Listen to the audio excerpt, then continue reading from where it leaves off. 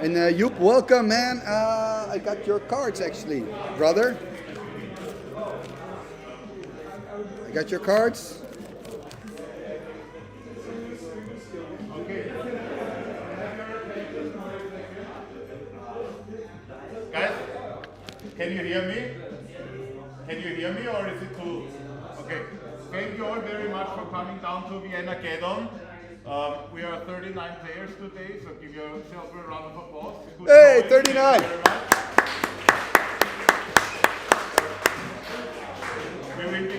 We'll be playing 6 rounds. After these 6 rounds, we will cut the top 8, and the top 8 will play it out. Prizes are for the top 8. So the main prize will be the signed Armageddon, where I hope everyone has signed already. If you did not sign the Armageddon during the registration, please do it afterwards, so that everyone is on the card for the winner to take something nice home. And always the table 1 for the first few rounds will be the feature match. It will be on Timmy's stream. Yes, streaming live right now. Right now. Live and with commentary. And they can also win a Timmy button at my table if they play the trivia game. So he also has a trivia game, so please find him and play games with him after the feature match is finished. Yeah. Not while he's doing the commentary. If you have any questions, please just ask. If you need any help, call the judge. I will try to be everything at once. And a quick thing from the bar, they would appreciate it if you just go to the bar, order and pay there, that we don't have a mixer, because as we change fees all the time, it's easier if you just go there and order there. We have our own booth if you need if you want to shop a little, we got a few cards there, and Ricardo will also be here until the 6th round if you want to sell something. So after the 6th round, we will probably pack everything up, just that you know when you do your shopping. And yeah, we have the 2 screens where you can see the pairings. If you have the companion app, it will help us if you put in your result. If you don't have the companion app, please come to one of us and we will enter your result afterwards. If I'm still playing, you'll have to wait. I will call you out. So there's nothing more to say. Thank you very much and enjoy it. Woo!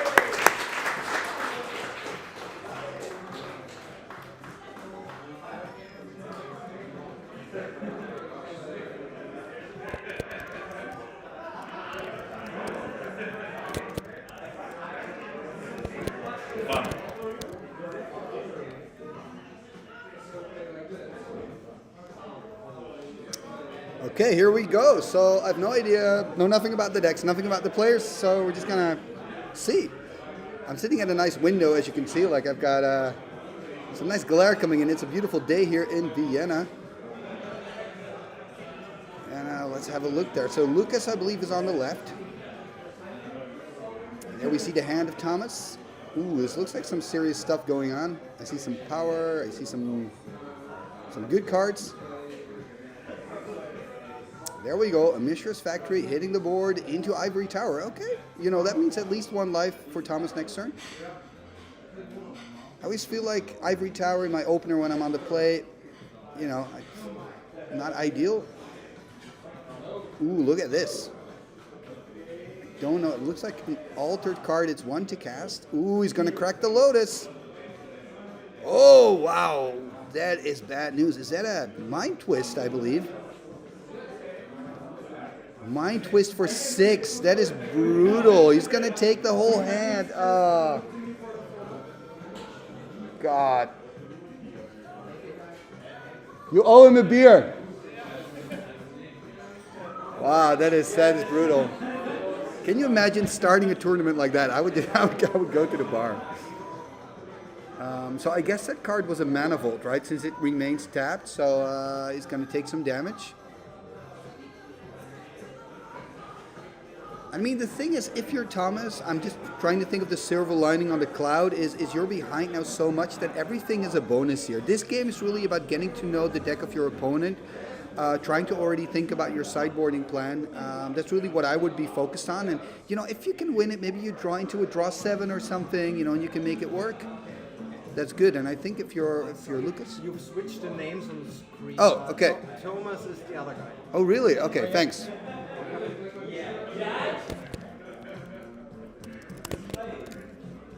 There we go. So there's a switcheroo. Okay, he's untapping the Volt.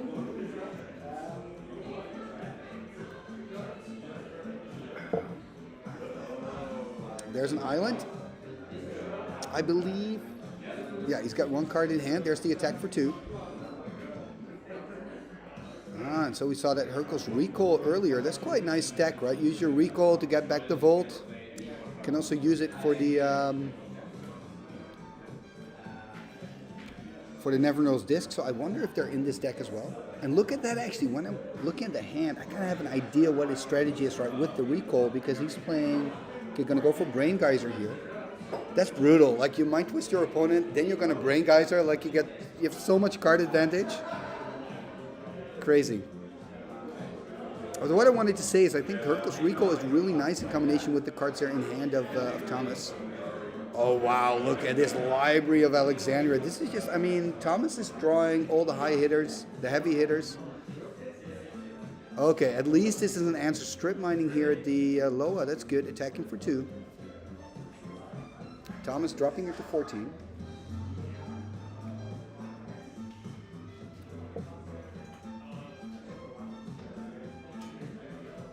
Oh, I think there's more coming here. A Thunderstorm. There we see a Triskelion. So it's a 1/1 creature. Comes in with 3 +1/+1 counters, 4/4. Lucas, it's not looking good. It's not looking good. Nice strike arms for counters. We also have nice music on the background, by the way, in the background.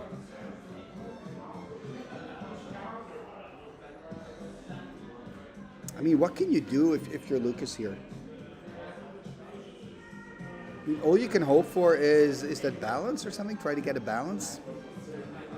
Make it work that way. Or like I said, a draw 7 if it resolves. I mean, he is tapped out, of course, Thomas, so you do have an opening here to do something. The problem is Lucas only has, what, 1 card in hand, 2 cards in hand? He's going to tap 3. Are we going to see a Time Twister? No, we're going to see a Psionic Blast. That's probably meaning he's going to take 3 also, +2 from the Psionic, going to drop 5, going to go to 15. I mean, that's the thing with Triskelion. Even if you get rid of it, it always hurts. It's always an issue. It doesn't feel good.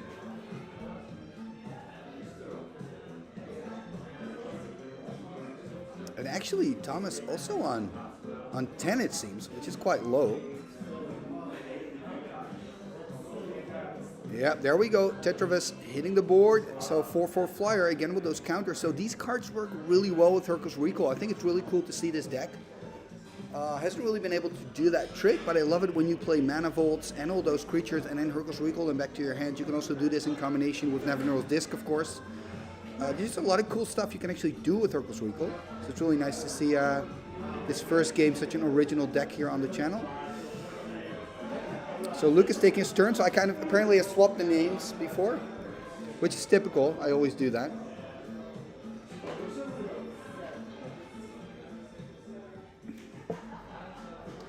Ooh, there we see a Sylvan. Let's take a damage because he has to use City of Brass to make a green. Going to drop to 14, passes the turn. And again, he cannot attack with the factory because of the Tetravis. You know, that would have been really nice if he could just put another hit in for 2, you know, put him on 8. But it's actually on 12, is he not on 10? It's going to take a damage here from the Volt. Going to go to 11. Going to take off the counters.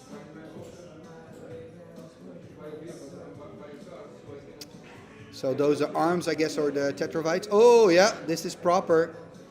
Yeah, I love these tokens. Good tokens. Ah, you're the one who made them.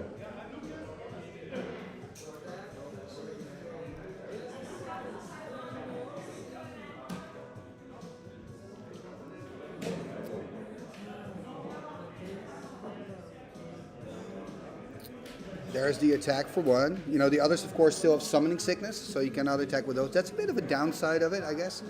I mean, the thing is, Tetravis combines so well with so many cards, but it's so incredibly slow. I mean, it's 6 to cast, gotta take the counters off, then they have Summoning Sickness. But if you can make that work, you can combine it with Sage, you can combine them, of course, like we earlier said, with Hercules Recall, you can have Hell's Caretaker shenanigans going on. There's a lot of stuff you can do. Here we see a copy artifact, copying the Tetravis. Oh, he's going to do even more. Are we also going to see something else hitting the board here? Tapping 4 or not? I mean, he's a little bit in the tank here. Untapping again. And we do see it here hitting the board. Suchi 4-4. Now remember, we're playing Swedish, so there's no mana burn in this format, making Suchi even better. And now we see Lucas looking at the top 3. The problem is with the Sylvan, it's a great card, but when you're under pressure, you cannot afford to pay the 4 life, and that's exactly what's happening with Lucas. I mean, he can take 4, take a hit, he would go to 9, and he would be as good as dead next turn. Oh, hitting the balance! Wow, this was the one card that could save him out of this mess. Is it going to resolve? That's the question. Yes, it is. Wow, he's back in it. Yeah. And the problem is he's out of cards as well. So, I mean, Thomas has to discard his entire hand. It's gone. I mean, this is why balance is so good. And, you know, if you play Mind Twist, make sure you got a balance in your deck. It's a perfect answer. And this is huge for Thomas here. He's going to lose a lot of lands. And now he's on 11. Lucas is on 13, you know. There's the attack, of course. This is brutal. Thomas dropping to 9. And after that early Mind Twist, I mean, if you're Lucas, you're quite happy, you know. You're in it now. There we see Thomas drawing card for turn. Not untapping that mana vault. Doesn't have the mana, actually, because you can only use your Mishra's Workshop to cast artifacts. There's a land and a pass. So at least he can untap next turn. That's something.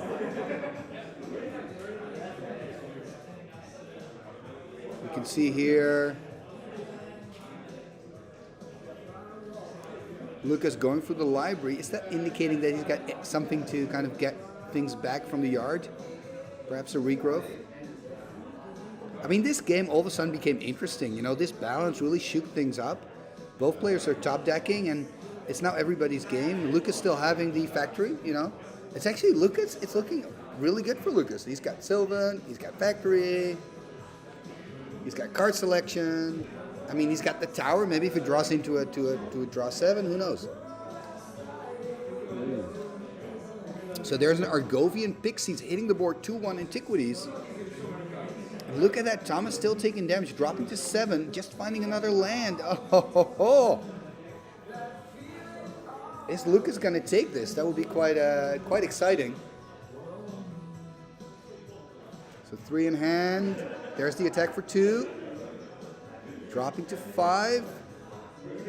Going to take another damage. But I mean, who cares? There's an Argovian Pixies. He's on 10. Thomas is on 5. Lucas on 10. Wow. After that early twist, I thought, okay, it's done for Lucas, but look at this. Amazing stuff. What does he have? Passing the turn, 1 card in hand. I hope for Thomas it's some kind of removal. I mean, he's on 5. If he animates, he's going to drop to 1 no matter, even if he has removal. So here, Lucas picking the card. What are we going to see? It's got to be tough. There's the attack. That's it. It's gamey for Lucas. Dang it.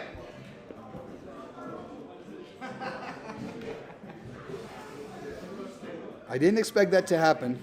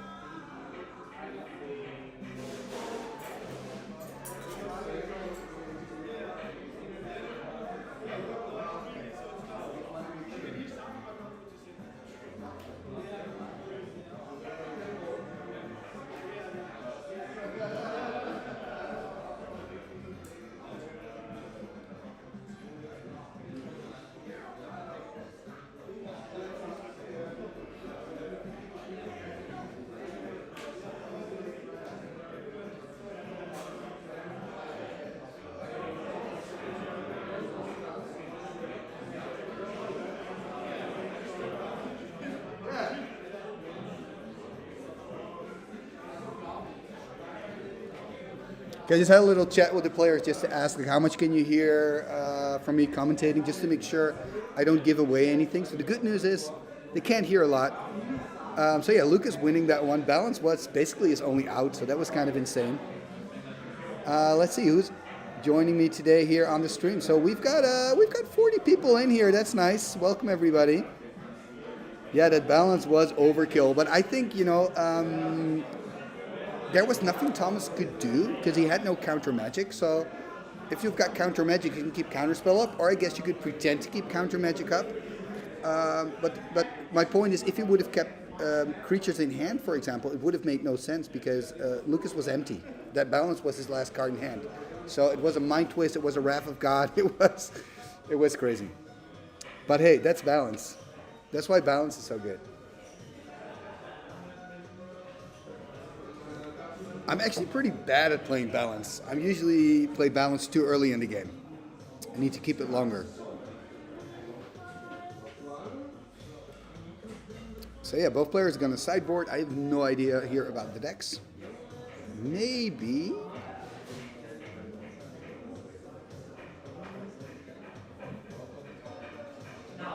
I'm trying to find if I have the decks.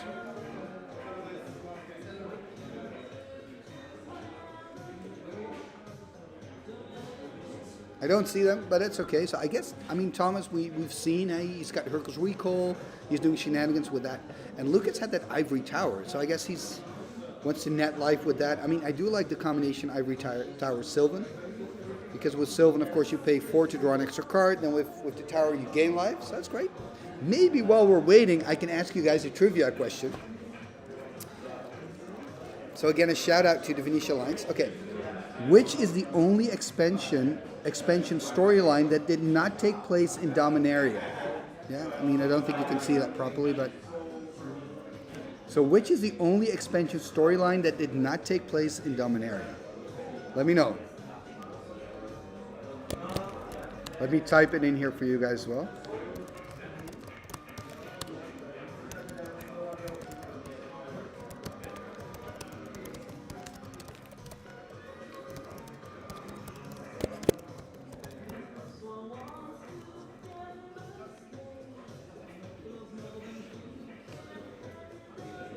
I think a lot of you will know this actually. Like when this expansion was created, there was a lot of rush. You had to do it very quickly, and it's a surprisingly good set actually. Like it's super balanced. So I got all these questions in here.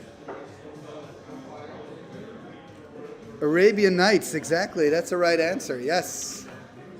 Homelands also had nothing to do with Dominaria, but that came after. So yeah, it's Arabian Nights, and Richard Garfield had to design this in a month or something, so he got the 1001 Nights as an inspiration. And what I like about the Arabian Nights is that it's one of the only sets where the creatures are good, and that's something that I think Old School can really use, good creatures. And that's also why when we're having the Suchi discussion, and I get it, Suchi, it's designed with mana burn in mind, so I get it. But I think Old School needs more good creatures, so I don't really mind a creature getting slightly better. But I do understand also the cons against it. But to come back to Arabian Nights, isn't that set amazing if you consider he made it really quickly? Richard Garfield made City in a Bottle because he was afraid that people wouldn't like his set. And so if you didn't want to play against it, you could board in City in a Bottle. Now we know that's kind of a disastrous card, right? I would love to have a City in a Bottle that would work like Golgothian Silex. It would still be really good, but it wouldn't be overpowered as it is today. But yeah, Arabian Nights, that's a story. I have, and I've asked some of the people who really know a lot about lore in Magic. I always wonder, a lot of cards in Legends to me look like the art should be in Arabian Nights, like Alabar's Carpet, for example. But they say that's not the case. I asked, they say it's not the case. Maybe you can let me know in the chat, are there any cards in Legends that you think, or in any other expansion, Antiquities to Dark, Legends, but I think mainly Legends, where you say, hey, shouldn't that card be in Arabian Nights? So like I said, my pick would be Alabar's Carpet. Yeah, Arabian Nights art is amazing. It's amazing. That whole set is just amazing. To many, it's their favorite set. It's a favorite set of my brother, and that's probably why I picked Antiquities as my favorite set, because his was Arabian Nights. He's got the Arabian Nights set, I got the Antiquities set. Maybe a nice thing, like my Mishra's workshop, I have it since I was 11. I have it since 1995. I traded in a basement in Utrecht for a Vesuvian doppelganger. Revised. Anyway, we're about to start here. Game number 2. And I mean, if you're Lucas, you got to feel pumped. You're like, hey, I won that first game after that twist. I'm the man. They got nothing on me. At least Thomas is on the play. Hey, that's something for him. So thinking about his options here, there is a Max Jet into a Mishra's Factory. So again, a strong start. There's a Demonic Tutor. What are you going to tutor for? I think, and I'm talking not too loud here so they can't hear me, I would go for Ancestral Recall. It's a bit boring. Probably the best option. You could go for the Mind Twist again. Or maybe, I mean, we don't know his hand. Maybe he's got really good options there in his hand. He's going to pick another choice. The problem is with these things, usually the boring choice is the best choice. Not too long ago, I went for the fun choice and I got really punished. Anyway, there's an island by Lucas.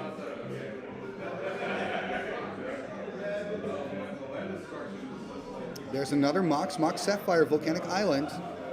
Is he going to animate the deck for 2 or do something else? Yeah, there we see the Ancestral Recall. Yeah. It's so good. Ooh, there's a copy. He could animate Factory. Copy Factory. That's a line of play you could do. I mean, Lucas only has 1 blue open. I mean, what's the chance of him having an unsummon?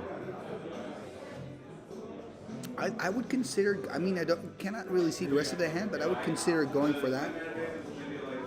Yeah, that's exactly what he does. I understand. This is so good. And you're ramping. Oh, there's Ancestral Recall here by Lucas. I mean, that's really nice. Beautiful cards here by both players, by the way. So 3 cards by Lucas. And he's going to draw for turn. Really cool playmat by Lucas, by the way. Like Mark Poole, sick. Said the Howling Mine, I guess. That makes me think, since he plays Ivory Towers, probably plays Howling Mine as well. This could be quite an interesting deck of Lucas. I'm looking forward to kind of, see his deck in action. We haven't really seen it in that game 1, despite him winning it. We haven't really seen him do his thing. So Lucas here playing an island, plains, tapping the island. There's the tower. And of course, Lucas, after that recall, has quite a lot of cards in hand, so he's going to gain some life this time. Ivory Tower pretty useless in the first game after that early Mind Twist. But I'm really curious what he's going to do.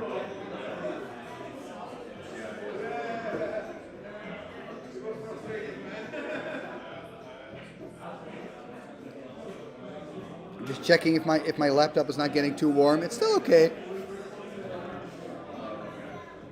Oh, look at that. Discarding the Serendip Djinn. That's talking about Arabian Nights and cool cards. That's such a cool card. I love that. Does it mean he's playing with land text as well? I'm starting to like this deck of Lucas. There's a tap of 6 by Thomas. Oh, Shivan Dragon!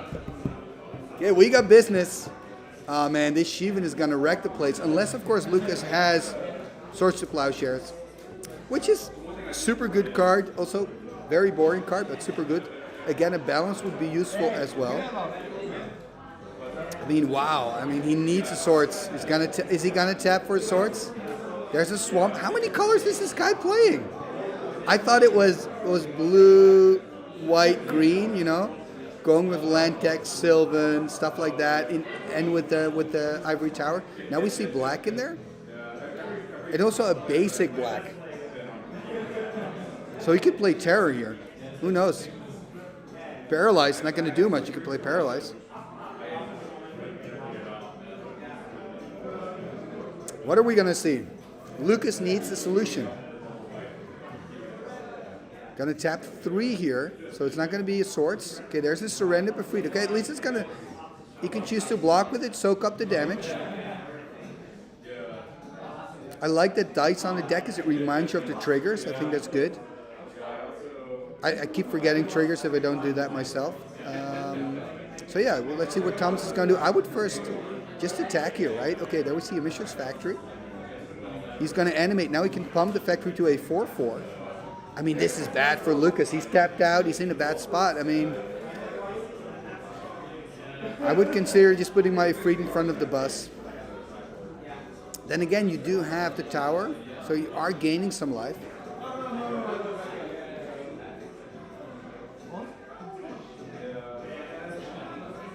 I mean, at least having that surrender prevents Thomas from animating all his factories and attacking with them separately, I guess. Yeah, what can he do?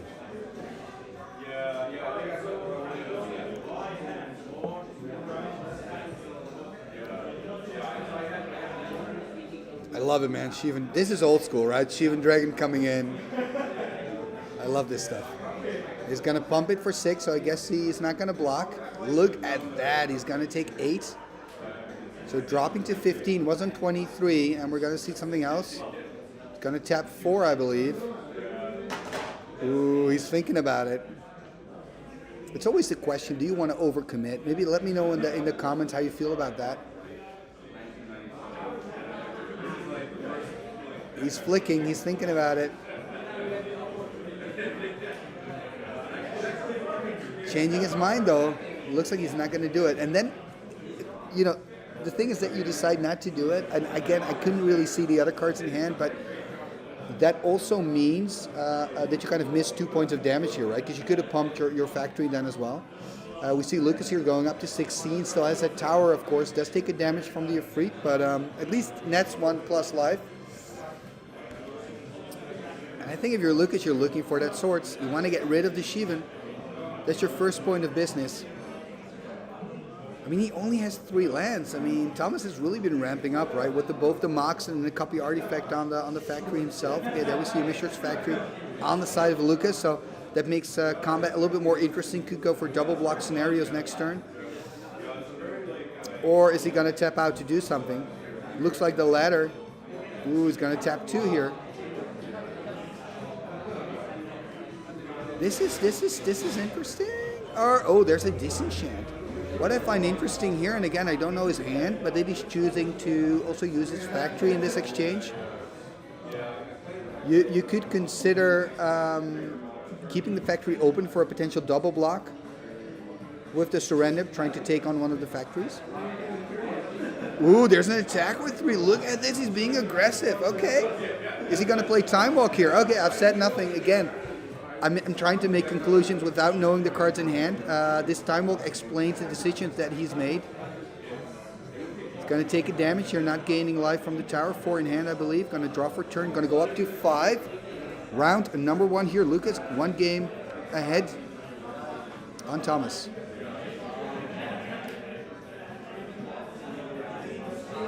So we'll just have to wait and see here. We got some nice music in the background. A lot of banter.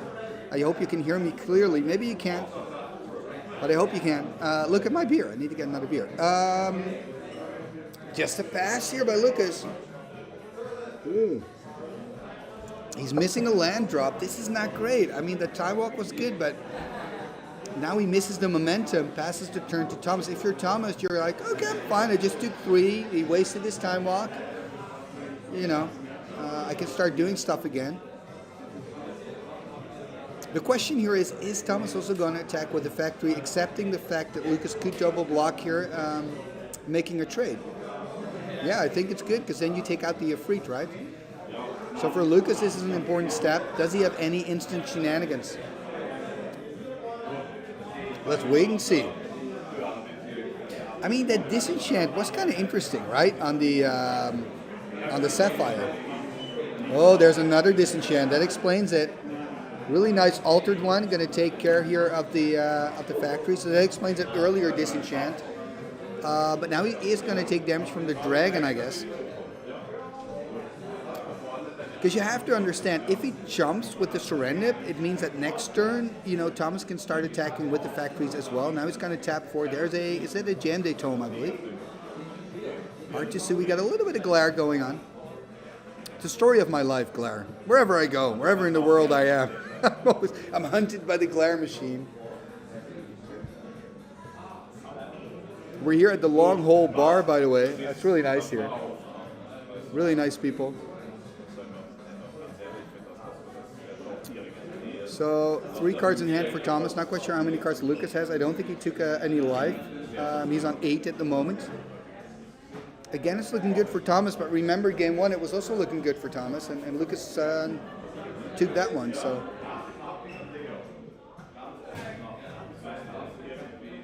he is in the tank here. I mean, playing against a Shivan for this long usually means you're going to die.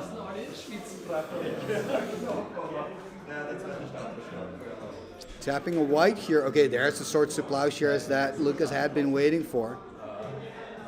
So 5 life here for Thomas, I guess. He's going up to 22. There's the pass. I mean, that book is going to be useful for him now. There are some possibilities there for him. I mean, the question is always, are you going to use your cards offensively and try to just attack it, or are you going to choose for a more controlling mode? I mean, time will tell what's the right decision, right? So it's understandable that he's really in the tank here. I mean, how do you want to use that rep, right? We saw that's in the hand there.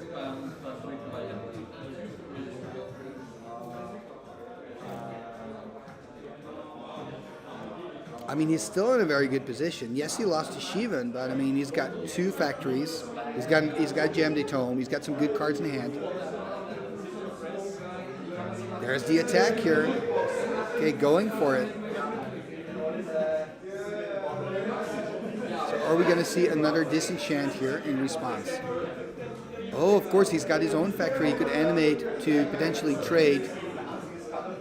And he's going to declare blocks. In response, we're going to see the Elemental Blast. Does mean that he's not taking any damage. Another line of play could have been destroy the surrender beforehand an attack, but then you're probably going to trade the factories. There we see a Suchi hitting the board, passing the turn. So, I mean, I can understand this exchange. We can all see that one card in Thomas's hand looking pretty bad on this board. It's going to hurt him more than it's going to hurt Lucas. I mean, it's really interesting to see Lucas's lands, right? Because he is playing with so many colors, and yet he's got 3 basics on the board. It's quite interesting. And again, it's Thomas who's pressuring. What are you going to do here, Lucas? That's a big question.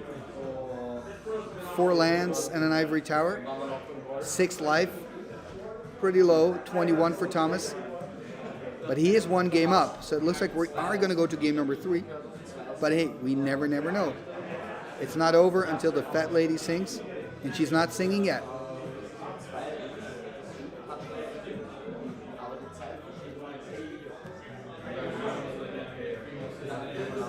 Yeah, what are we drinking, Timmy? We're actually drinking, it's empty now, but I'm not drinking Austrian beer. I'm drinking the Italian beer. What's it called again? They have it here on tap, and it's so early here, so I'm just taking it easy. Okay, there we see the pass here. We saw a Divine Offering, by the way. Taking care of the book. The nice thing about Divine Offering is you also gain life. Divine Offering, such a good card. Artifacts are such a big thing in Old School. And Divine Offering, the funny thing is, when you see it now, you would think people would always were playing it. But when I started playing Old School the way we know it now, which is about 5-6 years ago, people weren't that much into Divine Offering. Divine Offering is really this new thing. A lot of people now play 3 Disenchants and a Divine. Here we see the attack, by the way, a huge attack. Lucas dropping to 2. I mean, he's in trouble. And you could say, with the Divine Offering, going for the Suchi, going for the book, I mean, not for the Suchi, you could think... On the other hand, the book is more trouble long run, but now you're going to get killed on the short term. So, yeah. It's not ideal. There's the attack for 8. This is the end of the road here for Lucas. Are we going to go to a 1-1? Uno, 1. I speak so many languages. Yep, it's 1-1. Not a handshake yet. It's 1-1. We're going to go to game number 3. And I'm actually going to get another beer. I'll be right back.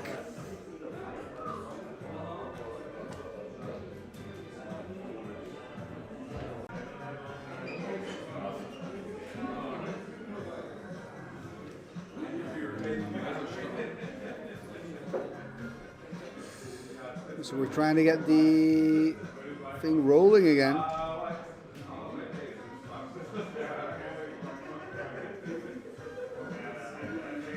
Hopefully we can get back into this.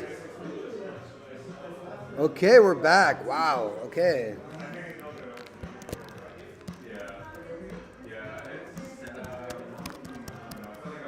We've got internet madness. It's funny, like no matter how often you you stream, there are always these issues that keep coming up.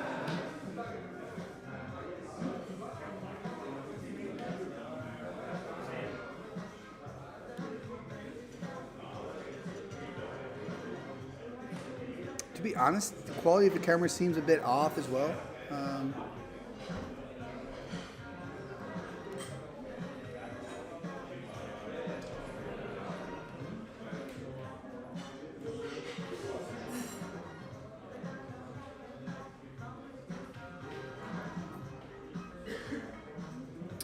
Just doing some tactical stuff at the moment.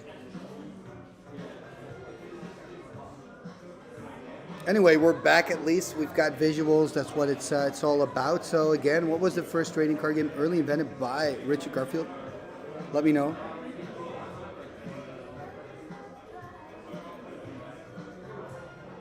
Here we see, ooh, look at that, a Black Lotus into a Juzam Gin turn 1. That's the kind of start we're looking for.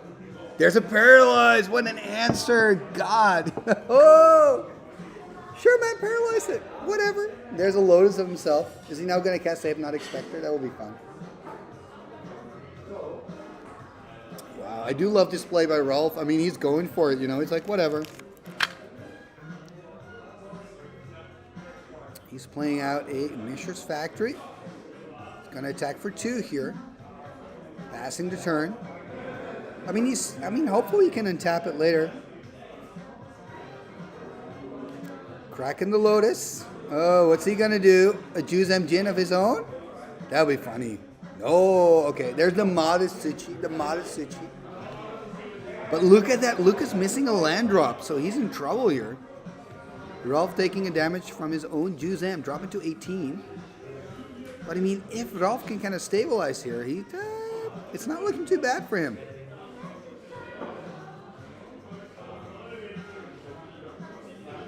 Let's see what he can do.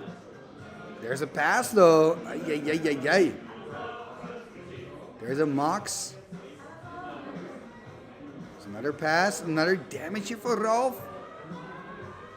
Dropping to 17. Okay, I mean, both of these players need some land. That's really the key here in this matchup. Having that great start, both of them with the Black Lotus, getting the mana push, but now they're kind of low in lands. Lands are important in this game. Let's wait and see what Rolf can do.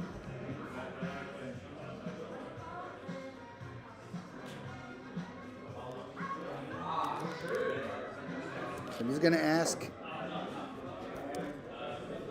Looks like the internet is fully restored now, by the way. Hopefully we won't have one of those days where we constantly have things going up and down internet-wise. Anyway, there we see a sinkhole, which is great. So a second swamp found by Lucas.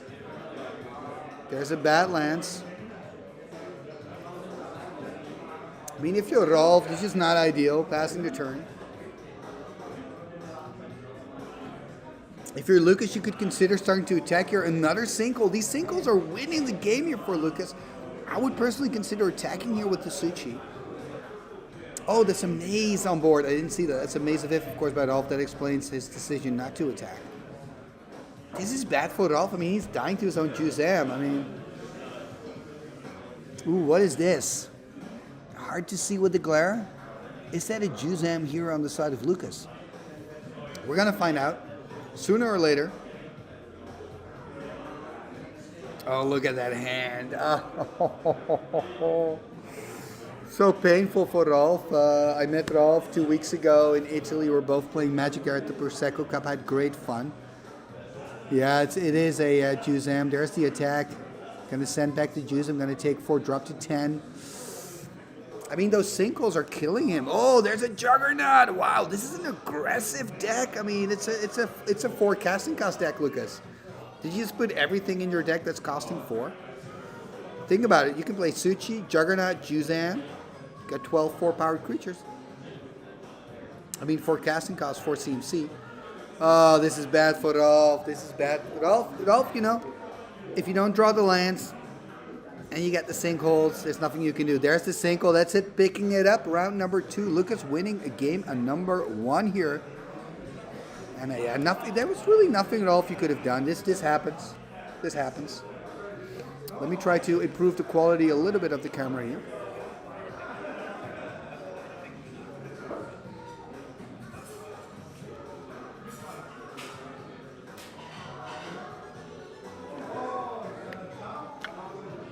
Just gonna go check the camera if I can improve because it seems to have gone worse. I'll be right back.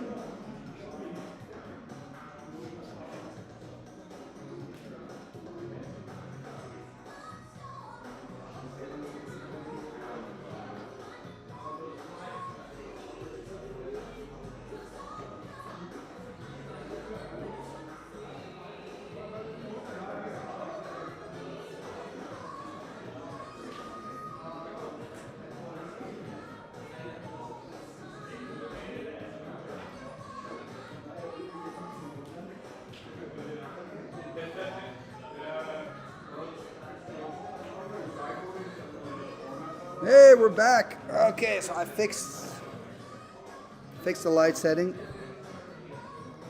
Is it better? Kind of is.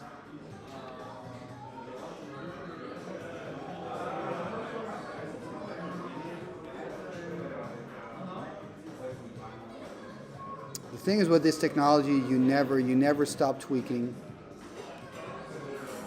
But hey, we can see the cards. We got internet connection. That's the most important thing. We got some people back. Welcome, everybody.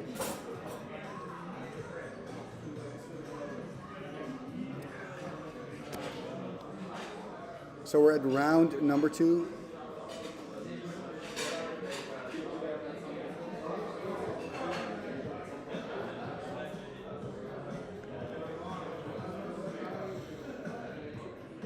Let's see what's going to happen. So it all 1 game behind here.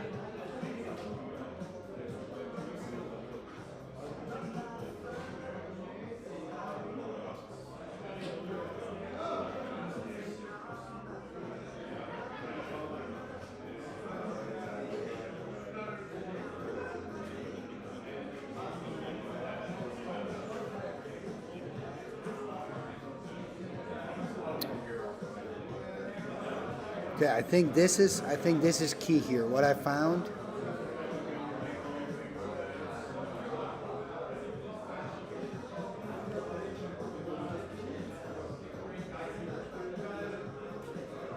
I'm sorry, I'm tweaking a little bit on the stats at the moment, trying to give you the best image possible with the devices we have here on site.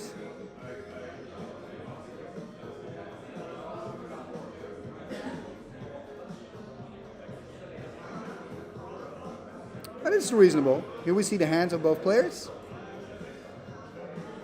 You know what? I'm happy with this quality. I'm happy with it. Again, we're in Vienna, round number 2 at ViennaGeddon. Lucas, 1 game ahead here. Rolf on the play because of that, starting with a volcanic into ancestral recall. That's what you want to do in life.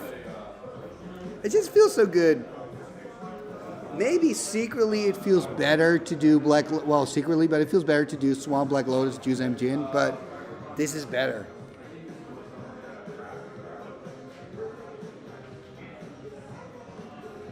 There we see Mana Volt here by Lucas.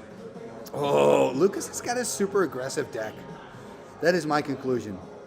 Look at him go here. Turn 1 actually, dropping the Juggernaut. We do see, yep, there it is. Lightning Bolt. Not Bolt the Bird, but Bolt the Juggernaut. The big boy is done. That's the thing with Juggernaut. It's 3 toughness. That's the thing. It's boltable. Ooh, is he again mana screwed? Come on. Okay, at least he's not. Okay, there's a City of Brass passing the turn. So City of Brass hitting the board.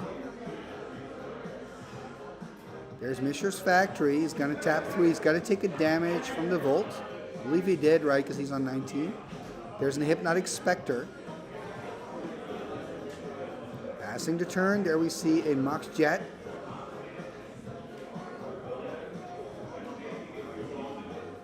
Whoa, are we going to see the first orb flip? I hope so. Flip that orb. First orb flip it off. Yeah, this is really nice. We're going to see the flip. Pressure is real. Hey, bingo! The first flip. That is great. That is awesome. Well done, Rolf.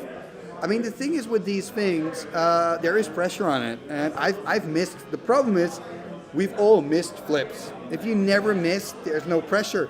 But we've all missed flips. Not often, but we've missed flips. So when you got to flip, it's a mental thing. But hey, Rolf hitting it here.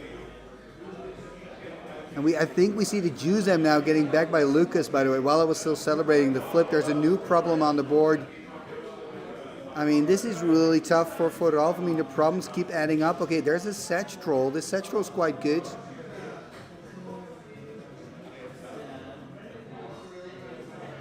The Sedge can at least block the Juzam.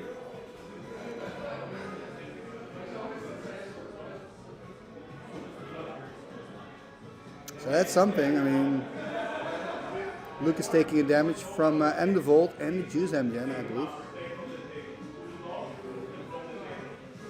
Exactly, so it's going to drop to 16. I mean, 2 damage a turn. It's not too shabby if you're Rolf.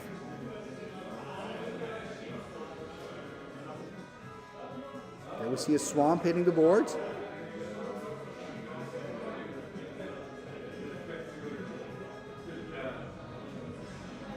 Oh, he can now make a regeneration shield, by the way. Let's see if he's going to do that.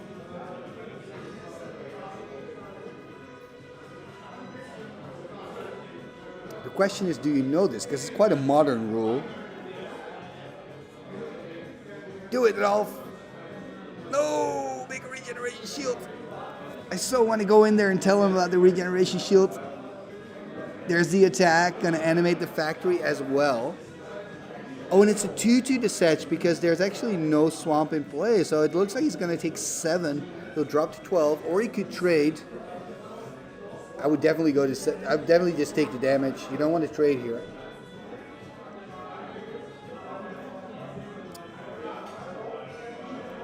Take the damage. It's nice to see people coming back. By the way, 20 people now watching the stream. Welcome everybody. Welcome here to ViennaGeddon. And again, I'm sorry for the problems with the connection. It's not ideal, but to be honest, any stream there are always issues. There are always issues. But we do have an interesting match on our hands here. Rolf on 12, Lucas still on 16. I mean, I think if you're Rolf, it's not too shabby here. I mean, just keep your Mox Jet open. There's the pass turn. I mean, Lucas taking 2, right? And from the Volt. Oh, he is going to tap the Volt, so just taking the 1. So just taking the 1 damage here from the Juzan. Going to go to 15.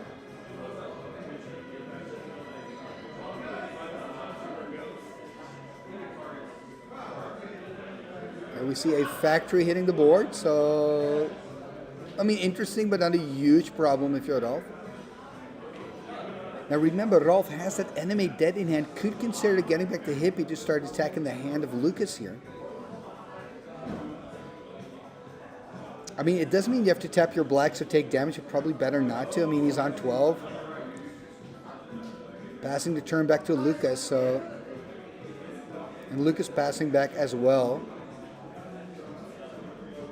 Ooh, there's another land. I mean, this is good for Rolf. Means more options. He's got a lot of cards in hand. I believe Lucas only 1 card in hand. And Rolf has, what, 4, 5?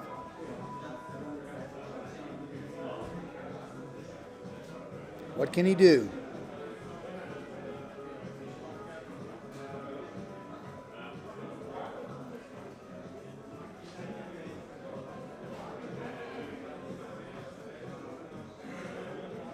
Ooh, he's going to tap 2. Is he going to play the Animate Dead?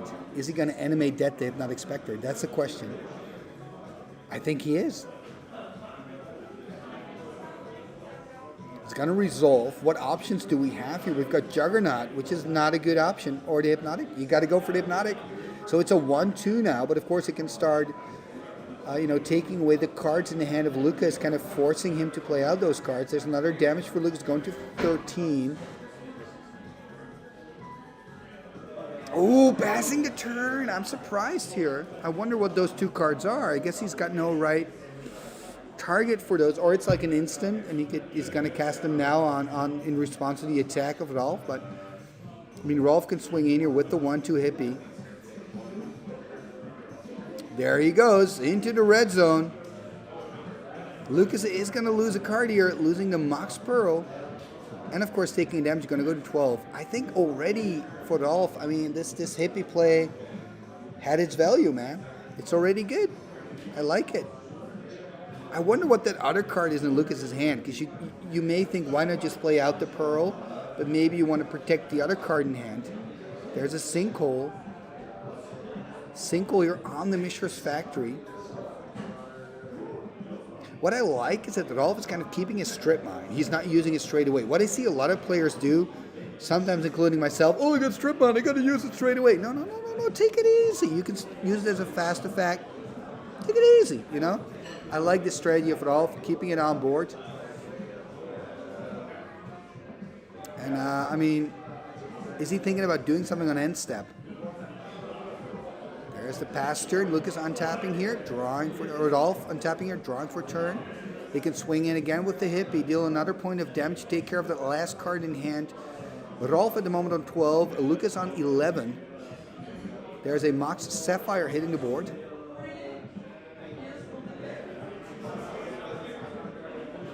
Here's the attack into the red zone, and he's got a Dark Ritual in hand. Okay. I mean, I don't know. I would have considered maybe playing out the Pearl anyway. I mean, losing the Ritual is not that bad. Of course, unless maybe you top deck a Drain Life. There's another pass. I mean, this hippie is proven to be quite good. I mean, took 2 cards out of the hand of Lucas, and it's dealt 2 damage so far. It's going to deal 3 damage now. There's the attack again. So going to put Lucas on 8, and he's going to take a damage from the Jews. I'm going to put him on 7. Ooh, is that a hippie? Hippie hitting the board. Okay, that's something. Are we going to see a Bolt, though? Bolt on the hippie. Oh, that is really good. Lightning Bolt, such a good card. In case you didn't know, Lightning Bolt is a pretty good card. It's pretty good. Anyway, let's see. What are we going to get here? There's the attack. I mean, the thing is, okay, you're only dealing 1 point of damage, right? But you also have to choose I'm dealing damage. And the difference between 1 point or like 2 points is this. You know what I mean? It's not this, it's this. It's huge. Maybe you've had this in games where you have an Underworld Dreams against you and you're like, okay, that 1 point of damage, who cares? But as soon as it becomes 2 points, it starts to hurt. Here we see a hippie, by the way, by Rolf hitting the board. I mean, it looks like yep, that's it. We're going to go to game number 3. I mean, so many fun games.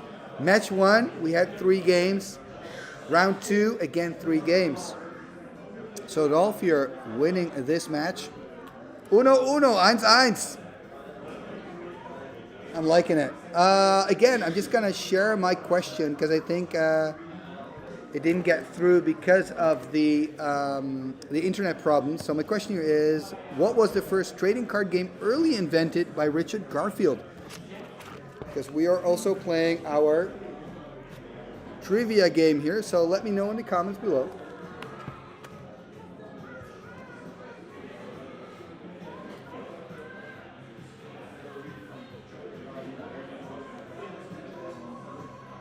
So what was the first trivia game?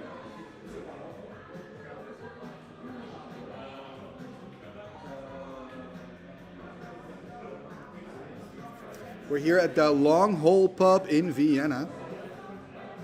It's actually a beautiful day outside. It's like sun is. Why does this always happen during a Magic tournament that the sun is shining? Crazy.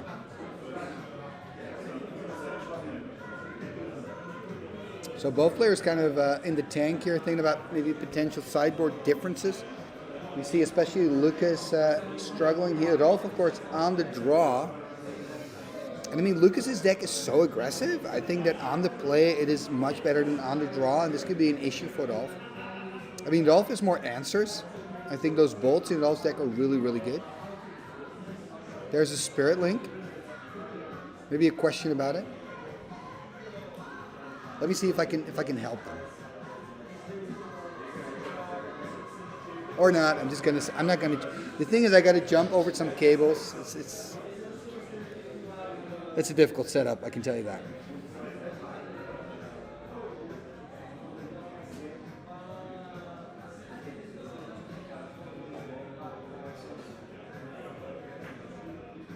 So Lucas here. Let me know in the comments who's your favorite, Lucas or Rolf.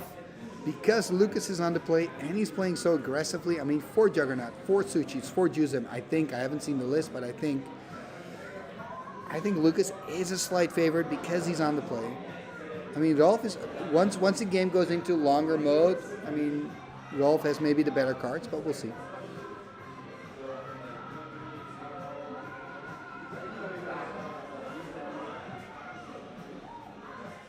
Okay, we see the hand of Rolf. Thank you for showing it here to us.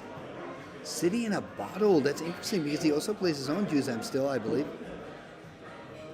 Interesting choice to board that in. Does that mean he boarded out his own Juzems? Could be.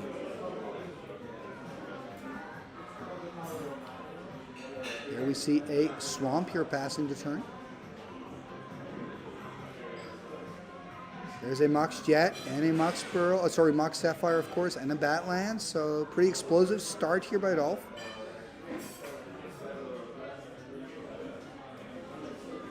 What are we going to see next? Tapping 2 here. Oh, there's that City in a Bottle. To be honest, I personally like to play City in a Bottle more like after like someone dropped like Arabian Nights, you get instant value. Anyway, there's Suchi hitting the board. There's another Batlands. Oh, what are we going to see? Oh, there's a Chaos Orb. Is he going to flip on it? No, he's taking it back. Oh, but now your opponent already knows. There's a Shatter. The problem here is exactly, I would just, oh, wow. Okay. So he's choosing a completely different line. I think maybe once he already sees your Chaos Orb, I would have considered just shatter it and wait another turn. There's the pass. It's going to swing in for 3 here. And I have to say, I mean, Rolf, he's doing quite well. Oh, there's an Hypnotic Spectre. And is that all? I can't see. I think it's also an Hypnotic on the side here of Lucas. Do we have a bolt here? Oh, bolting the hippie. Yeah, just a lot of answers here by Rolf. There's the attack for 6. Oh, it's looking bad for Lucas.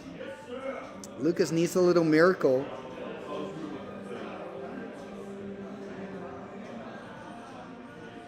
Tapping 2 here. What are we going to see? Okay, there's a Chaos Orb. Passing the turn. Yeah, there's a Black Knight, but that's not going to save you. Could even consider flipping on the Knight to deal more damage, but I think it's better to keep Chaosaur here on check. Just attack with both. Steal a card. Let him get rid of the Knight if he chump blocks.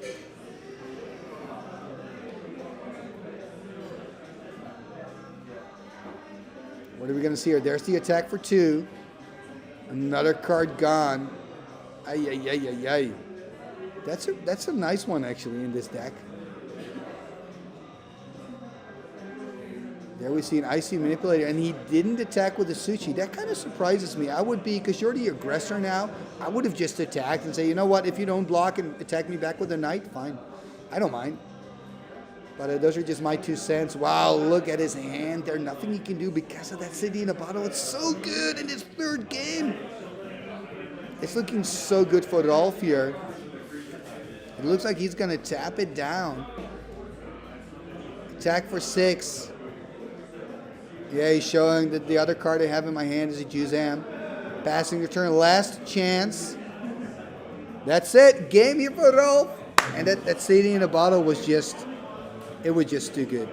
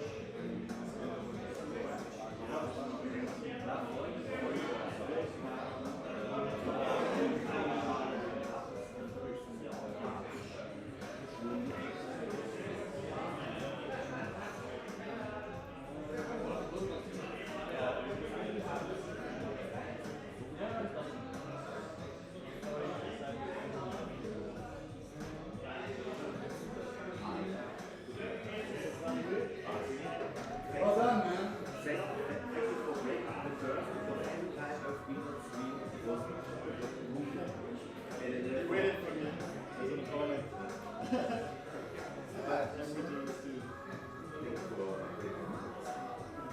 Very welcome.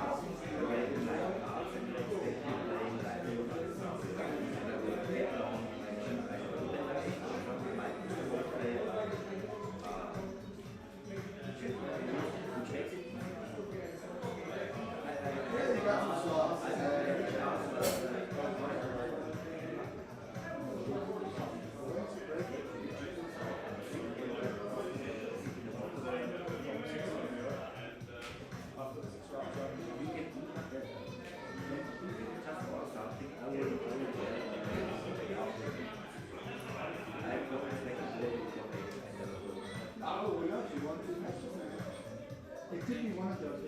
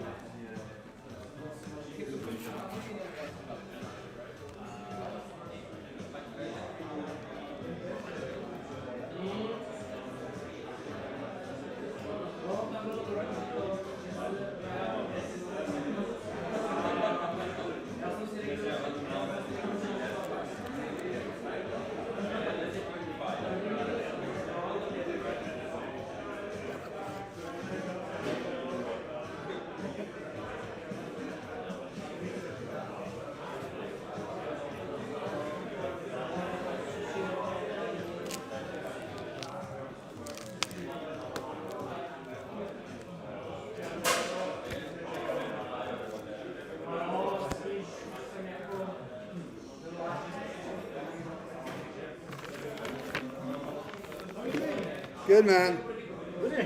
Yeah, slowly. Like, we had some internet issues, of course, like always. But Oh my gosh. But now it's working or? yeah, it's working again. Okay, excellent. It's always the same. How are you doing? Good, thanks. You good? Did Yeah. you win some matches? The first match was terrible because in the first game I was faced against the mind twist three yuck. times. And Three it- times. It was crazy. It was so I crazy. hope he got you a beer afterwards. Oh yeah. I need it. I need it. I think every time you cast a mind twist, you gotta get a beer for the Yeah, other player. yeah. But second game was much better and even for my ego.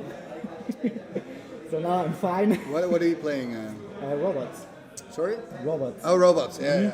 I can show you the box. Oh, by the way, Ah, nice. By the way. Nice. and How's the streaming going? Yeah, good. Yeah, we just had some internet issues, so I lost some people, but now we're back. So it's so funny with streaming. I've never had it gone like smooth. It's never. But it's fine. Okay, I can imagine.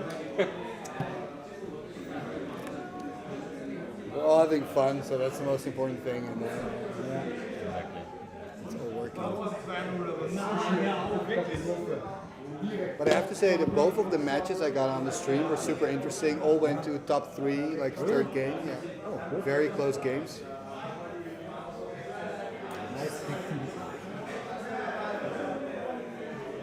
I find robots more interesting in Swedish, but that's probably because I play Swedish so often.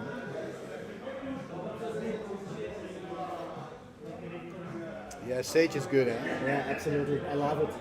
It's so flexible. I just lost against the robots. There's another one here? Yes. Oh, Double signature, yeah. like Richard. Nice. Yeah, beautiful cards. Yeah. Do you typically get the cards already altered, or do you have like other people that can Beautiful deck. rely on Thank it? you. Beautiful. Well, All black bordered, right? All black bordered. All black bordered, yes. I'm very proud of it. I can imagine. Yeah. Yeah. So your question was When you get the altered card, do you buy them already altered, or is there like a for reliable the- artist? For the that- lower or for the... in general. Yeah, I had to. Most The of other the plug cards went here over in the there deck are to be already closer. altered. Yeah. But for But I can take example, mine out. Soul Ring was altered by ViennaGeddon when I met him in Turin. Maybe, when was it? I think 11 years ago, something like that. Yeah, it was a pleasure to meet him. ViennaGeddon. They have Drew Tucker coming to the Afton Troll Cup now this year. You had Jeff Mangus being there last year. It was quite nice. Registered. Will you be there? Nice. Okay, so yeah, I'm thinking about maybe sending him some messages beforehand, you know, because he's going to be pretty busy, I guess. We'll be trying to make like a full borderless altar of the City in a Bottle, maybe. Wow. Yeah, maybe. It's just thoughts, you know. Like, I don't know. It's too bad the Tetravis is just too slow, eh? Yeah. Because it has so much potential, but it's too slow. It just doesn't. Yeah. Can I plug you out here? Yeah, I already plugged myself out and plugged him in. Plug yourself in there. No, but I mean, I'm at 100% now, so when I'm at like 50, I'll change them. Can switch off. Yeah, exactly. And the light is really necessary, I think, because without the light, I got like the grainy. Okay. Yeah, then if it works like that. And we had some internet issues, unfortunately. Because then you gotta like build up on your viewer count again. But then you gotta build up on your viewer count again, but it's okay. It's not a big deal. It is what it is. It's old school magic. We're drinking beer, so Having fun. yeah, right. Like, Technical difficulties are part of it, I believe. yeah, absolutely. Yeah, it's so fun. By the way, I'm a new Patreon. But what's your patron name? Because that's the thing. I'm Kasi the Lone Wolf. Ah, okay. you can remember? Now it rings a bell. Yeah. Yeah. Yeah. This, are you also playing the Reprint Masters at the moment, or Not so. no? We're doing some tournaments. Yeah, just tournaments, just old school. That's it. Yeah, real life magic is the best. Yeah, right. Like I'm always like a bit because I do it online. Because some people, I mean, we're in a really good position, right? I mean, we live here, and there's so many events here. But I mean, some people live very like in the middle of nowhere, and there's nothing happening. And then those online events are really like top for them. Yeah. But when I play in the Timmy tournaments, it's always double because I like them because I organize them. Yeah. But then again, I'm like, I actually don't want to make top 16 because it's so busy already, and then you gotta play. But then again, you do want to win, you know, so it's this double thing. That's funny. But you're going 1-1 today. That's good. That's good, yeah. And you've got, there are not many of those patches, eh? Really? Yeah, they're quite rare. I only have 5 left at the moment. Ah, okay. Somehow it's They're quite. there's something irregular. I don't know what happened here. I don't know. But I don't care. It's okay. It can happen. Yeah, it's okay. Yeah, you've got the NOS and Hanseatic Old School. Yeah. So are you from Germany? You're playing? I live near Munich. It's a little town. It's called Landshut. Okay. So it's in the let's say in the east of Munich, like 60 kilometers away. Nice. Yeah, it's good. So is there an old school community in Munich? A little bit, but not so big. Not so big. Just a few guys. But it's slowly coming. I feel in Germany. It's like it's Yeah. moving up. My feeling is that most of the guys are in the northern part. Yeah. Southern part is Because not so. Hanseatic is Hamburg. Then you've got Kugelblitz. Kugelblitz, yes, I know some guys from there. Where are those guys from again? For me, Germany is like one yeah, big Germany. yeah. It's located like Karlsruhe, Stuttgart, in this area. Oh yeah, here we go. Yeah. Yeah. I have one too. Somewhere. We're getting new. There are new stickers coming up. Ah, okay. New Timmy stickers. Do you have a sticker already? I think a small one. I don't know. Maybe a small one. I have a bigger one. So schier aufgemacht worden. I swear to God. Oh, thank you. Second round was like I ate 3 crumble, 3 ice storm, and I was like, okay, I'm mainly playing black. I only have green sources, red sources down there. There was no chance for me of winning. Yeah, it happens. But no, then you lost. But I gotta fuck him in the next round. No, just kidding. He needs to get you a beer. That's No, the deal. I believe I will get. I will have to win the next 4 rounds, and I will see it in the top 8 again, and then I will. No worries, man. Is there a break now, or no a break? Is there a break after 2 rounds, or no? Just going straight on. We are waiting to. Ah, okay. No worries. 6 rounds without any break. I'm not sure. I have to ask for you. But there is tough break planned. Okay, I'm not sure. Okay, we will see. It's fine. Enjoying it? Yeah, I am. Yeah. We're. Tired. Your match was really good. Tired. No. Your match was good. Your match was fun to watch. So we're now. I don't know. I think the funniest part was actually the paralyze. Yeah, in game 1. And the factory modus. Das haben wir Leute schon gefragt. Also machen wir. There we go.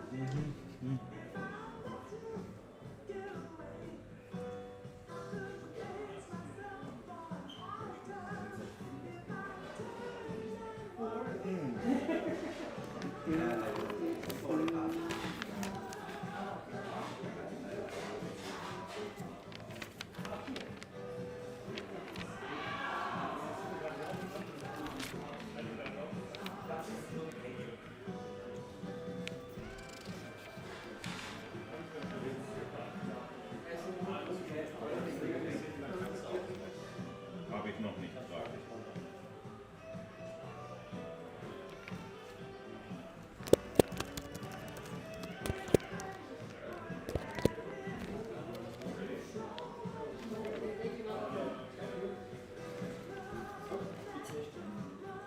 Kannst du ihn fragen, ob er die AC aufspielen, ob er die AC aufspielen kann? Für die Mann. Es gibt eine.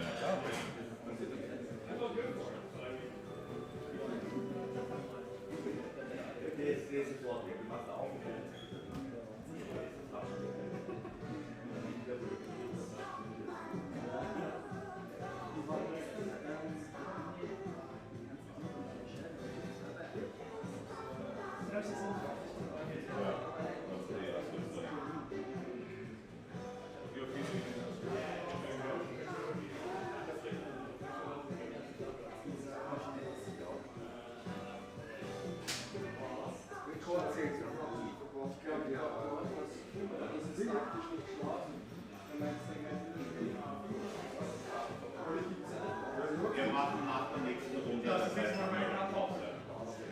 ja, genau. Es haben jetzt mehrere Leute gemacht.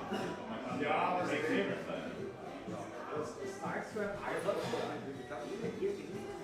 Sie ist zu warm.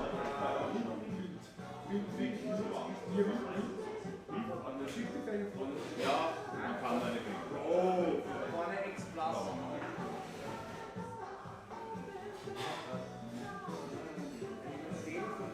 Ja, gut, brav.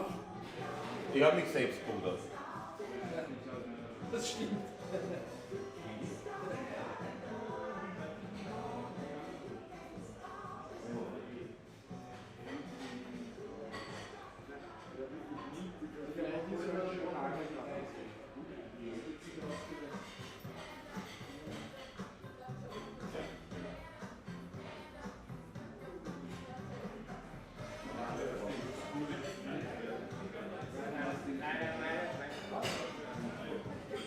organize against the one. Kannst du jetzt nicht mit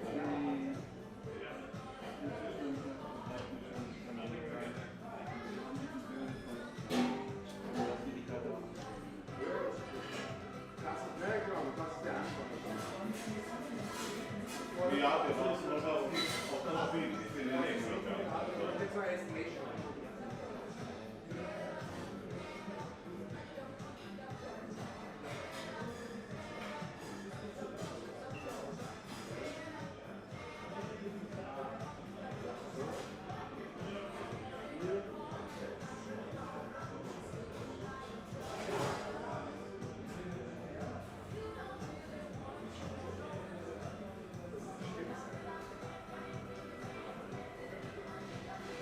Unten, schauen wir unten rechts. Ganz genau. Das ist das Einzige, was wir am Beispiel, aber ja sehr gut. Rückseite ist nichts. Rückseite ist nicht.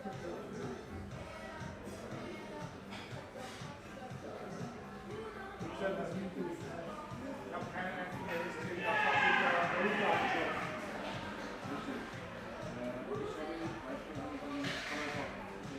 Ja, genau, überleg's dir mal. Davon habe ich 2 oder 3. Ich glaube, das eine ist dann die. Das wird nicht mehr. Also ich glaube, da gibt es nichts zum Verkaufen. Ich habe ein ganz Architecture bekommen. A40 Doppeldeck. Da müsstest du dann Grades ein, da müsstest du die Pattern anschauen. Ja, das ist auch alles immer heftig.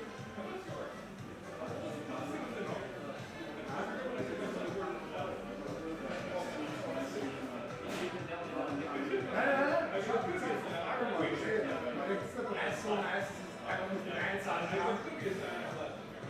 Wenn er mir nicht gefällt, kann ich immer 1 sagen.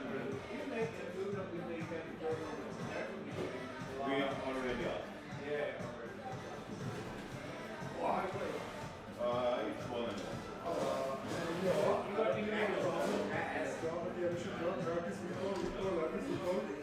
ja, das ist schon 1 zu 100, oder?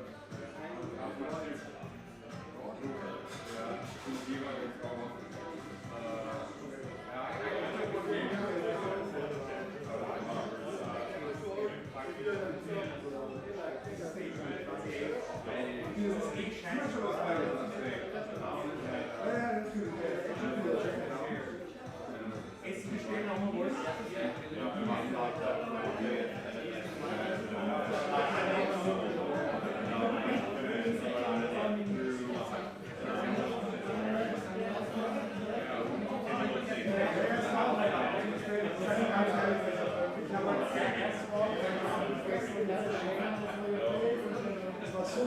Das war so schön. Und ich rede so ab, aber du kannst nicht so.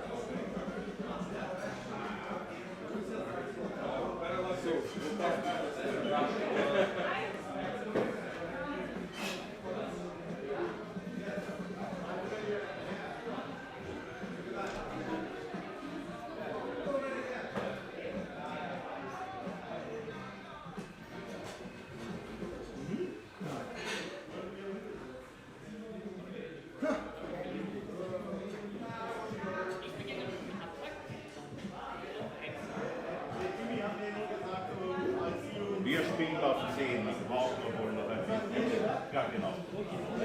Ich muss noch einen Announcement machen, aber du kannst dich schon mal hinsetzen.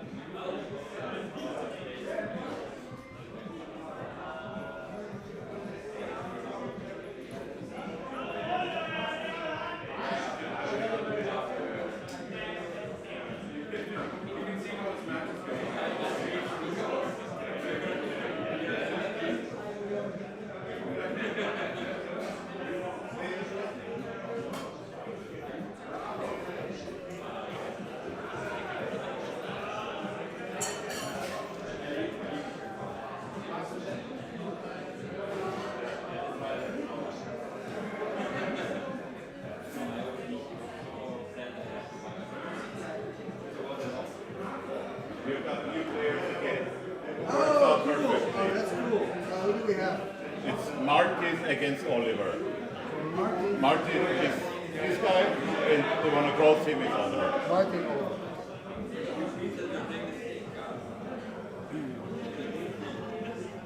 Which team are you looking for? 15 or 20?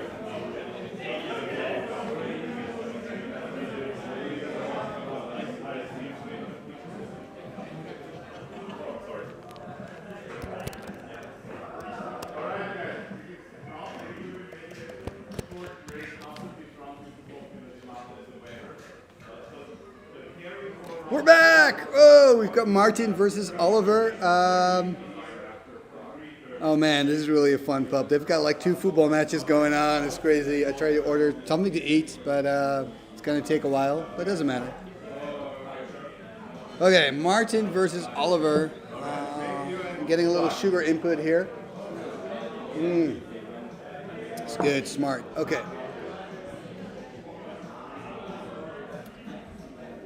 So Martin is the one on the outside, right?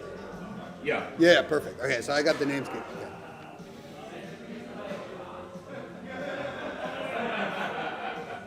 Let me know if you would like me to ask another question from the trivia game. I can do that. I can do that.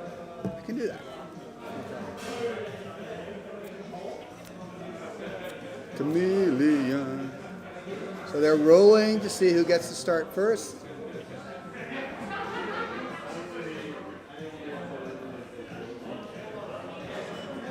There they go. So this is table 1, so that means both decks are doing quite well. It's really nice to see so many different players, by the way.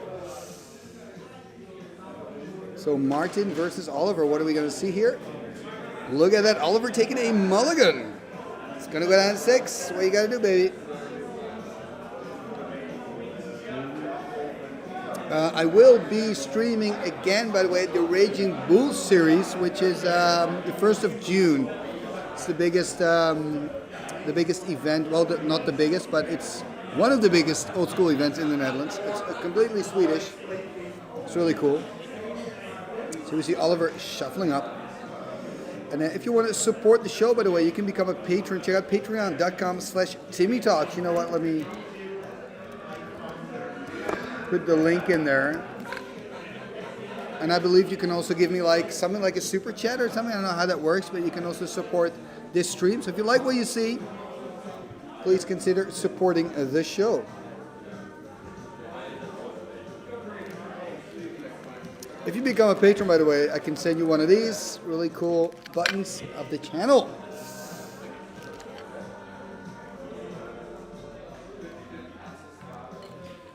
So Oliver getting a fresh 7, and of course he has to put one of those cards on the bottom of the library in London, a mulligan.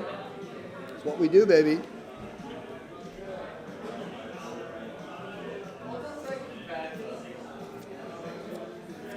So we'll see. Look at this pretty explosive opener by Oliver here, starting with Sapphire and the Volcanic passing the turn. We got it, City of Brass hitting the board and just a pass. There we see an Underground Sea and a pass. Both players not really doing anything yet. Factory pass. So we saw a lot of aggressiveness happening in the previous 2 rounds, but this is a little bit more chilled. Taking their time.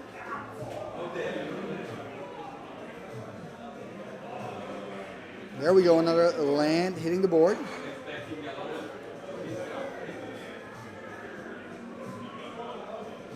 Are we going to see some fireworks here? Maybe both players are kind of, you know, afraid of counter magic. Tapping 2 here. What are we going to see? Are we going to see? Yep, there's the Chaos Orb. Are we going to see a counter spell with Martin? I guess that's the big question. Or disenchant. Or wait for activation and then disenchant. As soon as you see Tundra hitting the board, you know what you're dealing with, right? Another factory. Oh, there's another Chaos Orb. 2 Chaos Orbs hitting the board. Oliver now has an option to respond, of course. Not doing it, though. This is going to be one of those Western battles, you know. Clint Eastwood. They're in the desert. Okay, here we see an Ancestral Recall. There we see the counterspell being used. And I think I'm expecting Oliver to make... No, there's not another play. The thing is, I always feel with the recall, when you play against control, or you use it to bait out a counterspell and play something else, or you play something else to bait out the counterspell, then play the recall. Usually it's the second option, right? Because you want to cast the recall.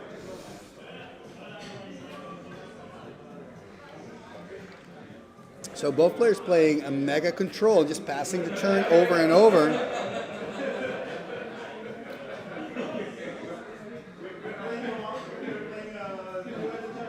There's the attack here, I believe, with the factory. Animating it with the Loa. There's a Shatter.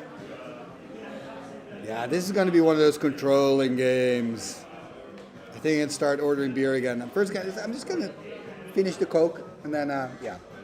We can play a trivia game. We can do a lot of fun stuff. Let them sort it out with their counter magic.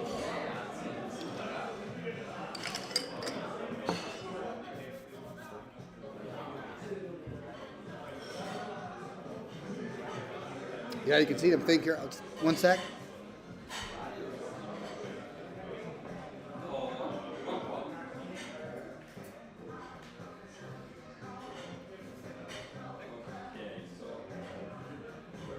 Oh, just the climbing I got to do over these cables. Okay, there's a counterspell on the demonic. We're basically seeing all the cards that you would expect here.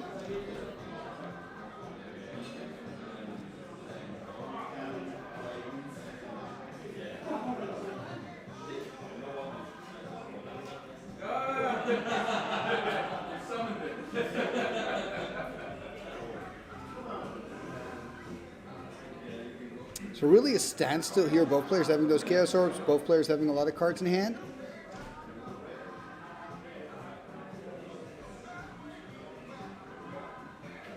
usually lose these kind of matchups because I've got like I get anxious. I just want to do something.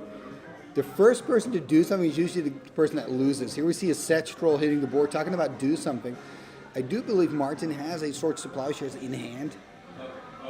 Ooh, he's going to tap out here. He's going to take the risk. He's going to go for it. There's the time walk. I'm expecting his swords here. It is going to work. Gonna take a damage.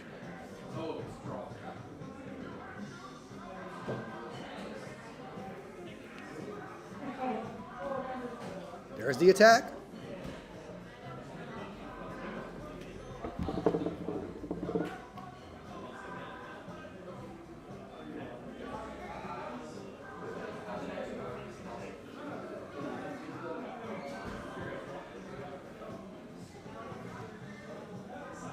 Oh, just climbing over the cables again, just checking that they were using the dice so we can all follow it. There's actually some glare on the... Why is glare everywhere today? Anyway.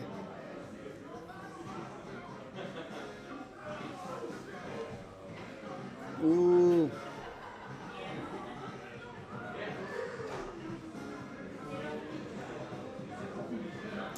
Gonna tap. Okay, there we see the Swords to Plowshares. We're gonna see some counter magic from Oliver. That's a big question. I think it's gonna go up 3. There he goes. I guess he's on 23 at the moment.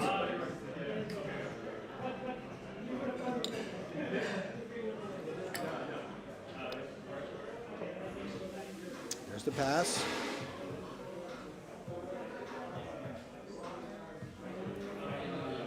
Drawing a card for turn here.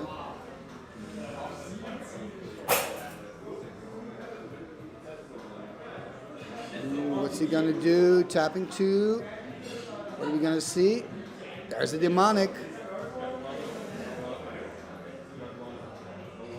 Yeah, so we have 2 really good control players going face to face here. They're playing on table 1, meaning they probably won their first 2 rounds. And I guess we're looking at the deck playing against. Well, I don't see white in the deck of Oliver, so I guess we're looking at some kind of disco troll control brute.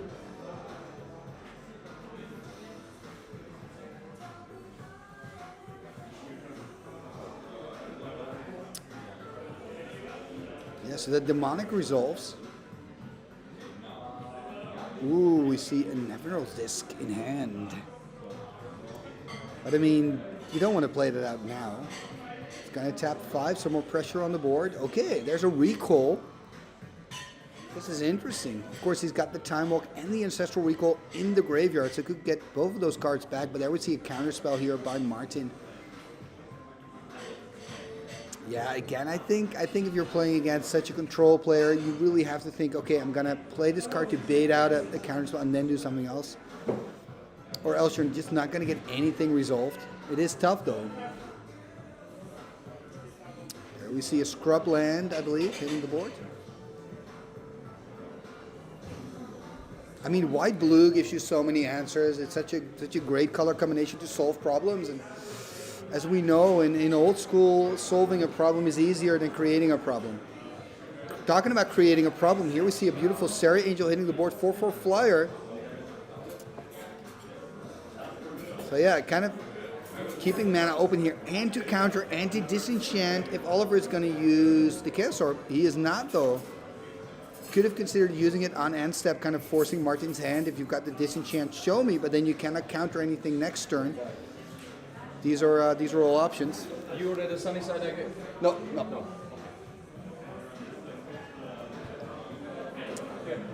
There we see the Nevinyrral's Disc.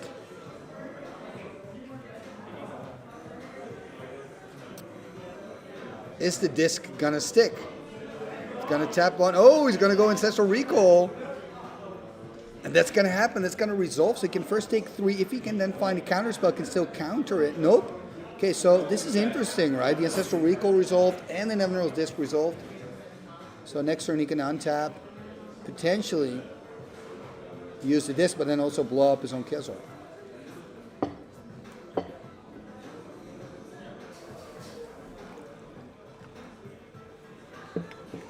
Yeah, of course, going to attack here.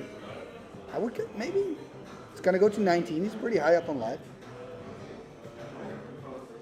Or it's 18, I guess, if we kind of zoom in on the dice there with the glare. So he's on 18. Oh man, that Loa is going to kill him. You need to flip sometime here on the Loa. Maybe have counter back up and try to make it work. The longer the Loa stays active. Ooh, that's a time walk, isn't it? Yes, it is. Ay, ay, ay, ay, ay, ay, ay, ay, ay. This is not pretty.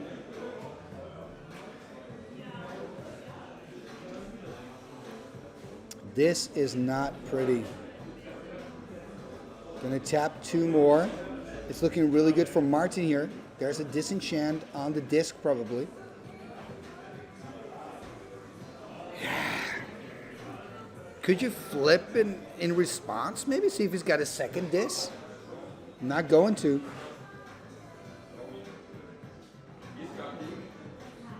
You can really see Martin wanting to keep his Chaos Orb here. Just there's the other attack. Oliver dropping to 14. Yeah, this is difficult for Oliver. Like I said, I'm a little surprised after the disenchant play that he didn't just try out to Orb. But probably Martin has a second dis in hand. I mean, playing against an active Loa, it's so tough. Your opponent has all the answers because they have a lot more cards than you. It's that simple. It's not a difficult, thing. Gonna go up to 8. He's living in a land of luxury, Martin. Gonna play a recall. The thing is, of course, when you have that active Loa, that's what I always have. I start playing slower because I know that, okay, I have such a huge advantage. I should win this game. So I feel like I can only lose. Exactly. This is classic control, right? You play a recall, they get a counter spell back. Ditching a land for this, it's the right thing to do. It's not the most exciting thing to do. It's the right thing to do. Getting a counter spell back in hand to make our control game even more controlling here in round number 3 at the ViennaGeddon.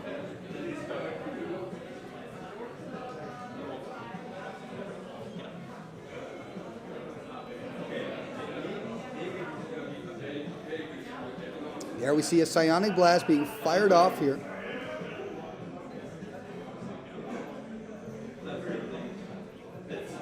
Is it going to resolve? It looks like it is. So it's going to take care of the Sarah. Oliver dropping to 11, I believe. And now he's getting back to counterspell. And I think this is a good line of play of Oliver. And this also explains why he didn't Chaos Orb earlier. Was waiting for the right moment to cast that Psionic Blast.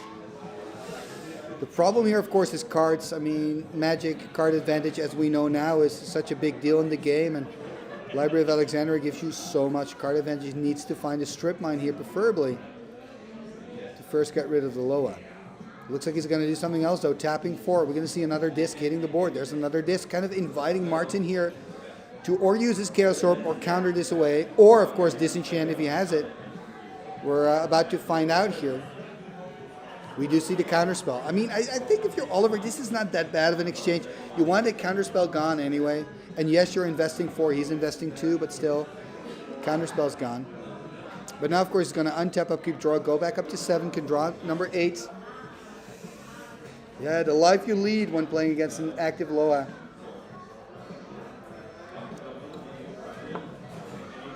There we go. I wouldn't be surprised if he wins this with the factories. Yeah. What food do you order from my colleague? A pasta. Pasta. Okay. There we see a lightning bolt. Ay, ay, ay, ay, ay. I'm ordering food at the same time, by the way. Multitasking.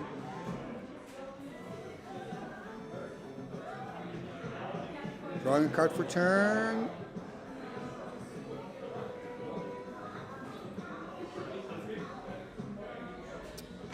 There we see the Mox Sapphire. Yeah, I mean, I'm convinced Martin is going to win this. The question is, how long is it going to take? You know what I mean? There's the attack for 2. Another bolt. Okay, I mean, Oliver has the answers. You just see a counterspell, though, on this bolt. I mean, oh, counterspell on the counterspell. Wow. I mean, Oliver's doing a pretty good job, but look at his hand size. Only one card left in hand. But yeah, the factory is a goner, and that was kind of the road here to victory for Martin. Passing the turn. I wonder how many cards are left in Martin's hand. Probably 6, going to draw into 7, draw 8. We'll see if he taps a Loa. Anyway, Oliver drawing card number 2. Ooh, he's going to flip, activating it.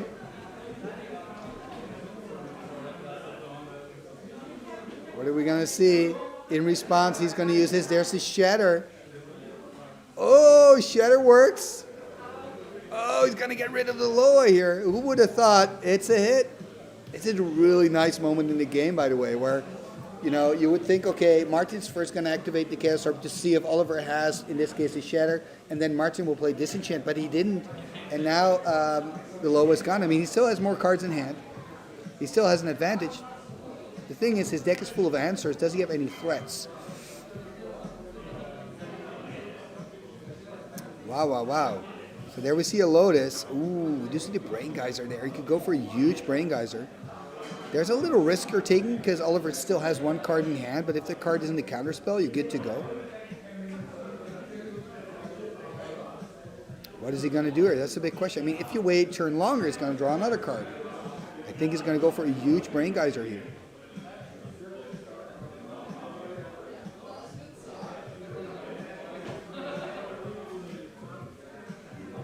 There we go.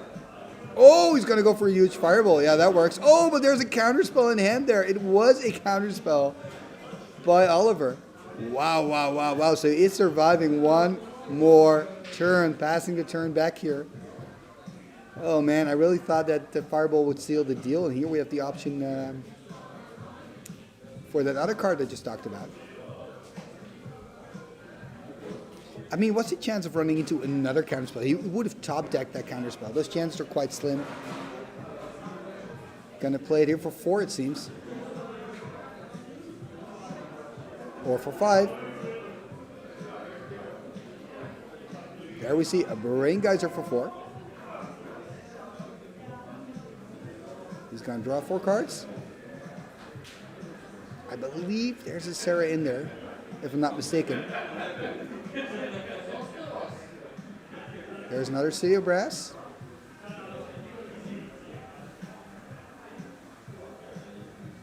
Passing the turn, so keep playing kind of that control game.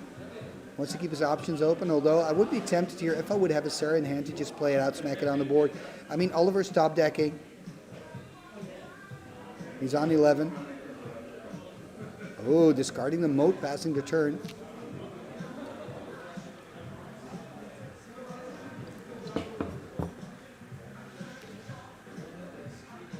There we see that Sarah Angel we saw earlier. So he's playing very disciplined. So there's the Sarah.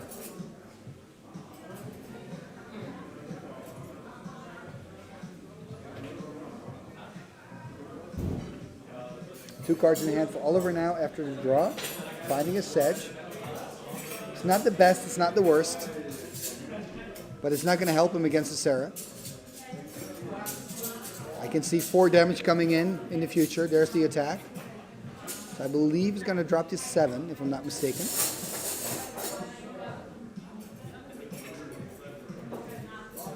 Going to go to 7 here. Going to tap 4 more. What are we going to see here? Oh, there's a Control Magic. Such a good card. I mean, he's playing uber control, Martin?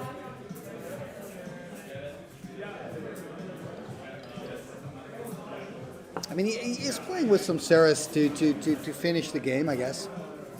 You've got some players who just play the deck with the Fireball and Mishra's Factories to finish off. Here we see a Maze of If. So this Maze is okay, but of course Martin now has 2 creatures, can attack. Probably going to send back the Sarah, going to take 3, drop to 4. So Martin drawing another card for turn here. There's the attack, exactly. Send back the Angel, take 3, going to drop to 4.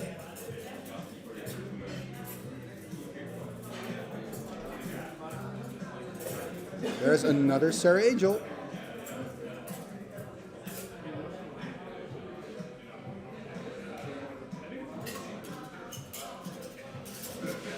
That one card with all the glare on it, by the way, is Oliver Sechtroll. That's it. Martin winning here game number 1. But man, I have to say, that took quite long. It was really a controlling situation here. But Martin winning here the first one. And now both players have to sideboard. And remember, this is a tournament, so it's rounded, timed rounds, so they got 50 minutes to finish their matches. I wouldn't be surprised if this ends up into a 1-1, maybe, or a 2-0 for Martin. It's going to be tough to get that third game in, but we'll see. I'm just going to ask Oliver to move those dice a little bit.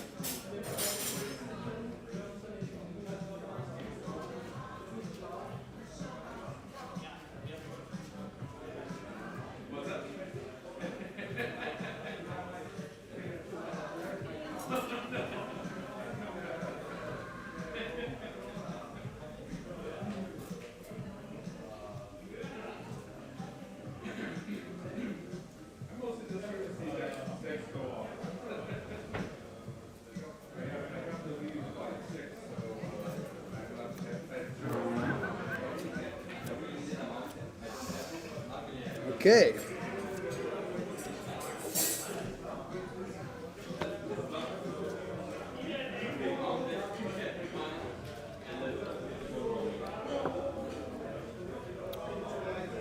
So round number 3, game number 2.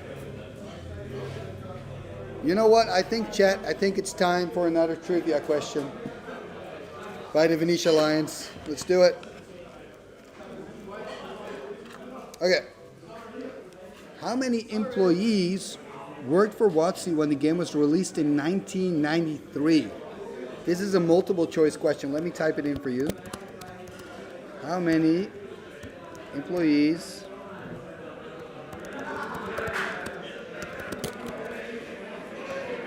worked for WotC in 1993?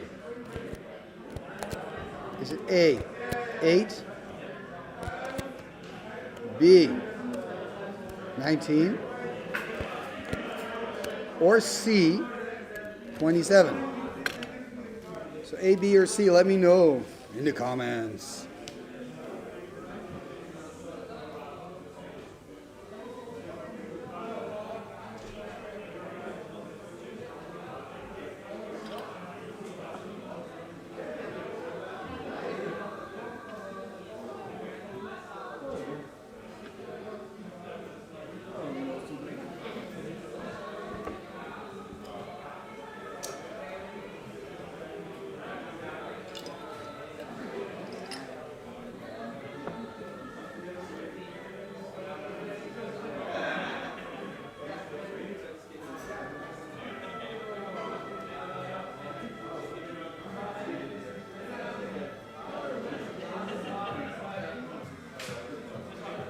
So we've got 33 people in the chat at the moment.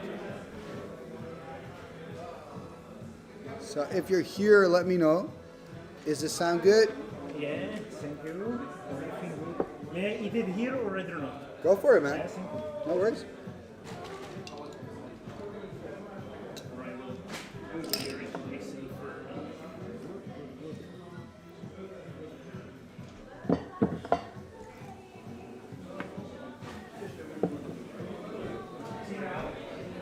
Okay, so both players still sideboarding.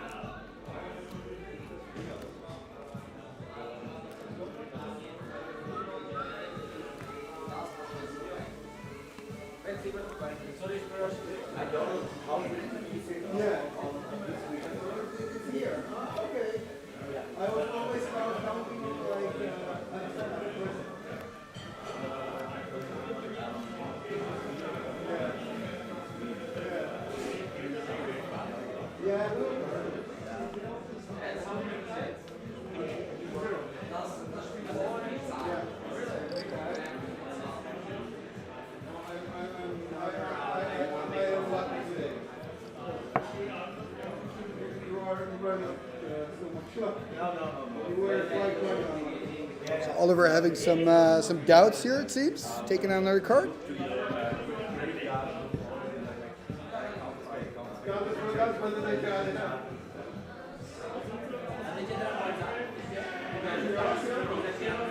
Is it okay if I just... Sure, man, go for it.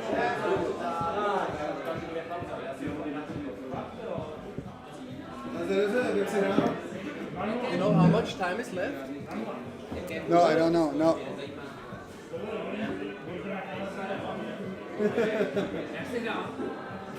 So players asking about time. I don't know. It's gonna be tricky.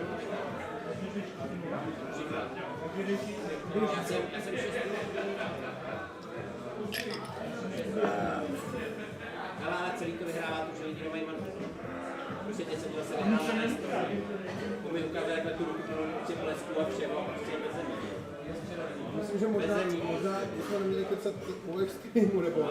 Is it alright if we chat each other around? Yeah, go for it. No worries. Don't we interfere with the... It's alright. No problem. Right on, man.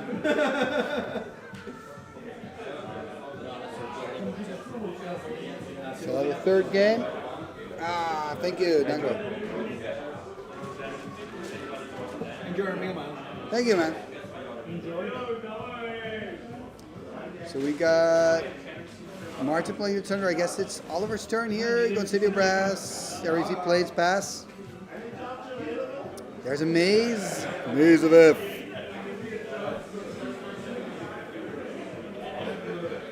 There is a Mishra's Factory.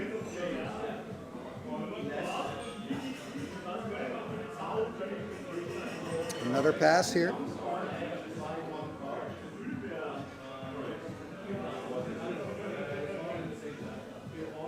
Mishra's Factory hitting the board, so two factories there on the side of Martin.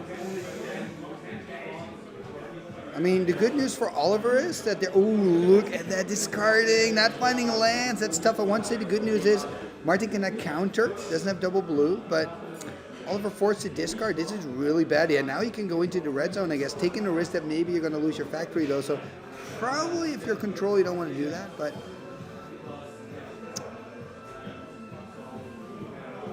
Let's see what he's going to do here.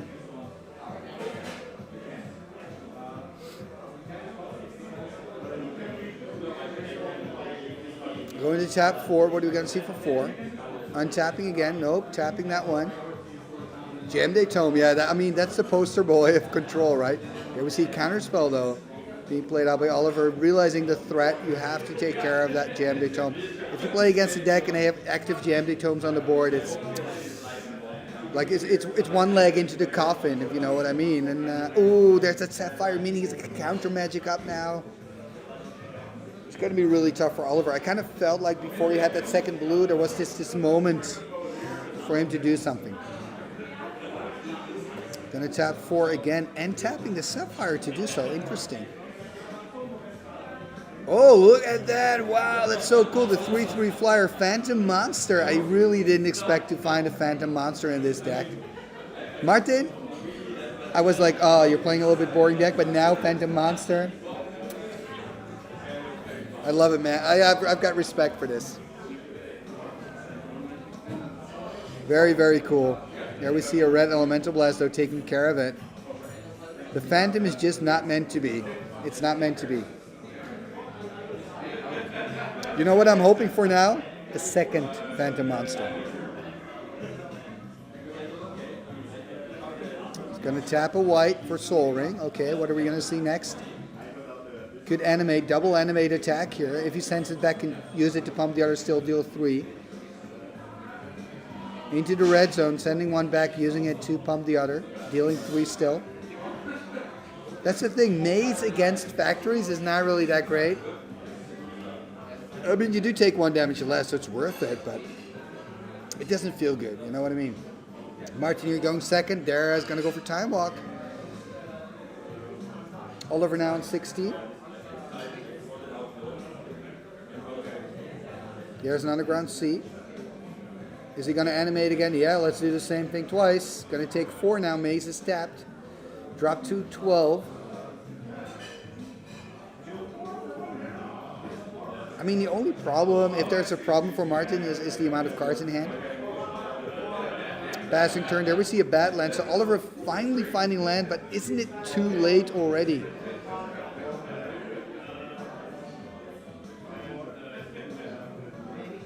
Exactly, just keep it, it's working. Keep attacking, see if Oliver can do something, and if he can't, deal damage. So he's gonna deal 3, right? He's gonna drop to 9.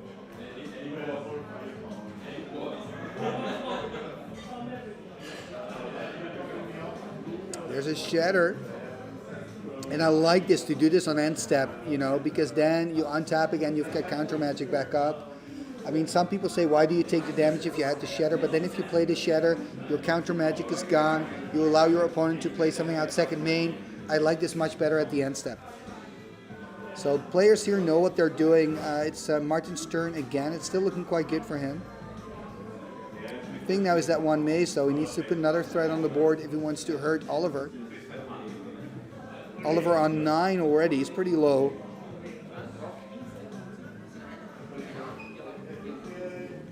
You see a tap of 5 at the moment. Oh, there's a recall hitting the board. Yeah, recall is so good. I should start playing. I never play recall. I should start playing recall. Yeah, look at that. Getting back to factory. And, of course, the time walk. That's really nice. There we see a counter spell, though, on the recall. So he's going to drop down to 8. I would say 7, but it's 8. He's got the other factory in hand, though, passing the turn. I always, to be honest, I always like this when you've got like that second plan, you know. There we see Black Lotus, so this could be a difference. Black Lotus finally opening up some options for Oliver.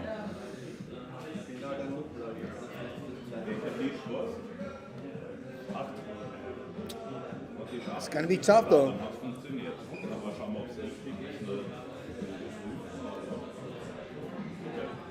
Ooh, he's gonna go for Brain Geyser. If this resolves, he's back. If it doesn't, do we see a counterspell by Martin? If it doesn't, he's back. It doesn't. Okay, he's going to draw some cards here.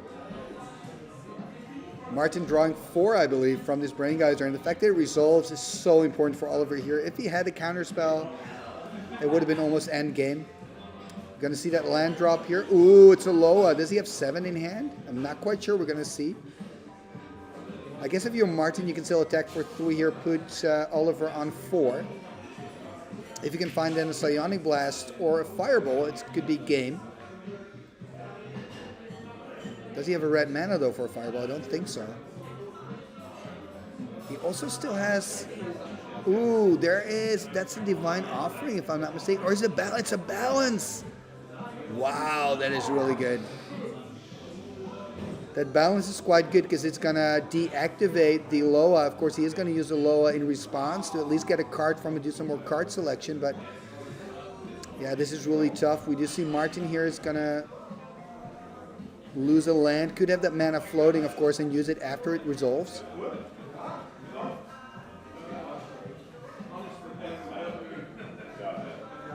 But, yeah, this is tough for Oliver, this balance. And really well played by Martin here, waiting for the right moment.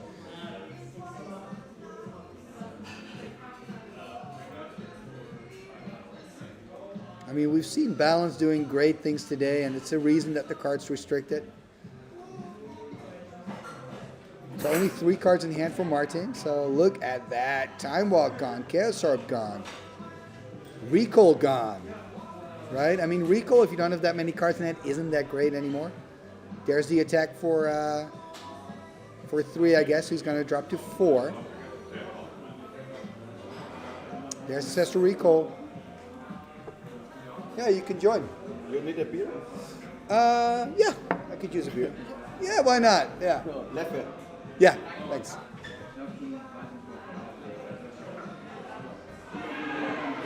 So here we see Underground Sea hitting the board.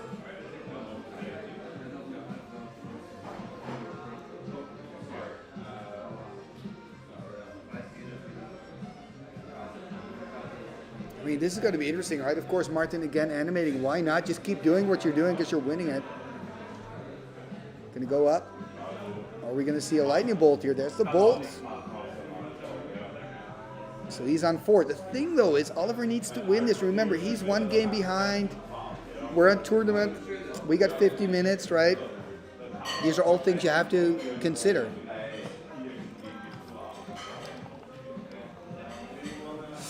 There's a counter spell though on that Sarah Angel. That's a pretty big deal. Passing the turn back here. I mean, Oliver's doing a great job at not dying, but can he also win? That's the question. Draw a card for turn.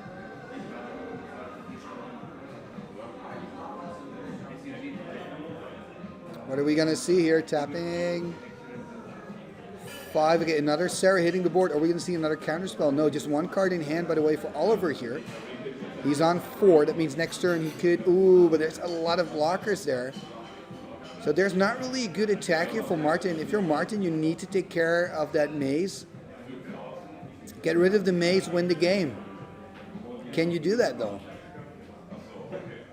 Can you do that? There's a Tundra. Tapping 4.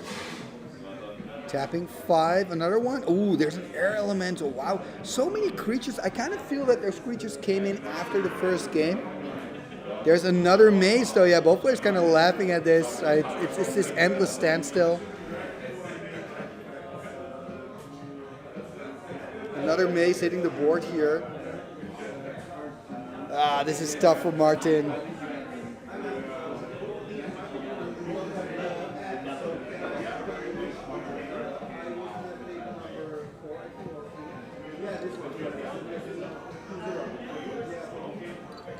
I mean, Psionic Blast wins you the game. Fireball probably, oh no, you don't have red, doesn't win you the game. Strip Mine wins you the game. You've got some outs.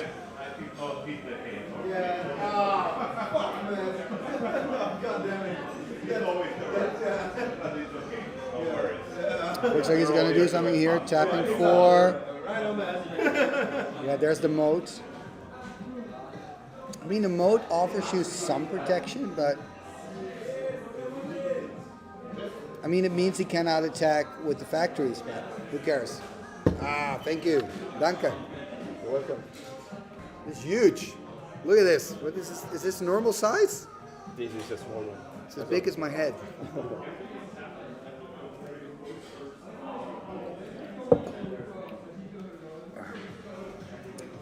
So we're looking at a pretty exciting game, but it's like mazes all over. So this is like Martin's 1 game up. Yes, yes. It's looking quite good for him on the board. Oliver's on 4. Do we have the double maze? So. But I think they struggle on time, or they're still in the first game. They already played the first game, yep. so it's really looking good for Martin. Because if it goes on time, he's already 1 game up. So I mean, Oliver's doing a great job at not dying, but he's not winning either. That's the problem. Now he's got an active Loa, I guess. Finally, another maze. How many maze? All. 3 now.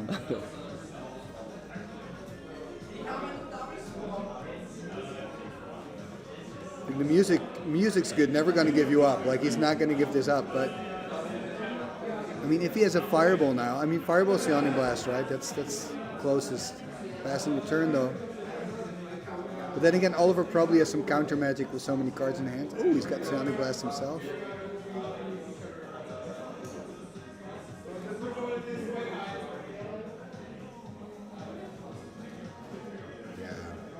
Intense games here, yeah. Yeah, we've had really nice games on the stream, but this is super controlling. Like,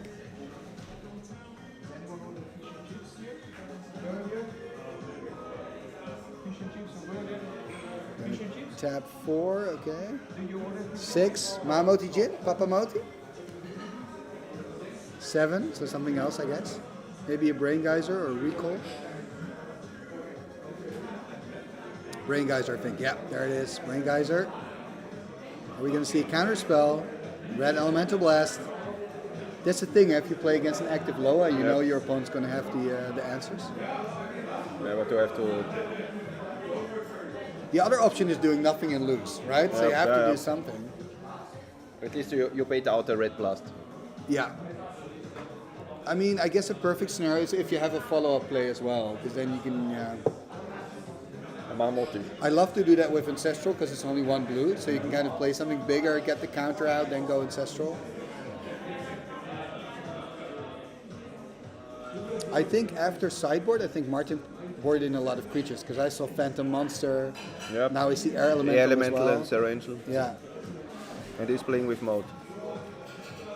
Yeah, because I mean, game one, Martin won on the Loa game. I didn't see a single creature. I was really surprised to see the Phantom Monster in game two. I was like, ah, nice. Okay. So I had a complete transformation of the deck from the sideboard. Yeah, exactly. Yeah. So going a bit more creature heavy. Demonic. I guess you're gonna just go for some burn, right? So if you're Oliver, I guess you can just say. So is the time walk already in the graveyard? I think it is. Yeah. But I'm not 100% sure. This is one of those games where game one and game two kind of seem to merge together. Yep. Yeah, but still they don't have so much time. So maybe Oliver is playing already for a draw. Yeah, but Martin is one game up, so yeah, Oliver okay, needs to play for a win. But I think his deck just doesn't give him the cards he needs. I mean, I think if you're Oliver, you have to Martin's resolve still the on disc. 20 life, yeah. Yeah, Oliver's playing with discs and satches, so he needs to activate a disc. But then he still has to build that whole thing up, you know? Like,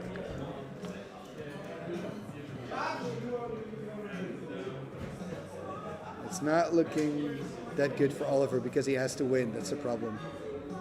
Okay, so tapping 5, 6, 8. What is it? Mind twist. Aye. But does this show that he went for a mind twist that he doesn't have a fireball, or did he have mind twist in hand already? He looked up maybe Psionic Blast. I wonder. So Okay, there's a ball. direct damage. Yeah, so ongoing. he doesn't Side have. blast. Yeah, but I mean, it's not going to help. Okay, so he can deal 10. Yep. Okay. That's getting somewhere because he has Psionic Blast in hand. It's going to play out the blast, right? You would assume so. Yeah, exactly. Does mean he's going to go to 2.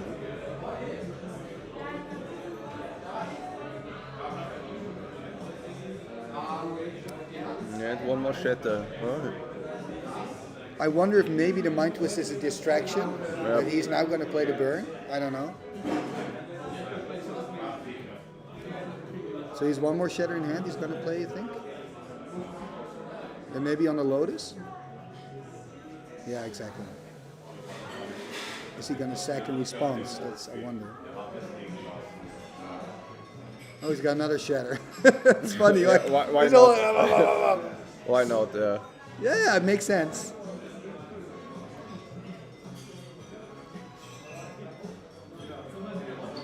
It is a very interesting control now game, actually. he's- But it's Now he's tapped out. So already passed. another the maze. playset. Wow. I am surprised that Oliver boarded in all the mazes because, like I said in game one, I didn't see a lot of creatures. I mean, I guess that's a thing when you're sideboarding against control and you choose to go more controlling. If you're already a game down, maybe you should, even though it's maybe Go worse. more aggro. Yeah, go more aggro, even though you have a bigger chance to lose. You know what I Change mean? the strategy completely. Yeah. But I have to ask him. Maybe he plays 4 main. Oh, this is nice. Is that a counterspell? Yeah, that's a counterspell. Okay, top deck. Wheel of Fortune already. Still count. Let me get my glass, my huge glass of beer.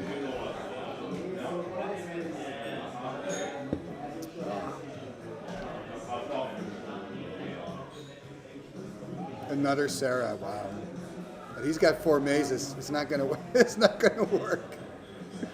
Yeah, but he has also 2 Mishra's factories, huh? Yeah, but those factories can't attack because Yeah. of the moat, which is hard to see. It's the glare part So there, there's but the that's a moat. moat. Yeah, Okay. that's a moat. What's moat in German? The name for moat in German? Wissen Sie das? Überflutung. Überflutung. Yep.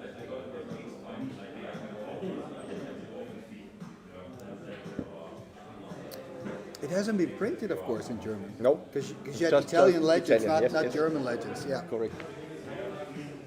I have to. Are they selling German cards there? I need to buy some German. as a souvenir. So this is crazy, right? Look at this: 3 Sarah Angels and Air Elemental, and you can't win. Your opponent's on what? On one. one. He's on 1. If you can icy or twiddle one of those City of Brasses, he can win it. Already, yeah. It's crazy. Yeah, it's crazy and long. Yeah, Oliver need to find a disc at the end of the day. Yeah. What is out? But what is the chance of the disc to resolve? I guess a balance or a disc. What is he playing here? Can we see? Okay, Divine Offering. So it's not saving the He's divine actually offering. discarding it. Yeah. Yeah, because you would think save it for the disc. Yeah, I think so. Does that show that maybe he's got a lot of counter spells in hand and just doesn't feel the need or disenchants? Ancestral Recall. I'm not sure if I would even counter the Ancestral at this point. There's the mana drain. Oh, look at all of this happening. Red Blast or something. What is the answer of the mana drain? We'll see. In the end of the day, this is all good for Martin because the game just takes longer and longer and longer and longer and longer. Do we know how much time there is? I'll check out on the app. So it is going to resolve.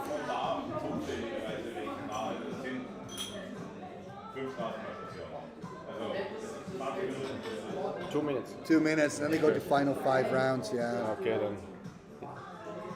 You need a disc, make it working, and, and make 10 damage. I mean, it's not impossible. There's a small chance. Yep. I'm sure he plays with Fireball in there.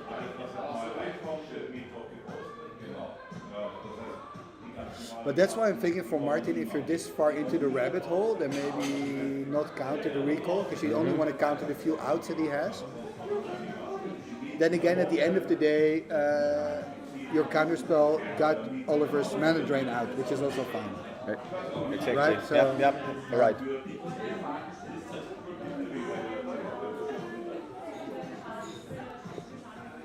So, wo bestellt ihr was zum Essen? Wollt ihr bestellen oder Sie haben? Ich würde gerne bestellen. Super, Sie können einen Baustein Ja, okay. Alles klar. Yeah, and a minute. Oh, discarding a disenchant. Okay. But then there's a break for another 30 minutes. Yeah.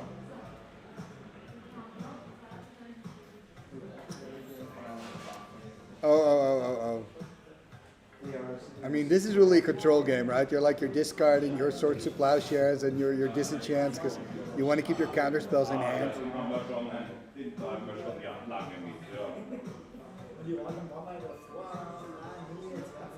Another Swords hitting the bin. This is so crazy game. Right? Oliver drawing extra cards with the Loa, so he's, I mean...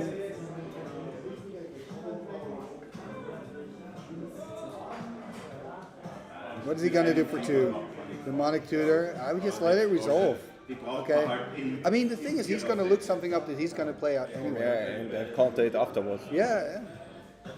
2 for 1 at least. Oh, is he going to do the draw 7? Oh no.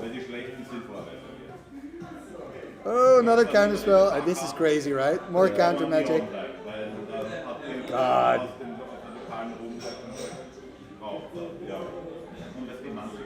There's a bolt. Oh, he's dropping to 7. I think if the time everything was a bait, right? for a free damage. Yeah, for 1. For a free bolt. Oh, okay. Yeah. I think it's over. Is he saying you got this? Yep. Oh yeah. I mean, he needed the time twister because he was very low on cards. Yep. Okay, so Martin wins this one. Well, thank you for joining me, man. It was cool. Okay, so Martin winning here. We're gonna go on a lunch break of like half an hour. Half an hour. Half an hour. We'll be back at 3:30.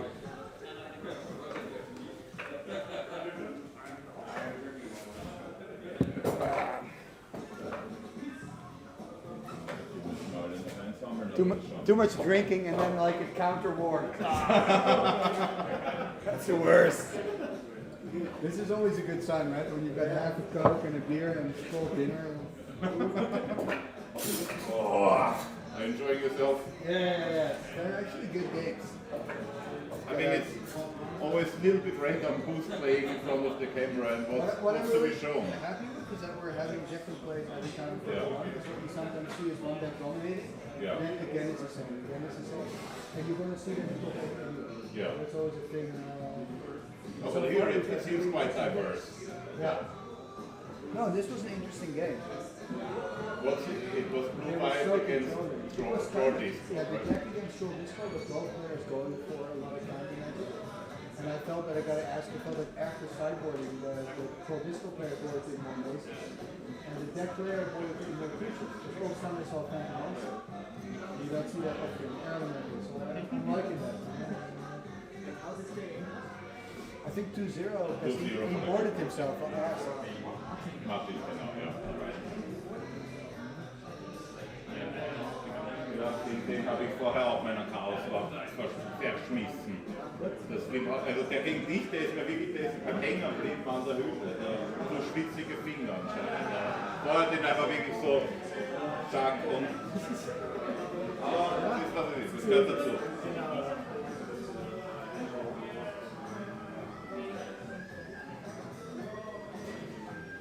So, ich hol mir mal ein Bier.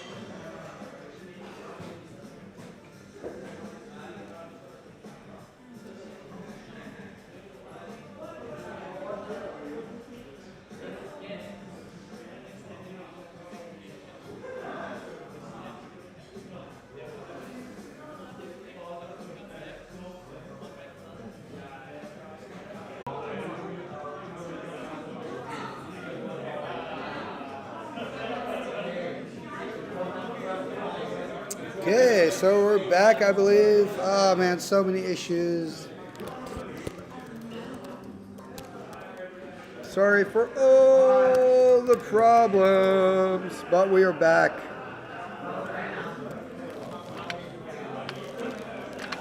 Yeah, Timmy's stream is back up, Monkey. I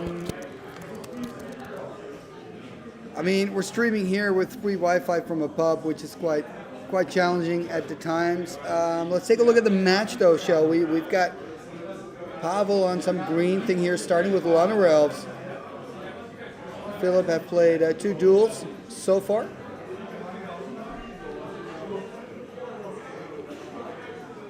Tapping 3, I believe, for an Ice Storm. Yeah, that's a classic move. Going to see Counterspell, though, on the Ice Storm. And we are back again. So sorry for all the problems. But we are back. There's a factory. I believe with this internet, it's gonna have a timeout every so often, so we just have to find a way to work around it.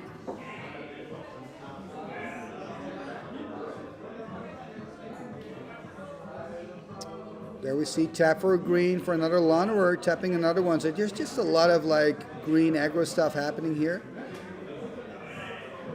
There's an ancestral recall. So this is really a thing about aggro versus control, right? Is the aggro player going to go fast enough to pace out the control player? Control player having more value, of course. Here we see a lightning bolt on the scavenger folk. Cheers, by the way. Let me know in the chat if you can hear me properly again, if everything's working again.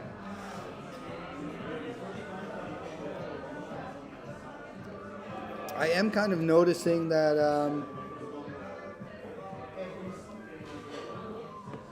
that also my stream, my chat is not really up to date at the moment. Anyway, Philip here passing the turn. Not playing out anything at the moment. There's the attack for one. No, tapping for one. Another scavenger folk hitting the board. Pavel again really trying to be aggressor here. Are we going to see a response from Philip? Going to tap two. Are we going to see counterspell? Counterspelling is, I mean, if you're Pavel, you don't really mind. I mean, yeah, wasted counterspell on the scavenger folk. Going to tap two more. Ooh, there's a city in a bottle. And another creature. Scripts price hitting the board. 1/1 flyer. Ooh. I just had a really nice pasta, by the way. I don't know if there are any traces left. I apologize. It's a beautiful day here in Vienna. Just sat outside. Here's the attack. Lots of glare here on the cards, though. Attacking with the two Mishra's Factories, dealing 4, stripping away the Pendelhaven.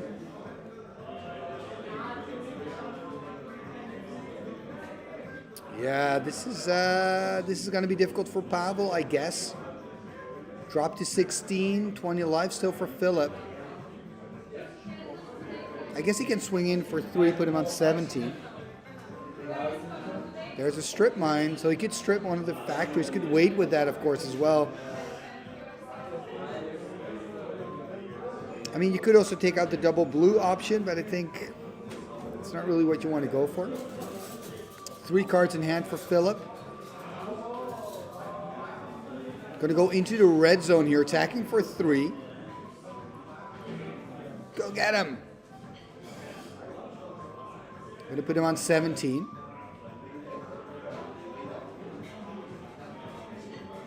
Thank you, Pavel. Dziękuję.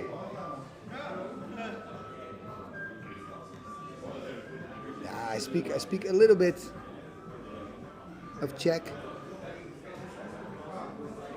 See Philip untapping.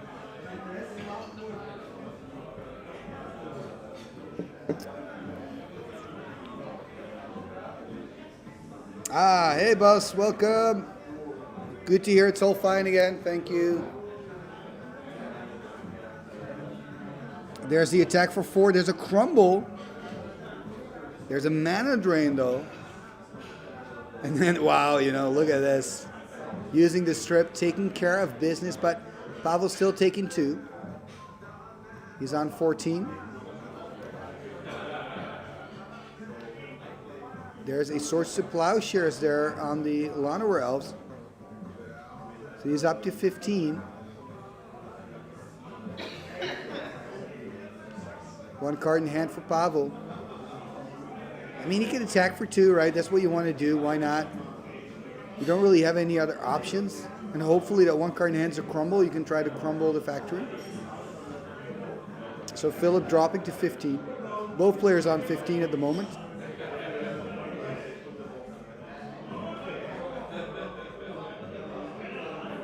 There's the animate going in for 2. Pavel taking 2, going to drop to 13. I mean, factories are so good in these matchups. That's why you play Scavenger Folk and Crumble in the deck. Just because of those scavengers, and just, factories and just artifacts in general. Attack for 2 here. Philip will drop exactly, he's going to go to 13. Both players on 13. There's a disenchant, interestingly enough, on the city. Doesn't mean he's got an Arabian Nights card to cast. Surrender Efreet, perhaps. It's gonna. Ooh, is that a Time Twister? No, that's the Surrender, probably. Got some glare issues with that side of the board. Let me ask that for you guys. I'll be right back.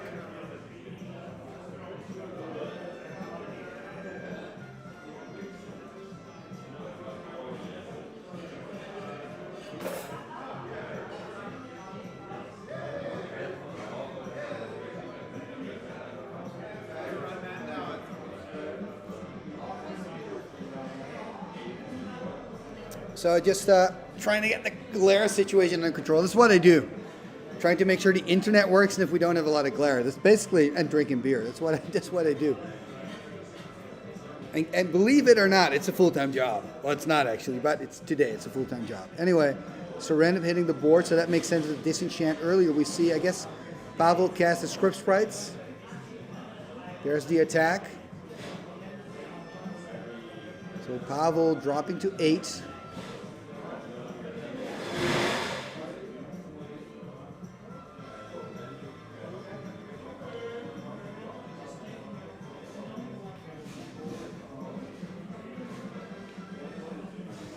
I mean, things are looking good for Philip. Pavel, you're just top decking. That's the thing with mono green. If you run out of gas, it's really tough. I guess Pavel may be happy that this is Surrender Efreet, at least hurting Philip a little bit. There's the attack for 1. A little bit surprised not just going in for 2. Maybe because he's worried about maybe a factory attack. There's the bolt. Oh, look at that, a Giant Growth. This Giant Growth does 2 things. It saves the sprite, and it saves him from an attack. It's actually not too bad for Pavel. Not great either. I mean, the ideal scenario would have been block, play Giant Growth, kill the Surrender, but at least now he's going to take another damage. He's going to drop to 9 next turn from his own Surrender.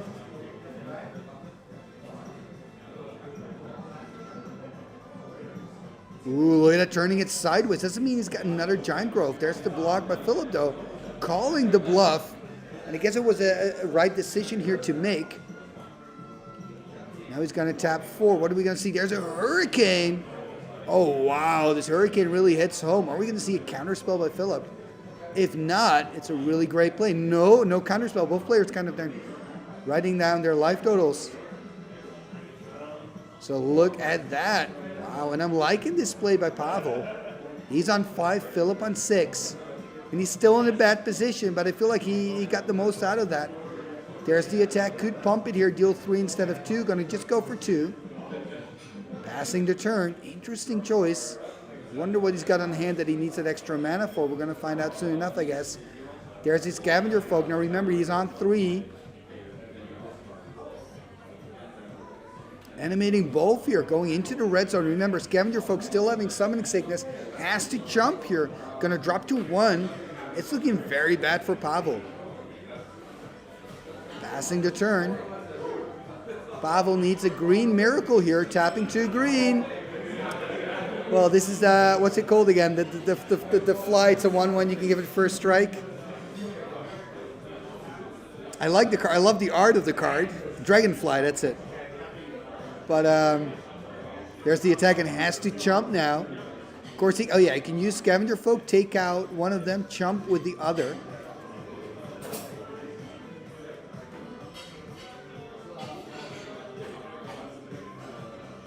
I mean, he's doing everything he can to stay alive, but here's the Star Angel, and yeah, that's it. Game number 1 going into the bag for Philip here.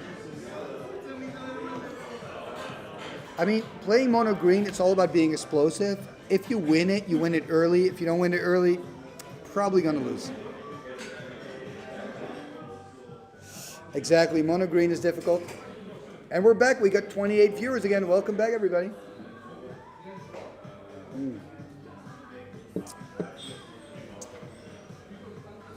Like I said, in 2 weeks' time, I will be streaming the Raging Bull series. And I think with better internet, so you'll just have a constant flow of games, hopefully. But hey, it's still good fun here in Vienna. Both players now diving into the sideboards. I mean, I guess if you're Philip, you're just going to board in a lot of stuff to stop it. And maybe if you're Pavel, just more aggressiveness. I don't know.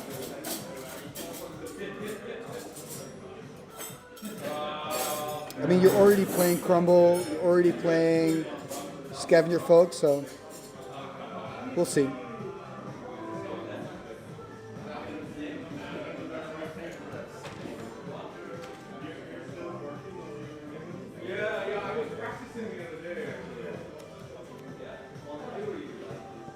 Maybe while we're waiting, a trivia question. What did Thomas use to save himself from the explosion of the Golgovian Silex? Let me write it down.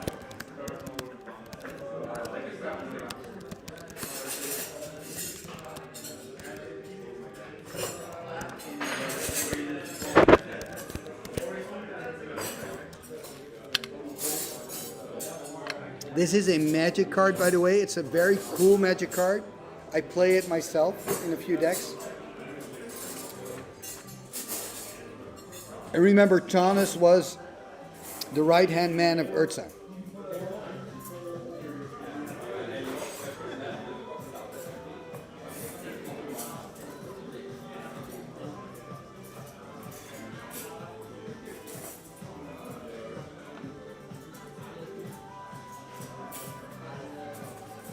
Okay, so getting ready for game number 2.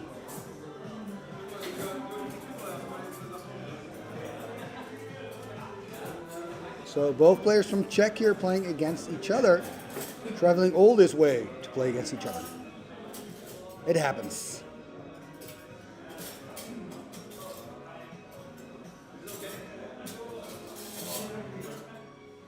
Yeah, it's good.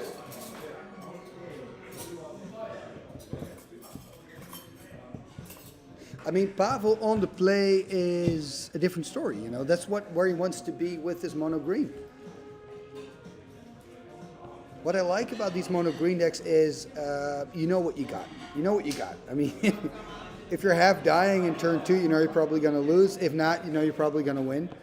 The interesting thing is with mono green is whenever I play it, it's okay. I usually end up like 3-2 or 2-3.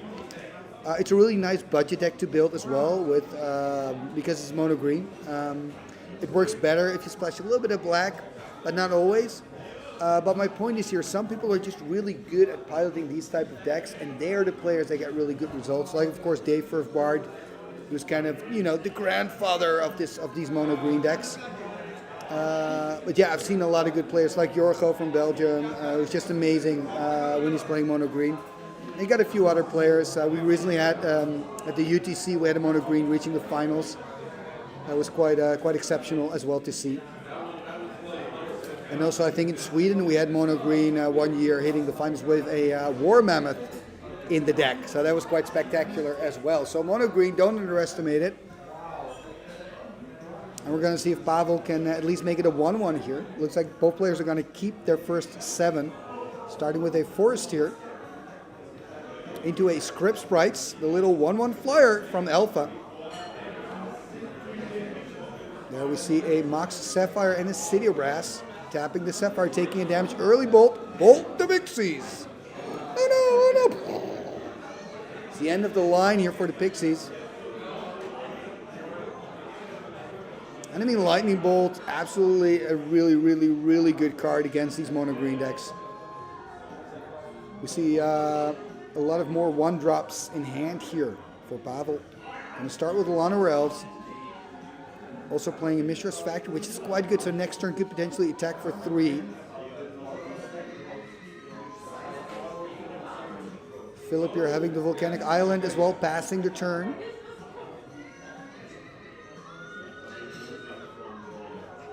This is going to be an important turn in the match, I feel, in the game, I feel. Remember, Pavel has to win this one. Philip's still on, well, he's on 19 after taking some damage. Asking how many cards in hand. 5 cards in hand there for Philip. Gonna tap 2. There's an Argovian Pixies. And a crumble on the Mock Sapphire. So deciding to slow down Philip instead of putting pressure on. That makes sense here at this stage. I mean, crumble can be tough here. Damage for Philip. There's a demonic tutor.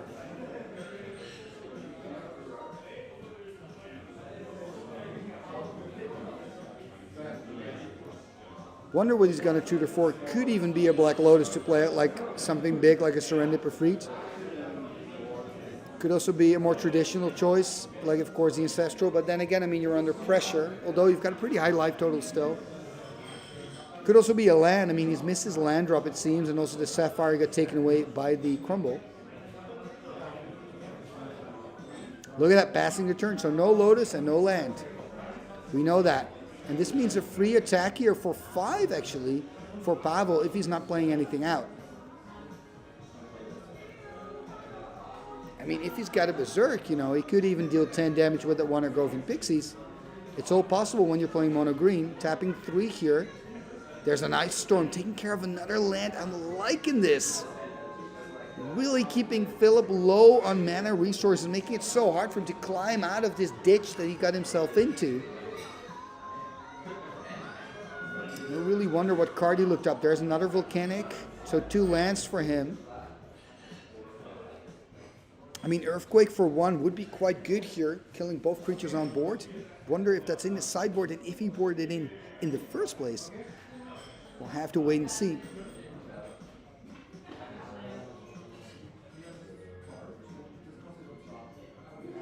He's got a lot of options. Does he have any good options? That's a big question. Gonna tap 2. There's a Fireball for 1. Yeah, I mean, you don't want to do this, but you kind of have to do this. It means you take 2 damage less. And let's find out. There's another Force hitting the board. There's the attack for 3. They're going to put Philip here on 12, I believe. Okay, and there's the Dragonfly. Emerald Dragonfly, 1/1 flyer from a Legends. Pay 1 and 1 green to get the first strike. Okay, there's the Ancestral Recall. So that's what that is what he looked up with the Demonic Tutor. Unfortunately, a lot of glare on that card, but I'll help you this way.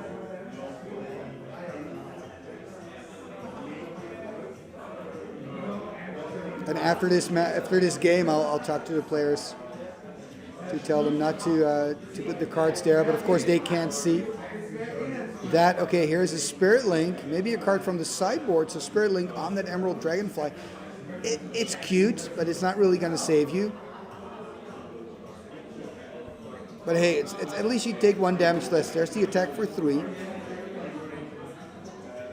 He will drop to 9, so a lot of pressure here on Philip's life total. There's a Maze of If and a pass. So Maze can be great, but not in this situation. Here we see a Plateau hitting the board. I believe it's a 4 and black bordered one. Gonna tap 3. There's a Serendipity hitting the board. With a Spirit Link on it. I mean, that Spirit Link is really important. There's another Factory. So could attack with both creatures. Whichever creature he's blocking, he can use the Mace. The problem is that then, of course, Philip can attack. So I wonder what he's going to do. He is going to animate, and he is going to attack with both. I assume Philip is going to block the Factory here.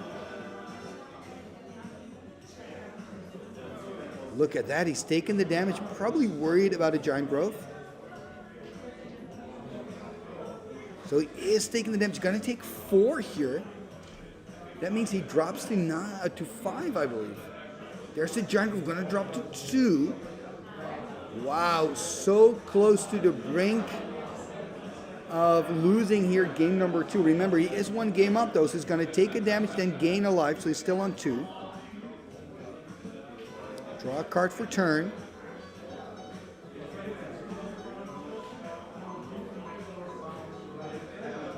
This is so tough here for Philip. There's a Sir Angel, though. Going to pass the turn, and I mean, that Spirit Link is so good now. I mean, I believe he can attack for 3. But you're going to lose a creature for sure if you do that. So Pavel really in the tank here. He's so close to winning, but I mean, he's also so close to losing it here. If he attacks with everything, he can use his mace to save one of the creatures, deal some damage. I think it's better exactly to just pass here. I think this is a right decision. You want to maze, exactly, you want to maze the Serendip. You want to make sure that he doesn't gain any life. Exactly, take 4, go to 16.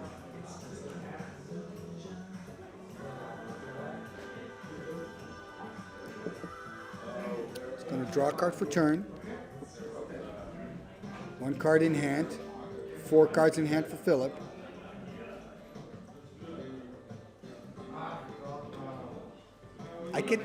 This is so tough for Pavel. Like, I can see him still losing this easily. The longer this game drags on, the harder it's going to be for him. We also see a Brain Geyser in hand there for Philip. Doesn't help. Of course, he needs time here. Passing the turn. 1 card in hand.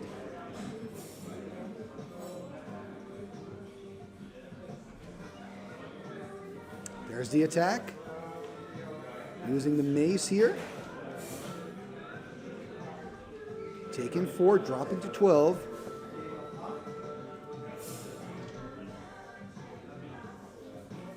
Two cards in hand for Pavel.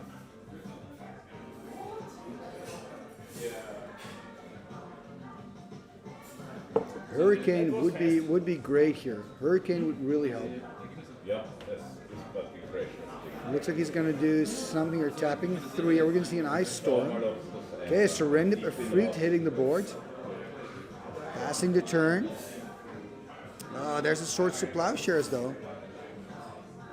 Going to go up to 16. This is going to be tough. We're finishing the course. Ay. We see a Plains hitting the board. Here's the attack again, sending back the Serendip, dropping to 12. This must be frustrating for Pavel, knowing he's so close yet so far. If you could find a green disenchant and fire it off on that on the Spirit Link, that would do wonders. There's the Script Sprites. So this is actually not too bad. Remember, with Spirit Link, you first take the damage, then you gain the life. So, there's another Sarah. That is unfortunate.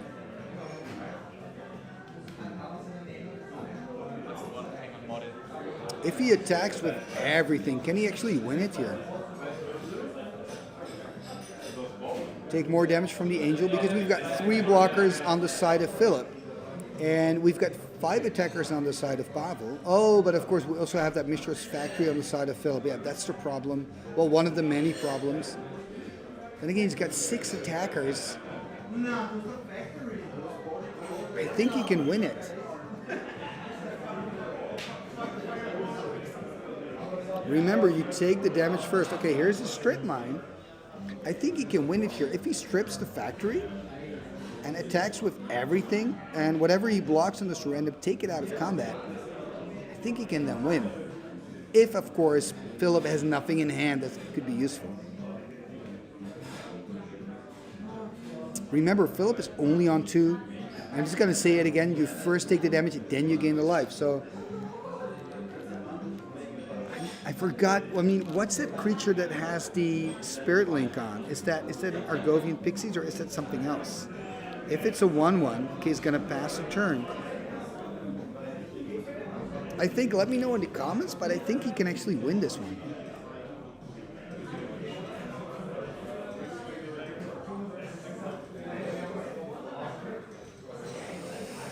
There's the Savannah Lions. This is such a tight game. Okay, he is going to block here. And now we're going to have some live games shenanigans. I think he blocked the Sarah Angel.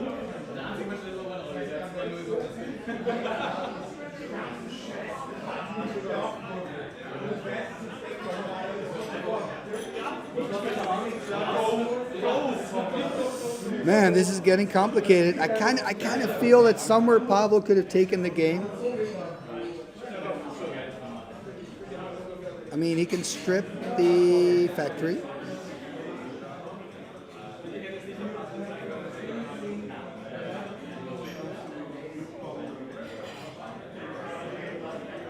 Then attack, get a damage in, and then of course Philip's going to damage himself. I mean, it's really hard for me not to go over to the table, but I'm not gonna. So he's on 4, it seems. Okay, gonna draw for turn. Okay, that's it. Looks like Philip winning this one.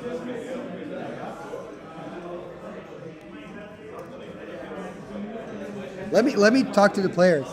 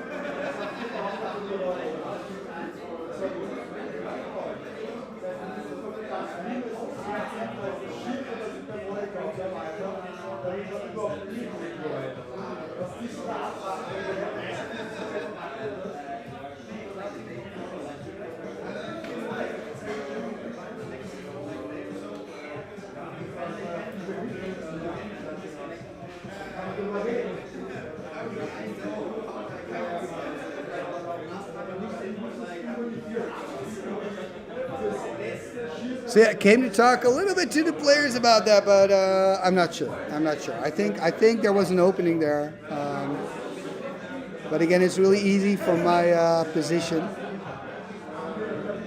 But hey, it was a very, very cool game. So Pavel versus Philip in round number 4.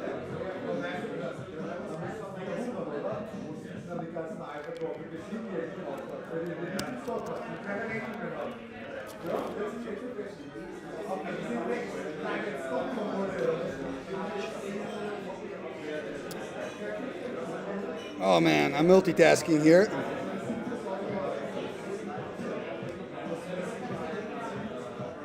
Yes, okay, so he pissed away the city point, okay, so that's something I could have told him that. And then he could have won by attacking, okay.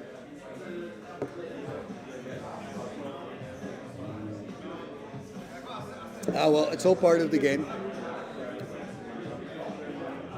But maybe it's time for more trivia by the Venetian Lions. Okay. How many and which cards have the ability involving flipping a coin? Let me know.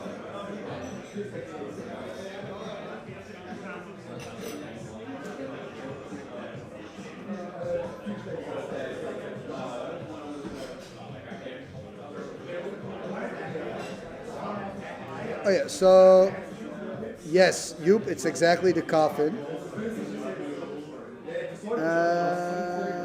Let's see. I can't even like your answer. So Joep, you're sure it's Thomas's coffin.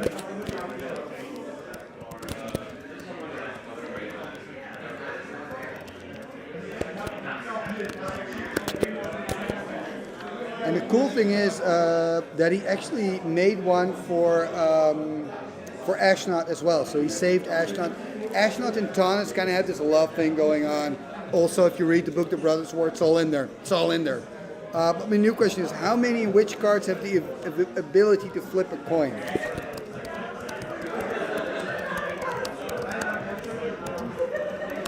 To flip a coin. Referee, are you the referee? What's your question? I could be. You have to see. I could be.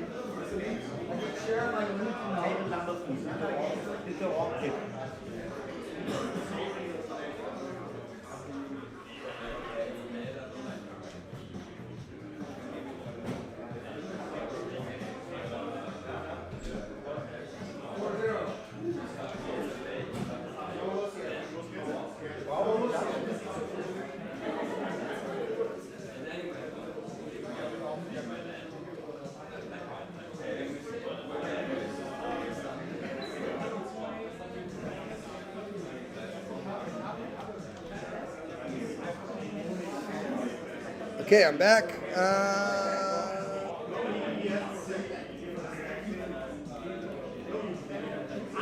We're about to get ready for round number 5. I guess round number 5 starts in 10 minutes or so.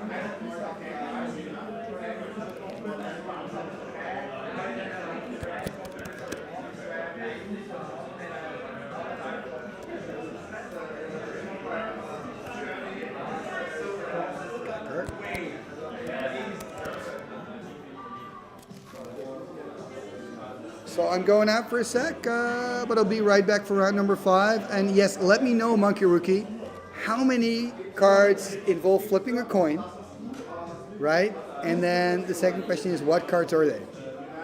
I know it's pretty tough.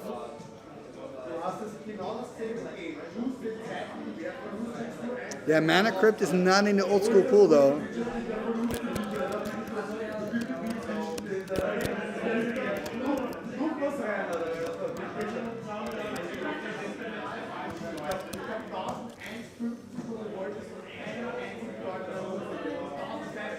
So again, I'll be right back in about 10 minutes with the answer as well.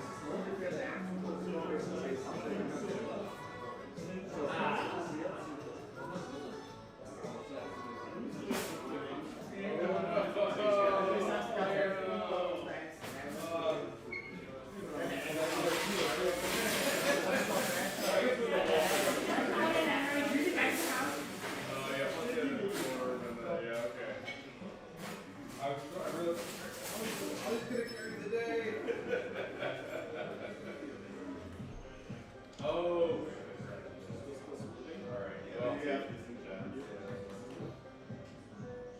First win. See, you come. Listen, it's a strategy. Go through your act. Then we'll break the system.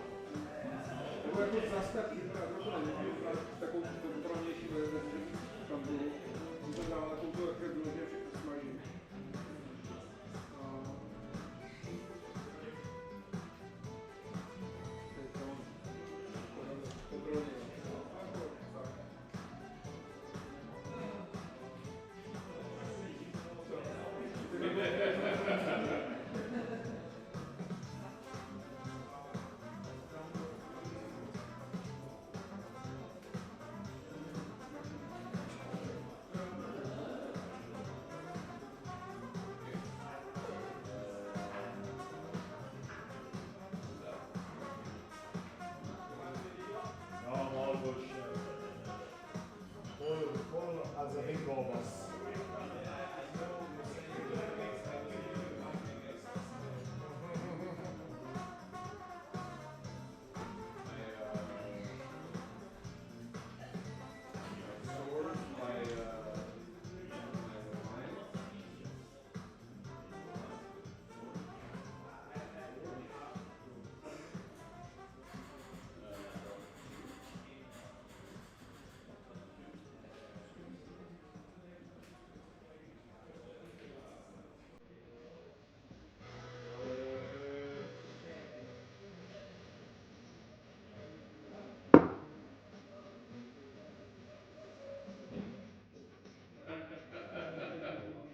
For myself. I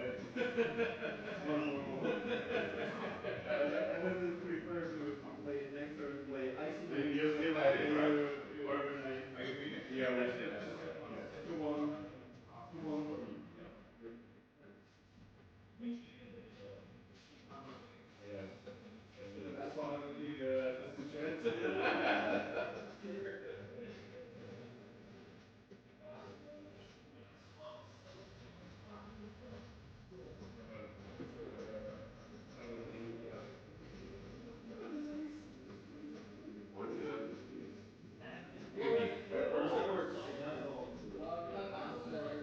Zwei Minuten.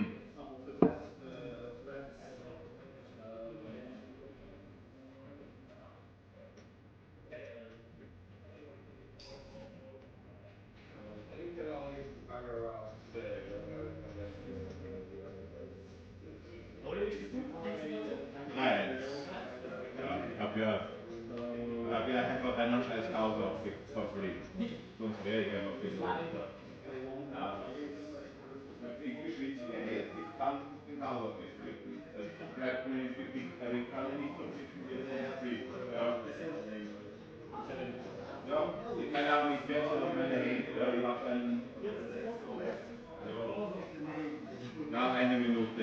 Das ist wirklich so ein Timelapse im Internet. Das haut uns immer aus dem Internet aus. Alle 90 Minuten oder so und dann irgendwo. Also das ist korrekt.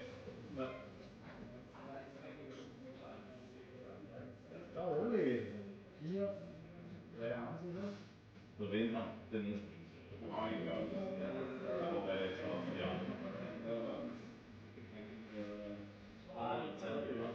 Hier holen? Was?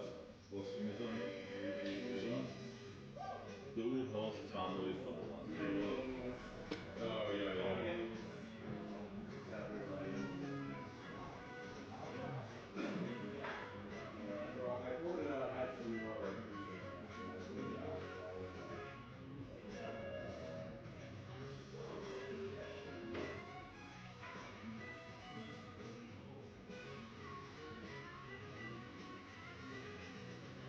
Zeit aus, extra Turn.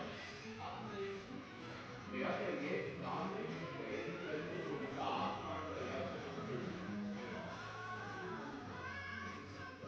Excuse me.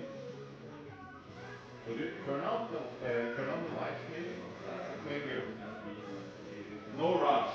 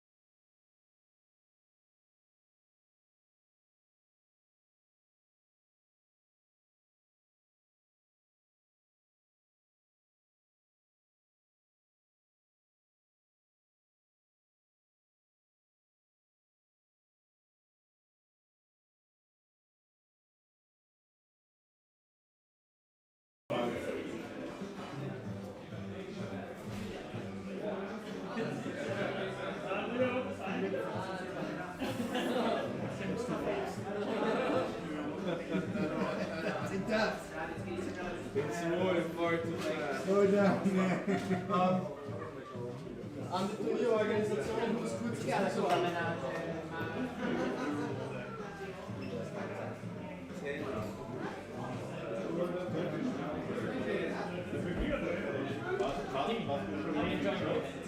I'm liking it. Yeah, I'm trying to stay focused. It's challenging. It's challenging. Yeah, they're really nice Timmy, I will swap you table 1 and 3. And then you're good. Yeah. Then you've got Roman against Alex. And I think. Yeah, yeah. Yeah? You have Alex already or not? Players. I don't think I've had like That guy. With the guy. Oh yeah, no. Okay. Yeah, then we swap 1 and 3. Perfect.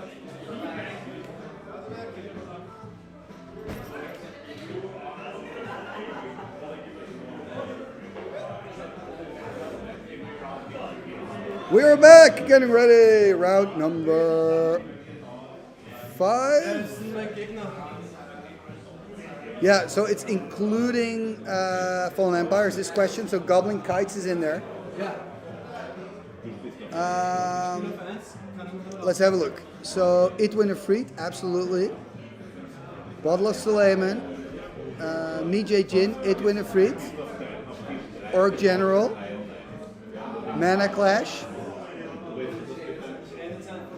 and exactly Goblin Kites. You got all of them. Let me round it up for you guys at the bottom.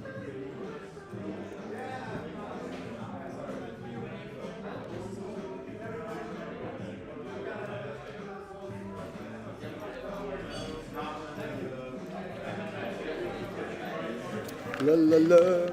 Hey, welcome from Paris. Guimau. So, card abilities. So there are 7 in total.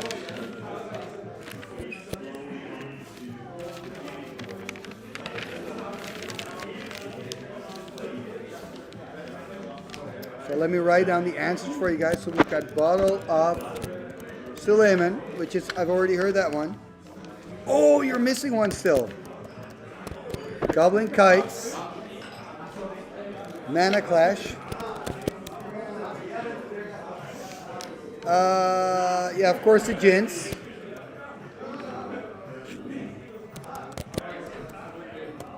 Mie Jin. Idwin Fried.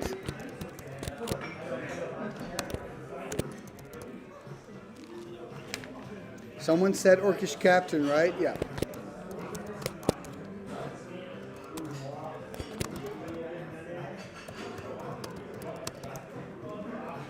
I still miss one. I need to know one more. Yeah, because there are 7 in total. It's actually played in a few decks. Well, not that many decks, but a few decks play it sometimes.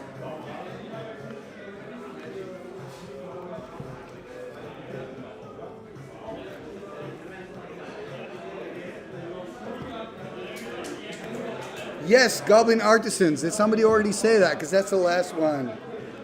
So,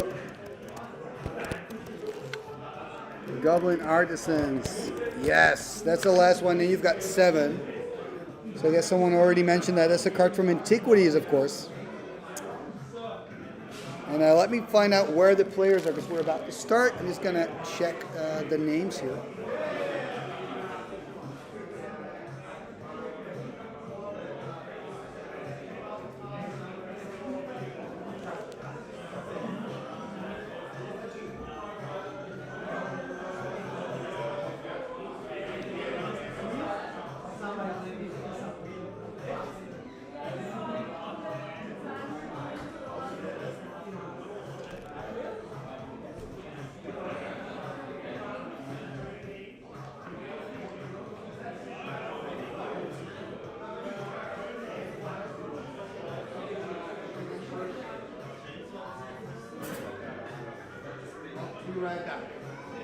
Right back, kid.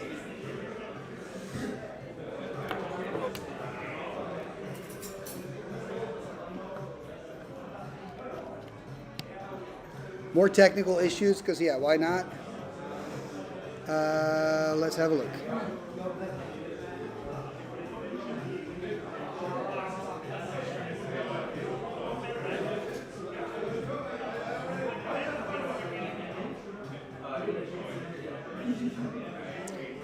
Trying to fix the stream for you guys.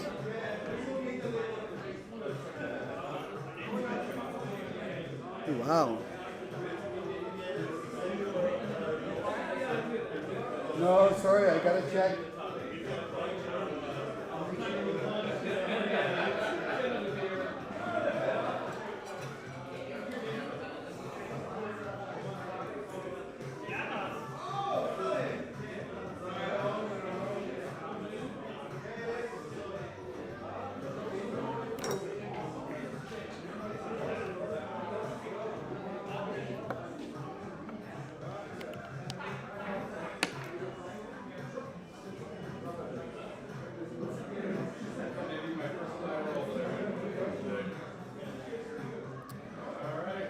Yeah.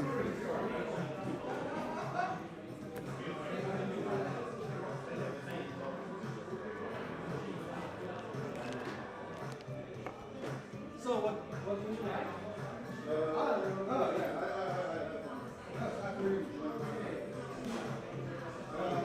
Oh my, okay, we got some issues on our hands, people.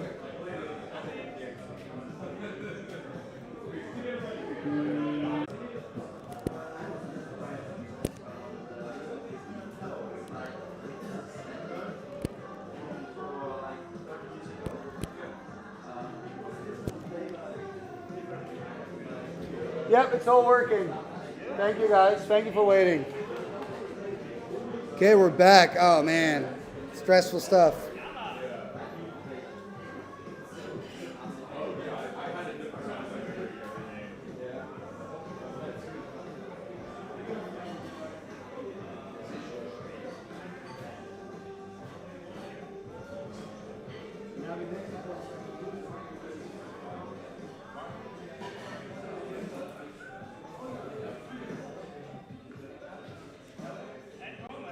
Roman, thank you.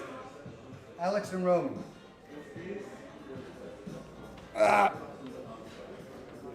Okay.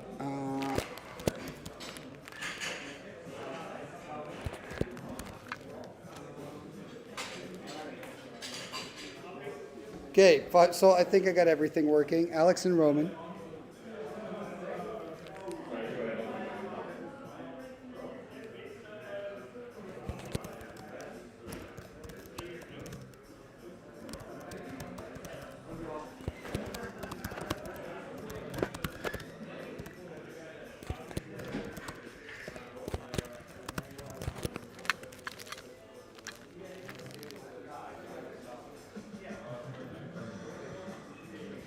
Okay, so let's have a look here. Wow, look at that Roman. Look at all that stuff attacking for 3. There's a bolt though. So this is a pressure here. There's a factory passing to turn. I can tell you, by the way, it's quite stressful trying to keep everything working.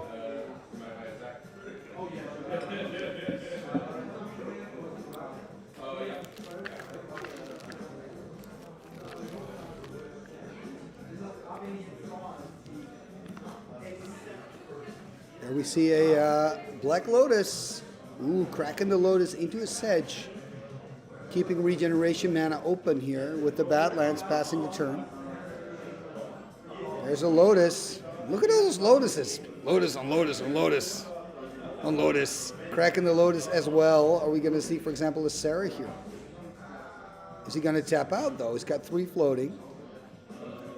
Tap 2, what are we going to see? Oh, there's a Sarah. 4/4 Angel hitting the board, which is quite good. And, ooh, there's a Swords to Plowshares. I don't think he can... Yeah, he could do that. If he floats 3 white, use 2 to cast the Seraph and 1 white left, he could do that. So Roman really busy cleaning up here. We see a lot of Disco Troll today, by the way. I've seen multiple players playing it. It's quite nice. There's the disc. Problem with me when I play Disco Troll is that disc is so slow. Opponents usually blow it up. There's the attack for 4. Alex taking some damage, of course, after taking some life.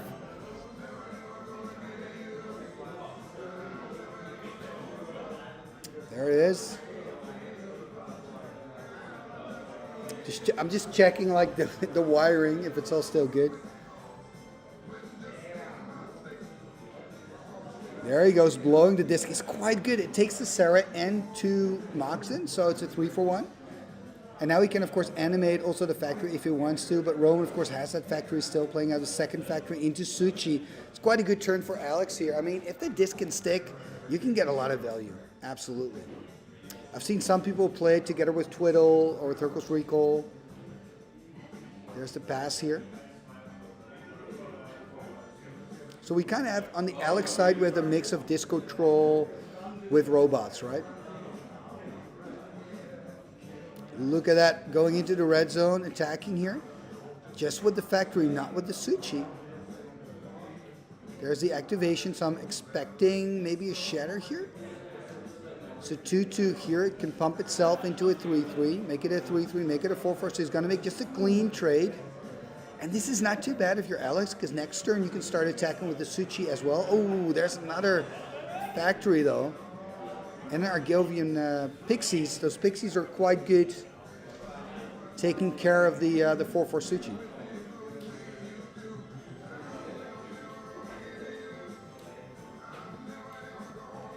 So we're here at round 5, and I think, I mean, it's now 5 o'clock.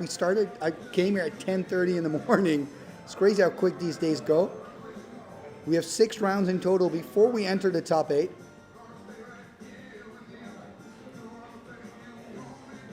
There's the attack with the Suchi. I mean, you can just block with the Argovian Pixies, right? It looks like he's just going to attack with both. That makes sense. And he can still deal some damage. The block on the Suchi, of course, could pump the factory to deal 3. Would put Roman on 17, still on 20 at the moment. And let me just check with them.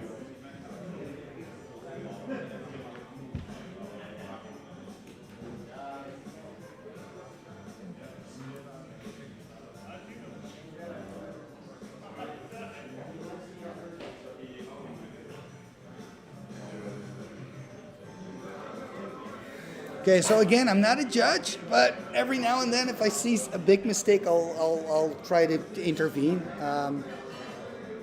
But I mean, you cannot see how I'm sitting here. Maybe I'll make a little video afterwards, but I got to climb over cables to get to the place. Here we see a lightning bolt on the Argovian Pixies. So it looks like Alex is really taking control of this game.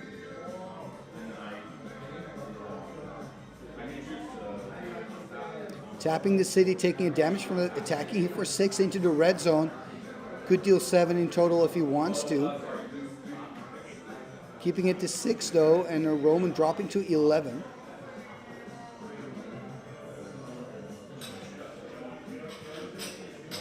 I mean, Roman definitely under pressure here. Here we see a City of Brass in his turn.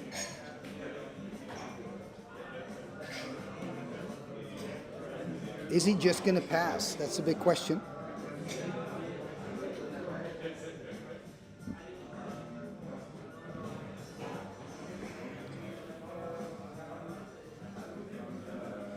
Looks like we've had a pass. There we see a Soul Ring in Alex's turn. Could use that Soul Ring to animate both factories. Probably doesn't want to because, of course, Roman also has 2 factories. It's really a factory-heavy game here.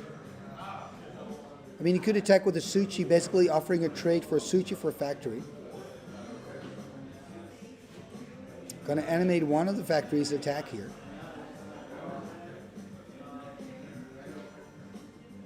Ooh, tapping 2, taking a damage. Going to go to 10. There's a disenchant on one of the factories. Counterspell though. So it is going to live. It's going to animate and offer to trade. So both factories going to trade here. 4 more damage for Roman. Roman really needed this disenchant to stick actually. Beautiful altars, by the way, by Amy Weber. Another one. I've got a nice Argovian Archaeologist artist proof altered by Amy. Pretty cool stuff. Sorry guys, showing off a little bit. I should show my altered color. I'll make a video. Anyway, back to the match. Roman playing an Argovian Pixie is very relevant on this board because it can stop the artifacts. There's the attack, probably going to take the Suchi. take 2 from the factory here. Oh, look at that life totals going down. He's on 4. Ay, ay, ay, ay, ay. This is tough. Not dead yet, though. Can keep the factory to block next time if Alex decides to put his creatures into the red zone. He's close, but not close enough, though. Roman's still on 4. Ooh, there's a Setch. This Setch is a pretty big deal. Counterspell on the Setch Troll.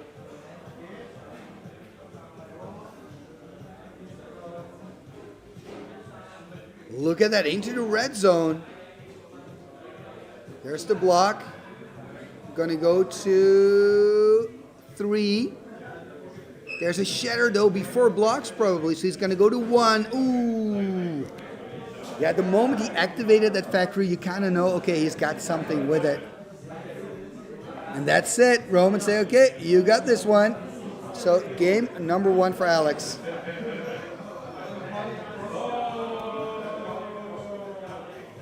Now both players are going to dive into the sideboards. And that means we have time for trivia. I got a box full, people. Okay, a lore question. Oh, this is kind of easy, personally. Who created the Thallets?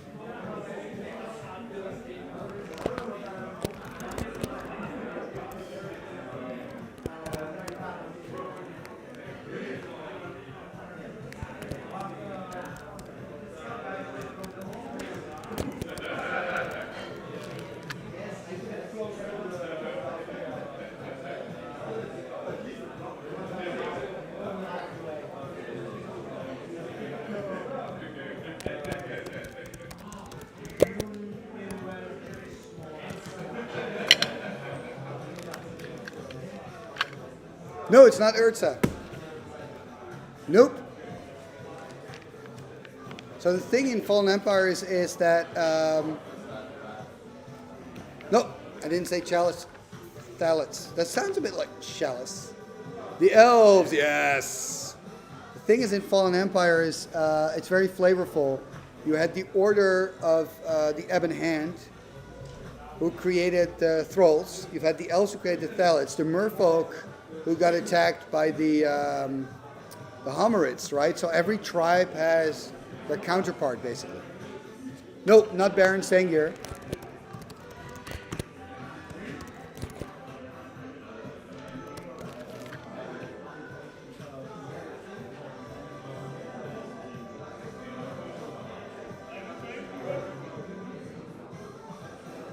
A little bit of dancing in between. Why not? So it's really nice, everybody at this event who can get all the questions correct of the lore, all the 5 categories, they can win a Timmy button. But you need to answer all the lore questions correct. It's tough.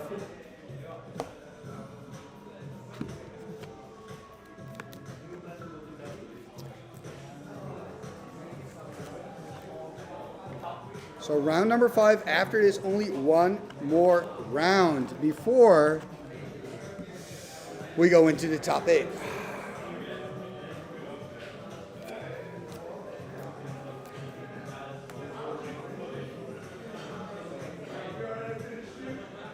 Yes, Jeff, it's okay, the elves. But Baron Sengir was also badass. Absolutely, absolutely.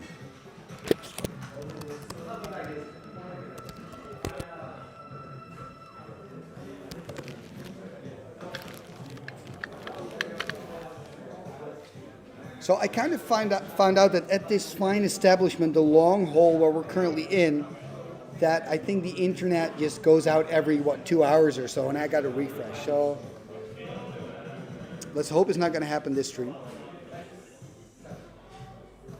So both players here shuffling. We see Alex doing some good old-fashioned pile shuffling. What are you going to do? I'm going to pile shuffle. Why? Why not?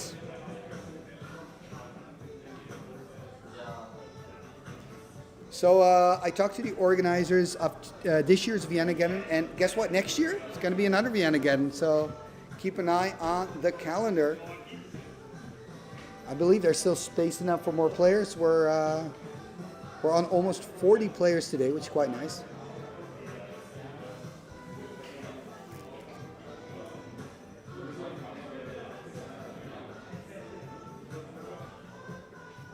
There we see the shuffle. So Roman can begin after losing that first game.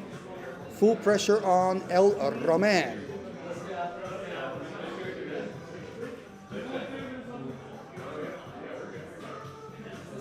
Oh no, card's going back in. He's got to take a mulligan.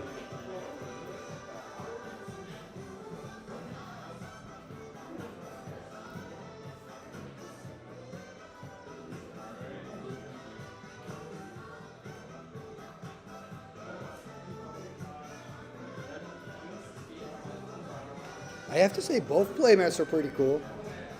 Like we got the mode stuff going on there. I met Jeff Mangus twice now. Once in Gothenburg in Sweden, and also once in the Afton Troll Cup in Leeuwarden. That's it. Very, very nice guy, very nice man, very relaxed. Made a beautiful altar for me as well. Thank you for that, Jeff. On the other side, we'll see quite an interesting playmat, right? All the Frieds and the Gins on there, so pretty cool stuff. Pretty cool stuff. That's one of the things I like about old school. It's all like you gotta hustle your own stuff. You know what I mean? It's not this endless Hasbro printing machine that's gonna give you crap. No. You be you, man. You make your own cool stuff. Love it, love it, love it. So Alec got to put one card on the bottom.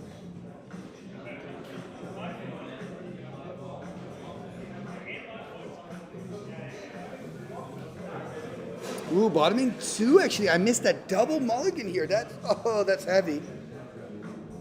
Island, Soul Ring. Sorry, Tropical Island into Soul Ring. Wow, Black Lotus, but no cigar, no big follow-up play. So very explosive start, but not really, because there's not really any danger coming from Roman at this point. There's a City of Brass. It's a pass. Just a lot of lands and mana. Here we see another factory. Look at that going into the red zone. There's a quick disenchant though.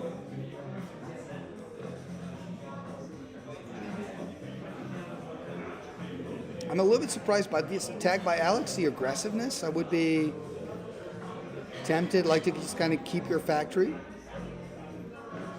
Both players just passing turn here.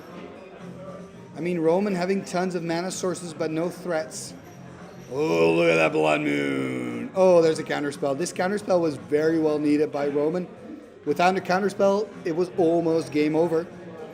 Blood Moon, so tough for his deck to deal with. Well, not to deal with because it's got disenchants, but I mean, once it's on the board, it's going to be tough if he doesn't have that source. There we see a Strip Mine. Here is a Suit Sheet. There is a Swords to Plowshares on the Suit Sheet. It is removed from the game, of course, but I'm not going to climb over all the cables for that. I'm not going to. If it's relevant, I'll do it, okay? But I'm not going to do it now. There's a Satch Troll, okay, and he has regeneration mana open. 3/3.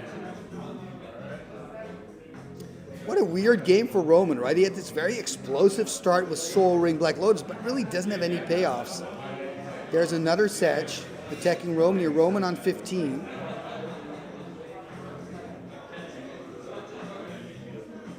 Looks like he's going to tap 4, Control Magic. And he's got Swamps, I believe, right? Or not. Hard to see with the glare. I think those are Savannahs. So that would mean it's just a 2/2. Ooh, there's a Terror on the Sedge. I mean, this is what you want to do as a Control Magic player. Like, it's a 2-for-1 now for Alex. But if you're Alex, I get it too. You just want to keep attacking. Putting Roman on 12 here. And remember, Alex started on 5. There's an Argovian Pixies. Not going to do much against the Sedge, though. There's the attack into the red zone.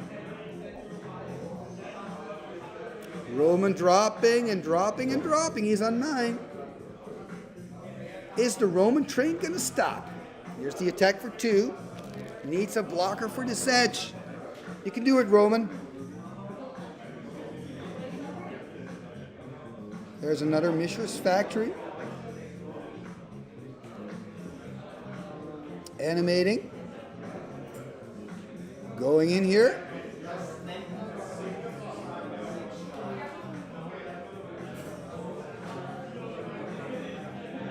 Ooh, is that a divine offering? The thing is, okay, it's better than nothing, but ideally you want a divine offering like a Gaian Tome or something. You want to gain some life.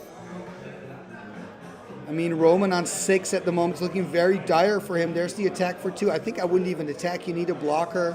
I mean, he's got the strip mine, that's true. He's got the strip mine for the factory of Alex. He's going to drop to 3 here. Oh, lightning bolt for the game. Is that it? That's game. It happens. This was a quick one, ladies and gentlemen. So Alex winning here quite quickly. 2-0. There he goes. Well done, I guess, Alex. Too bad we couldn't really, see Roman taking it to a 1-1. I love it when it ends up to 3 games.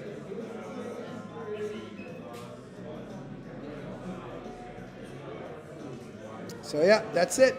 I'm just gonna clock out for a moment, catch some fresh air, and I'll be back in, I think, about 20 minutes. At 5:30, we're gonna start round number 6.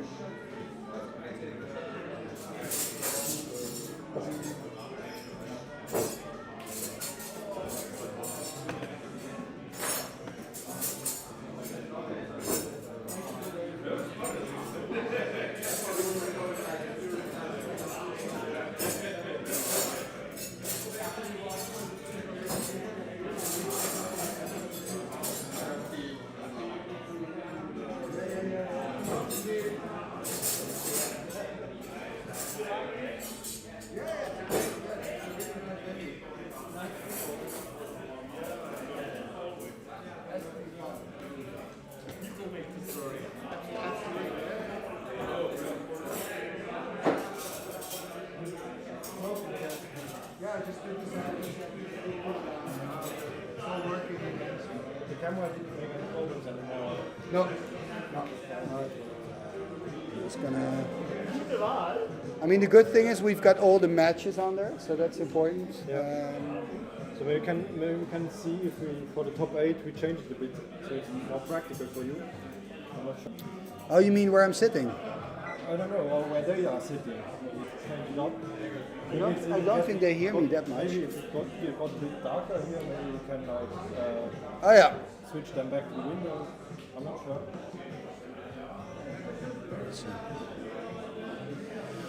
Yeah, we could try, but maybe after round 6 then. Yeah, totally. For the top 8, right? Yeah. Or not. If you are happy like this, then let it stay. The most important thing is that they cannot hear me. Yeah.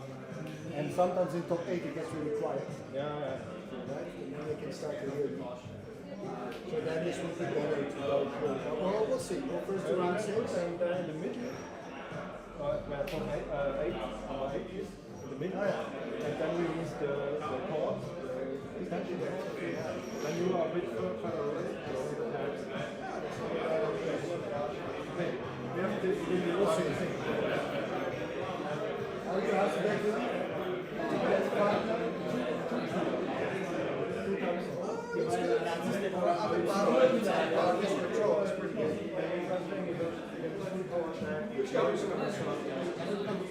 I'm taking There's only so much you can do. but I'm going out there Friday.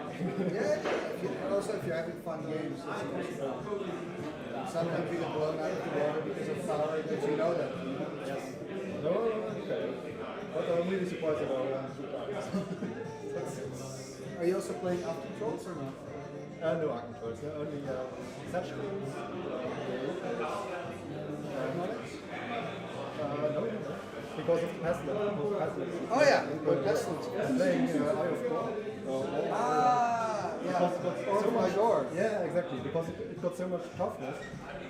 It's really good with pestilence. Pestilence. Yeah, it's such a cool card. And oftentimes I'm in a bit of a position where the opponent can block stuff and I can't really attack and so the eyes are perfect for that, so I can just lead them out of the eyes and do some pestilence damage. So it's really good. Has pestilence been good?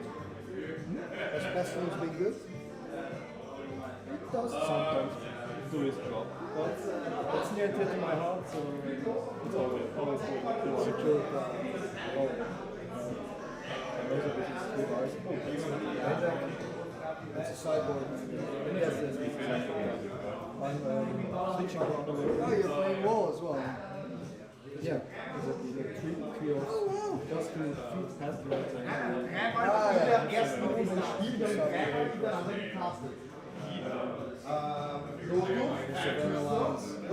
So you have like really different deck. I have 2 underworld dreams. Yeah. Really doing something else. This is the sideboard. So I got these 2, then these 2 of course, and then I got 2 otherwise for black rises. 2 underworld dreams and So you have kind of a transformation sideboard. exactly. Transformation sideboard. So if I see the opponent doesn't play a lot of creatures, I switch everything out and I go full on this nice. But It's smart. I like it. I have seen it somewhere online, I'm not sure where. Somebody posted such a thing there. I wanted to do my same pestilence and I thought maybe that works. I always like transformation sideboards. It can be really good. Yeah. I have a Titanium Song deck, which is also completely reprints. It's very cheap to make. And on the sideboard, I play ViennaGeddon. So main, I play Aladdin's Ring, Titanium Song, no creatures at all, Wrath of Gods and shit. You know. Sideboard, they're gonna board it out all their like creature hate. And they're gonna board in all the artifact hate, but I board out my artifacts. One of my thinking was that when the opponent switches circle of protection right for the rook axe, for the folds, for the fireball, for the lightning bolt, then I can kill it. It's really important, you're right, it's really important to have a plan against CPA. Yeah, it's so annoying. If you don't have it, You're stuck. And usually only the disc can save you if you're playing like black, right? Yes, exactly. You need a beer? please. Yeah. What do you want, Do the they have- Neffe or something else? No, something lighter, I think. Do they have this? What's it when you mix it with 7 Up? Oh, you want her out now? But not. Yeah, they mix it, yeah. Yeah, no, it's not. No, here they mix it. I think you want. Cool, man, thanks. Oh, yeah. It's nice. I'm happy. It's the first time I'm playing. I'm always fantastic, but it's the first time I'm playing the information.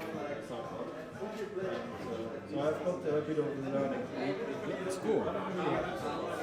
Exactly as you said. How to warm it, match up, how to play. Is your preference your own champion?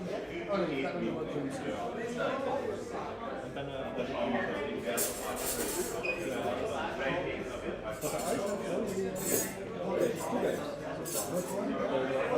Yeah, really.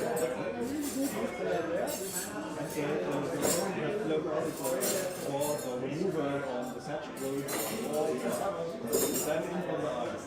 Those are the best ways when you win with an original card. You get too often, you take away. It doesn't matter if the walls are still there, probably on the attack, the hook X, the hook that can blow up, they're not attacking, then the ice are still Not the best cool stuff. I really enjoy myself. It's a bit, Yeah, so no, but I'm having fun. Everybody's really nice. It's a nice community having. But it's taking good care of your needs, beverage needs. My beverages, yeah. I'll actually bring these back to the bar.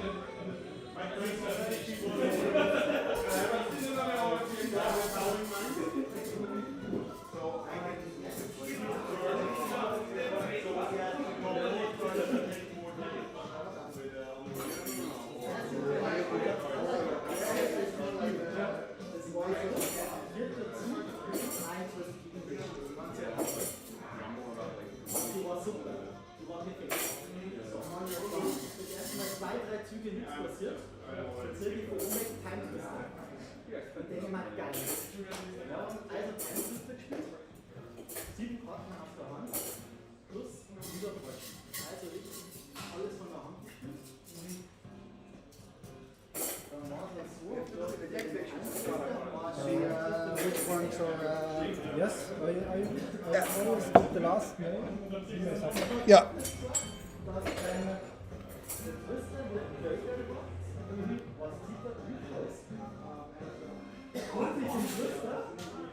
Und schießt von der die ganze Hand hoch. Und dann habe ich quasi das erste schon gemacht. Und dann haben wir noch 40 Minuten und zum Schluss haben aber das war so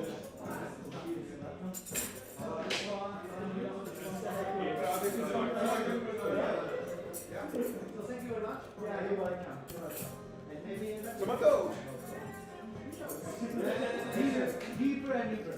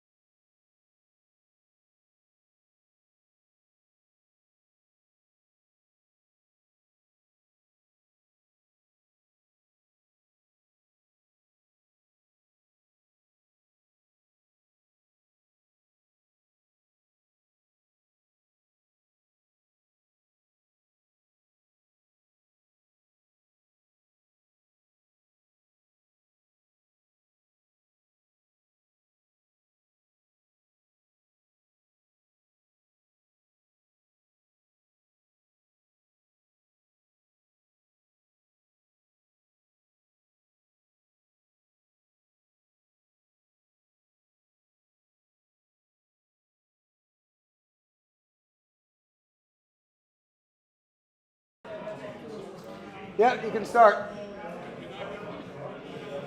Okay, wow. Woo! I got to work for money today. Damn. A lot of technical issues at the moment, but we fixed everything, so I'm happy with that. Round number 6 is the last round. The winner of this match will advance to the top 8. So there they go.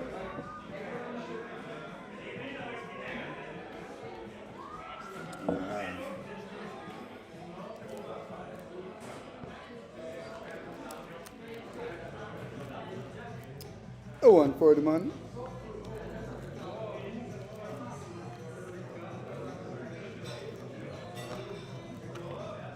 So Jonathan on the left, Philip on the right.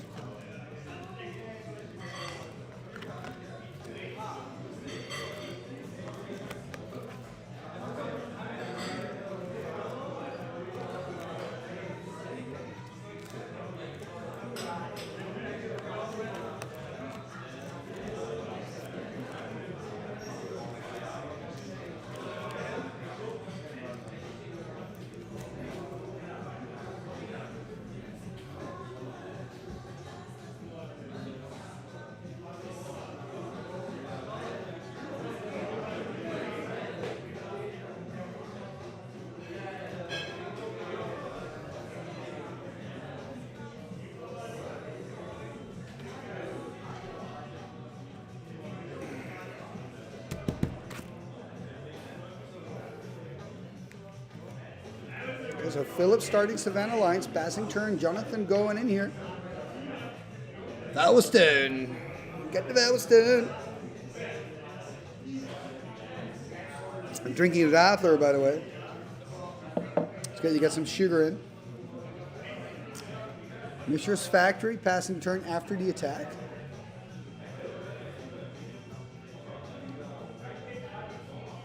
Should be on 18, I believe. Gonna tap 4. Ooh, there's a Guardian Beast. So we've got a Guardian Beast deck here. That's exciting. Haven't seen Guardian Beast the entire day. There's a Strip Mine. Oh, there's a Quick Sorts. Let me ask for a sec.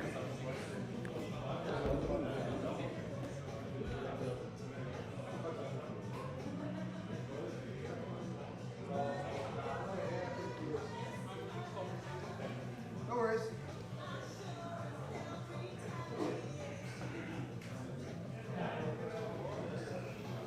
Okay, we're back. Okay, well, let's see.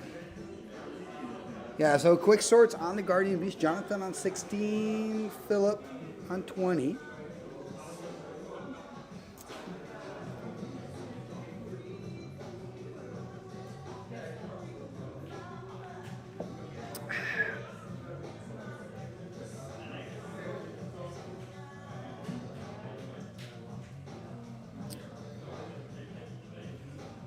There's a dual land coming in. Oh, Guardian Beast is back.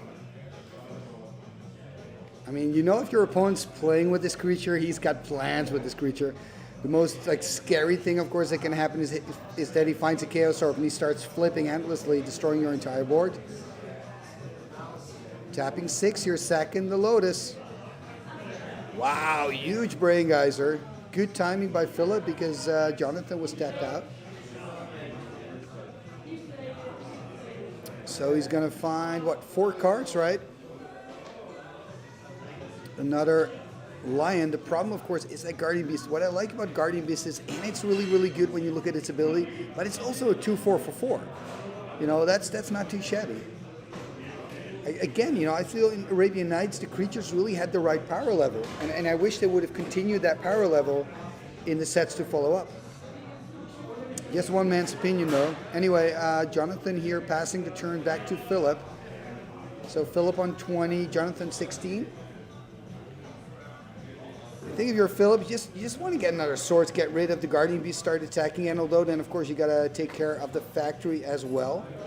Factory a little bit easier to deal with because you can also use your artifact removal on that. Just a pass here, both players top decking, trying to find the things they need. I think in this situation, that is bad news for Philip, right? Because as soon as Jonathan finds a good piece to go with the Beast, you're in trouble. Ooh, there's a Loa though. Oh man, this is good news for Philip.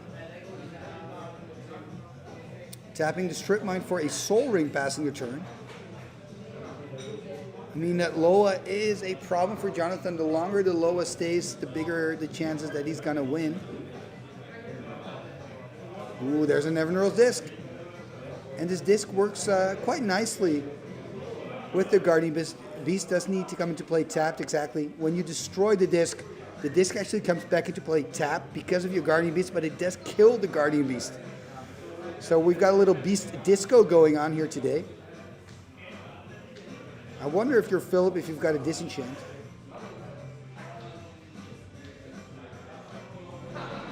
Get some nice tunes in the background. Max Ruby hitting the board.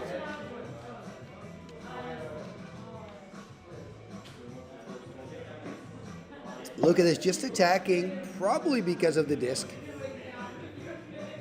So he's going to deal 2. So Jonathan dropping to 14. There's a Swords though, so he's going to go up to 22.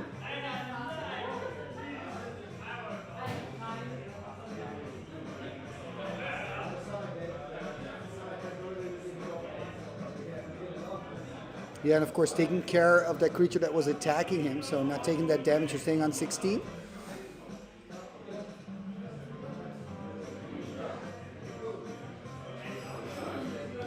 Draw a card for turn. Really no need for Jonathan to pop the disc here. Another factory, so I mean both players kind of in a standstill here. I mean that disc is pretty decisive. Look at that, only answers in the hand of Jonathan. Philip probably in the same scenario. This is what you normally see, right? If you get closer to that top 8, it's all like the Uber control is going to take over. Curious to see the top 8, by the way. See if we have some aggressive decks in there. There's an Underground Sea.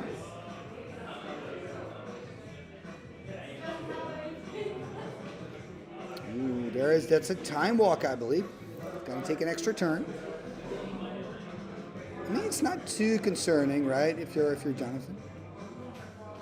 Finding another card here with the Loa.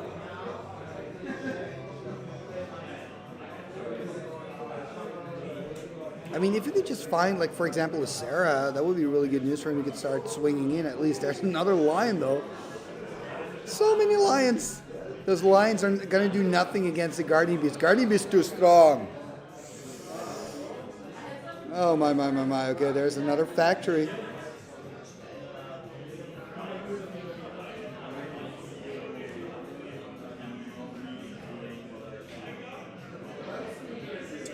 What did you miss? Hey, welcome back, Richard. Actually, some kind of fun games, a lot of technical difficulties as well. Beer count, I've got a Leffe, I've got a, what was I drinking in the morning again? The Italian beer. I had a draft beer. I had I'm now drinking like a half beer. You want to join me? No, not really, man. But yeah, I wanted to check the game out. Yeah, it's is he it's playing very close game. Guardian Beast combo? Yes, Guardian Beast. Guardian Beast disc, man. You don't see that too often. Sorry, man. Be careful. Everything all right? Yeah, it's still working. Oh, sorry, man. Oh, because you got the thing here. Yeah, sorry, man. No problem. So what's the score? 0-0. All right. And I think Jonathan is on 16. Philip is on 17. Got an active Loa, though. Ah. I mean, this is really a control match. Like, both players are, it's a stare down. I think it's Jonathan's turn at the moment. I mean, I think if you're Jonathan, you're just going to wait until you find your Chaos Orb and start orbing like crazy. But he can basically do the Ravenna Rules disc, right? Yeah, but if he does the disc, he's going to lose the Guardian Beast. Oh yeah, shit. Oh right. That's why. So I mean, if he uses Guardian Beast, he's only going to destroy a lion and a sword. Yeah, and the Moxen, yeah. Who cares? Yeah, who cares about that? Who cares about the Moxen? Who gives a fuck? Yeah. Moxen is basically food for the ATOG. Yeah, exactly. Yeah. I always say if you don't play ATOG, don't play Moxen. Yeah. Who cares about it? And then I had Richard ask me what my beer count was. So I was summing up my beer count, but I can't. I think I had a Peroni in the two Peroni, I think, in the morning. Then a Leffe. Liquid breakfast. Then, yeah, when they came in, no, because it's a light beer, it's Italian beer. It doesn't really count. Yeah, It's a light oh, beer. right, It's yeah, a light yeah, beer. yeah. And then I had one of those, what's it called when you have like the 7-Up with the beer? Oh yeah, the Radler. That's for the sugar, the Radler. Yeah. And then a draft, I think, something like that. Yeah. And now it's empty. Now it's empty. That's something to work on, man. Yeah, that's for later. But now we're stuck in this endless game. I mean, my dinner's getting cold, my wife's getting angry, this game's going nowhere.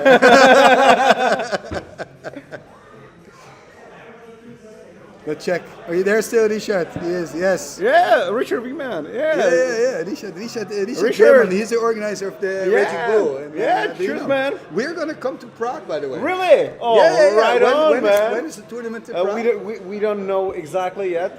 Probably November. Because I had him in the finals of the Summer Derby. Yeah. He is such a fun guy. What's his name again? Is it Thomas or not? Bella. Yes. Yeah, he's playing right there. No, but it was Summer Derby in the final. So I think it's not a play. Anyway, but Richard and I are coming to Prague. Oh, that's amazing, man. Yeah.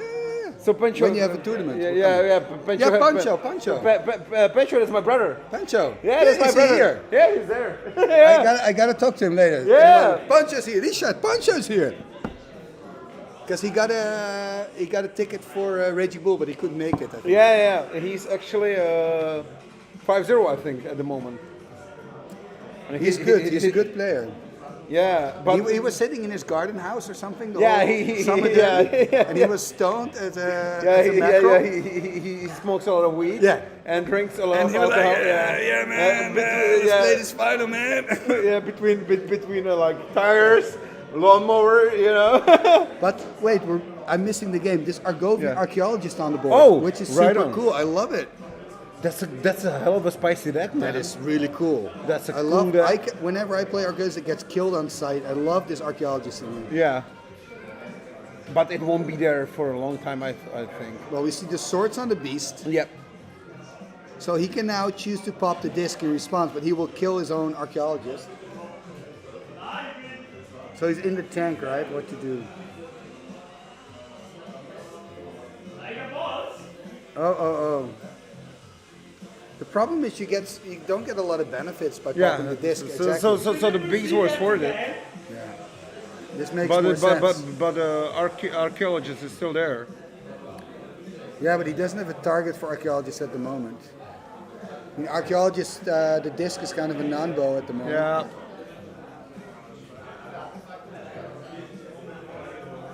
It's a disenchant. Okay. I would just accept it here. Yeah, And you got your archaeologist, you can get it back. Yeah, you can get it back, yeah. I think. And you have plenty of stuff to put in. But I think the archaeologist still has summoning sickness because he just played it. So if he removes it now, but if he doesn't, the problem, of course, for Jonathan is that active Loa because he's going to draw into so many answers. I think it will be over soon, actually. Like the card. The thing is with these control decks is yes, they're probably going to win with the Loa, but it takes so long. Yeah, it takes so long. He's got some aggro there. I like Jonathan's coaster, the Grizzly Bears. Yeah, that's good, man. I like it. The best card ever. Yes, man. I mean, 2-2 for 2. What more can you wish for? Yeah, exactly. It's fucking awesome. Yeah, fucking awesome. I love that it's actually playable on old school. It's too good. Not a lot of people play it because it's too good. Yeah, it's too good. Probably too good. Yeah. It feels bad to play it. Yeah, like you're breaking some rules. You should. It's called Power 10. Yeah, Power 10.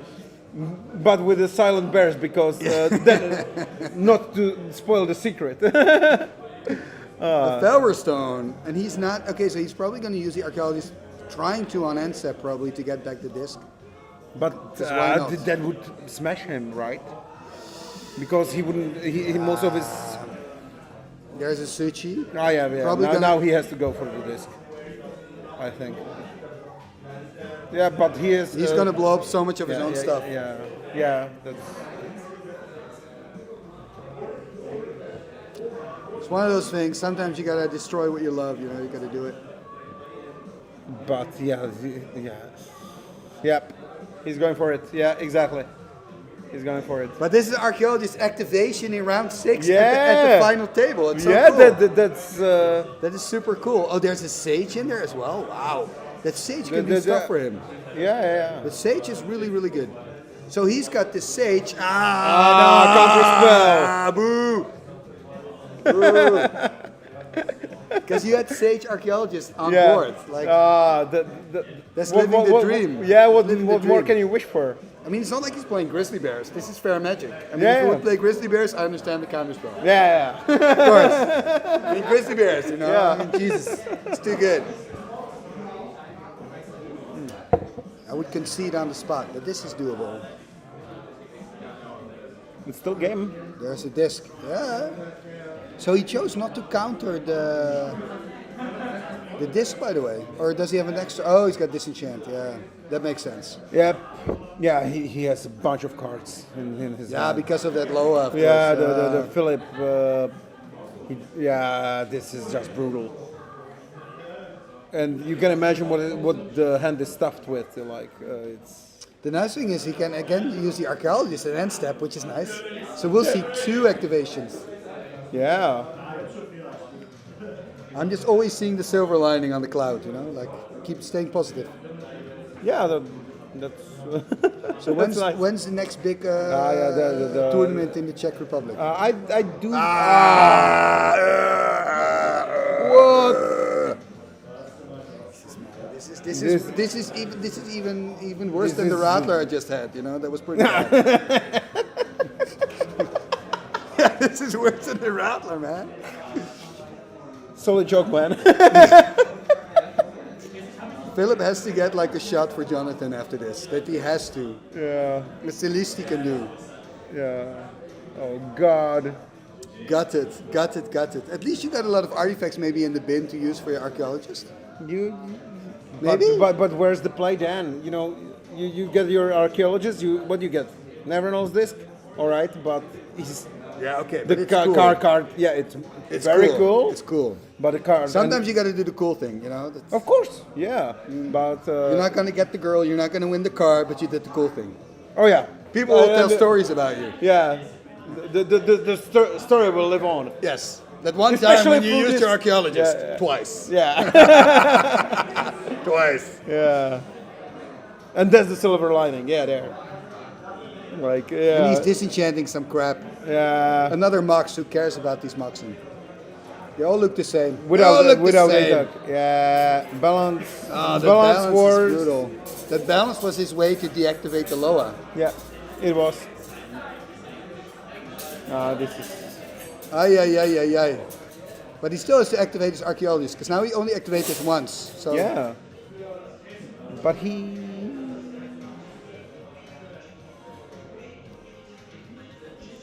So it's Philip's turn now? No, no. So it's Jonathan's turn. All right. Yeah. Okay, using the archaeologist. Yeah. Yes. Getting back the disc. So it has been used twice. That's good. It's good, man. That's a thing. That's a box checked. Yeah. That's a bucket list thing. And he's got a Black Lotus and archaeologist on board, which is also kind of cool. Yeah. It's not as cool as Sage of Latinam and archaeologist together on the board, but it's That would be ultimate. Yeah, disenchant. Yeah, this is the thing with these Loa games. You know, they always have the Yeah, answers. it's. Yeah. I think he's just toast. It's like when you. No, I'm not going to say it. We're live on camera. I'm not going to say it. I'm going to stay civilized. I'll say it later at the bar. It's a good joke.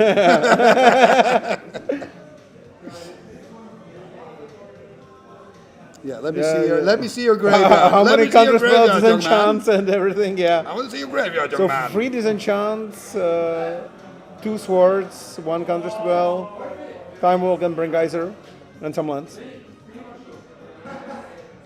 Oh God. To make a long story short, you're fucked. Yeah. I would say so. I mean, how many cards does Jonathan have? 7. Yeah, No, Philip okay. has 7. No, Philip has 7. Jonathan has 1, I think. Yeah, 1, huh? Yeah. That's. It's live stuff. Jonathan But- brings a Jonathan a has beer and a yeah. grizzly bear coaster. So, I mean, I know who my favorite is in this matchup. Yeah. I mean, come on. You have one side. You have one side. Yeah. That, yeah, do it.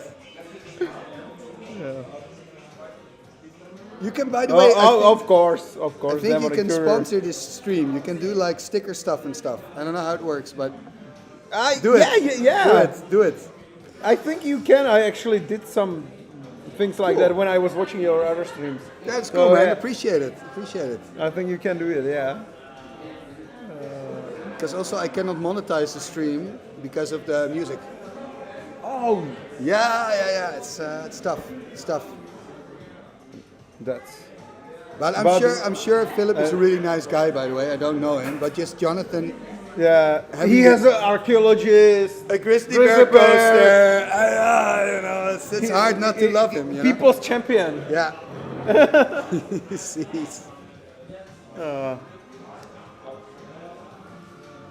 Let's see what Philip. If Philip just win it, make it 1-0, and so we can go on with our lives. I mean, my rattler is gone, and I don't want to have another one, right? I did have lunch today, which was pretty smart. I think it was a smart move. Having a lunch? Having lunch, yeah. Yeah, people To have stay lunches. to stay like steady. I didn't have a liquid diet today. Oh yeah, that's good. Oh, what? He's playing Recall. He's playing Recall for Counter Strike. Yeah. Oh yeah, just going for the slow control and like bully you. It's the best play. Yeah, I get it. Yeah, but Philip it's is just saying, so- "I'm going to bully you, man." Yeah, time walk. Yeah, strip mine. Yeah, this is. And swings for 2? No. It's like when you're in this bad relationship, but you don't want to break up because you're afraid you cannot get another woman. Yeah. That's what you do when you get a counterspell with a recall. Yeah. And that's what you get. That's what you get if you recall a counterspell. Yeah. That's what you get. So guess how many times I've recalled a counterspell in my life? 0. And I'm playing since 1995. 0. Yes. 0. Right on, man. Yeah, but it's the truth. Yeah. It's the truth. I don't do it. I probably have done it, so Maybe I'm yeah, I know, ashamed. but that's okay. I'm It's a good ashamed. play. No, I'm no. a shameful person. Yeah. It makes you win games. I get it. I get it. But it's the right thing to do. I get Philip. I get Philip. so Jonathan has 2 cards in hand. And He's remember, actually trying something. oh, transmute. transmute. I really Ah, like this alright. deck of Jonathan. It's Uber Artifact. Yeah. Counterspell. Yeah. Oh, he's picking up the cards. He's picking up the cards. That's over it. Yeah. Oh, this is hot. He's picking up the cards. Okay, so Philip got the one. All right. The thing is, no matter, at the end of the day, you win it on Loa. And, Yeah. If you're Jonathan, the only way to kind of get out of it is if you have that good moment where you can cast that bounce when you've got no cards in hand. Yeah. Something like that, or Yeah, draw yeah, 7, or that he straight mine. might twisted it. Yeah. Like he was like working slowly towards it, but It's so tough when you have playing Yeah, against sorry, active Loa and you have and then you have a mind twist against you. like that's game over, man. That's yeah, that's terrible. But it was. I'm still surprised how spicy the deck is. It's really nice from Jonathan. and it's quite high. Like it's Yeah, board- if he wins it, he goes into top 8. Right on. So I also understand Philip for doing what he did because this is a top 8 seat. You know, this is Yeah. not serious stuff. Serious stuff, exactly. Serious stuff. We're serious people. It's important. Yeah. Yeah. Let there be no confusion. We're serious people. Exactly. I think I'm gonna get a beer. Yeah, and I'm gonna go check out my brother. Yeah. Yeah, Pancho. Pancho.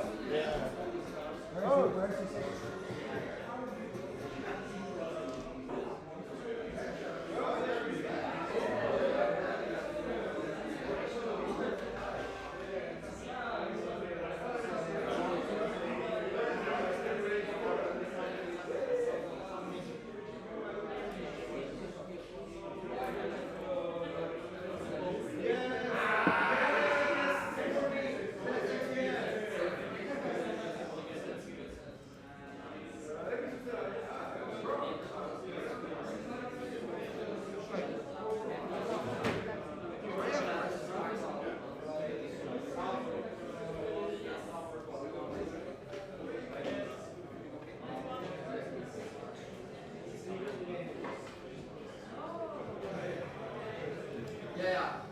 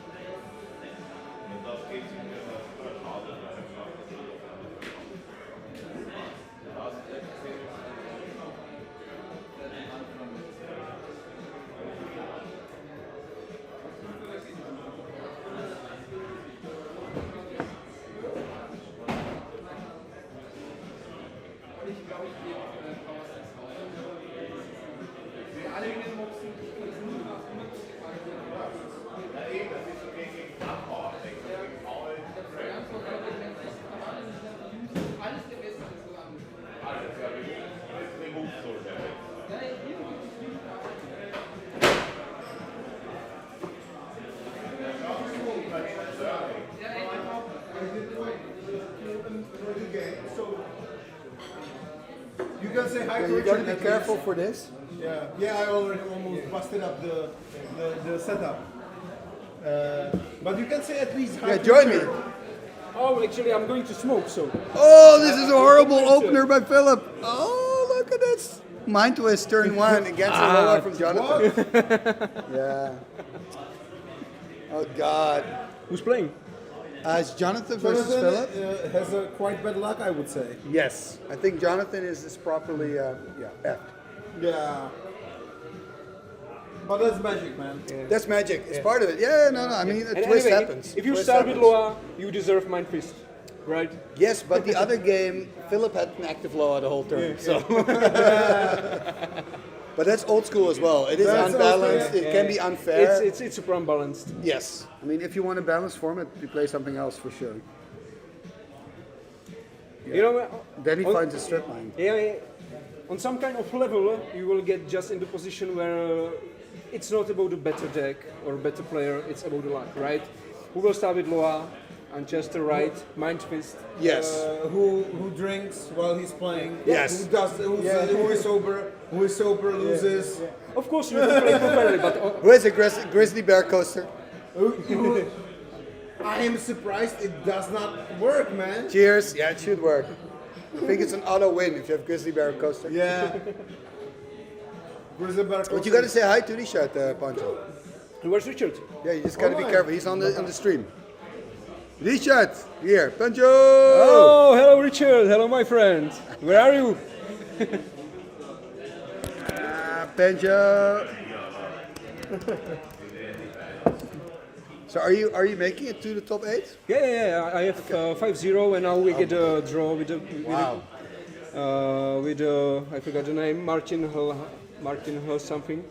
Okay, so we'll see you in the top 8. Yeah. But yeah, we see a Guardian Beast hitting the board. Yeah, and my brother as well. So that's awesome. Nice. So there are like 9 players from Czech Republic. Wow, so many. Yeah. We are here like 3 cars.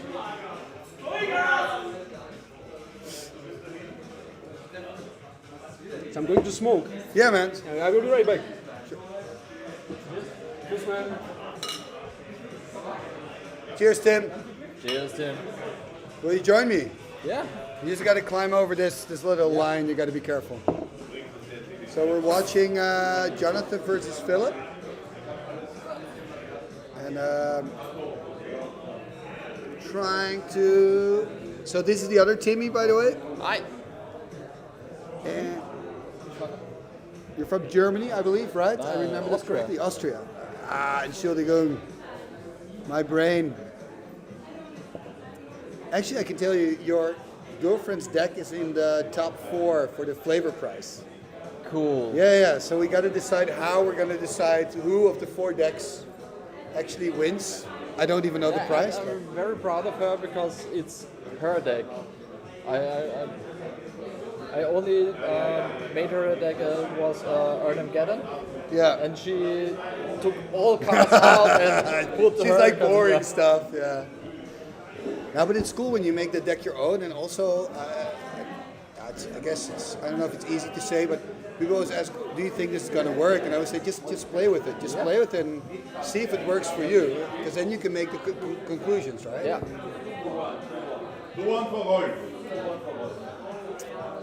But yeah, let's have a look at this match. It's looking good for Philip again. Like, let's look. It's Jonathan's on what, 12, I think. Yeah, Philip's on 20. Philip's a game ahead here. I'm liking the deck of Jonathan because he's playing Archaeologist. He's playing Sage of Latinum. He's playing Guardian Beast. Okay. So really artifact heavy. And it's nice for me to see Argivian Archaeologist. You don't see that card a lot. Yeah. So I was quite excited to see that. But he's in a bad spot. 2 cards in hand. Why is Sarah Ancient top? That's a good point. That is a good point. He's going to tap 4. Okay, there's a Gem de Tome, yeah. Yeah, it's not ideal. He's on like a 2-turn clock, right? Yeah, why is the Tome, why is the Sarah Angel tapped?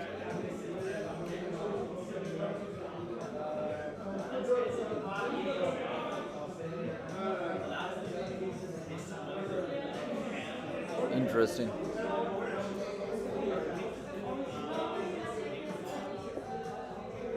Were they asking? It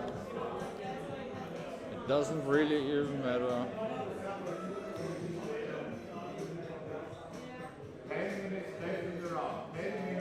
Okay, maybe he just tapped it to indicate attack, I guess. But I mean, And it's looking so good for Philip. 10 minutes left in the round, so. Oh, look at that, he played out a balance instead of a land. Anyway, he's gonna swing for 6. Gonna put him on, okay, 5, I guess, yeah. You got a top deck of balance here to kind of get back into it. That's all you can do. Or a ref or something. No. At least something to get rid of the angel. Guardian Beast is not going to cut it. Well, he's on 5. He can live 1 more turn.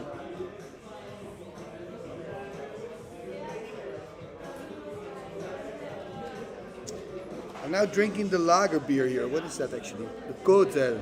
Kozel. Is that good? It's not a Guinness, but it's okay.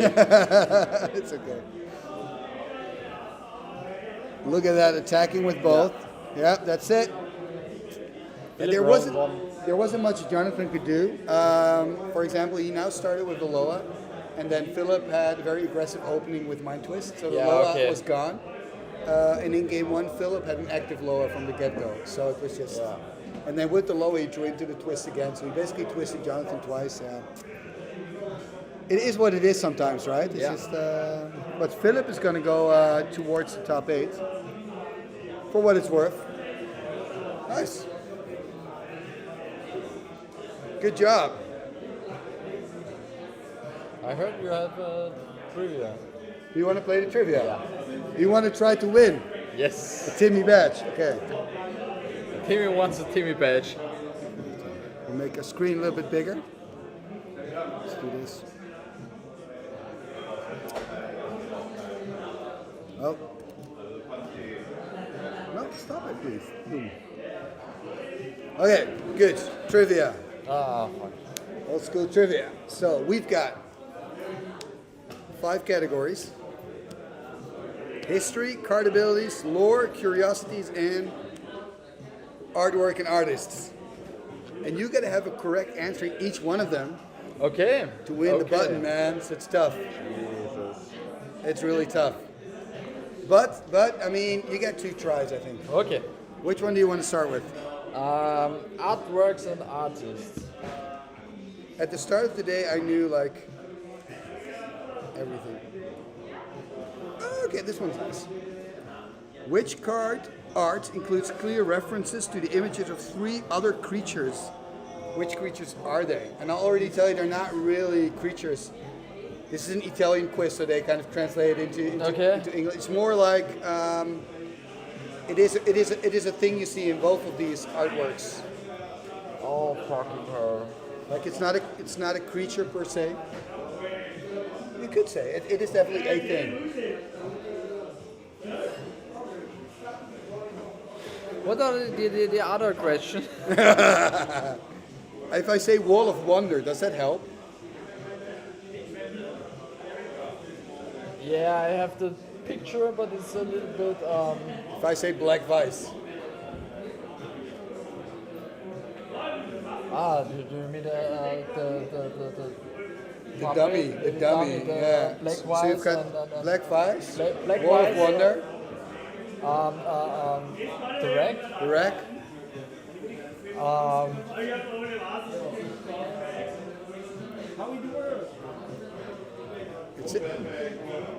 It's in the Antiquities. Rack? Yeah.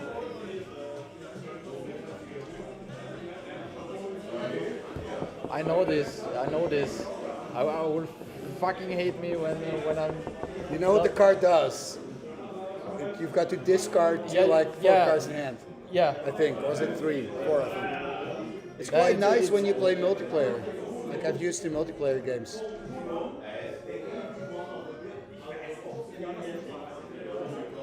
Philip, you're a mean man. You're a mean man.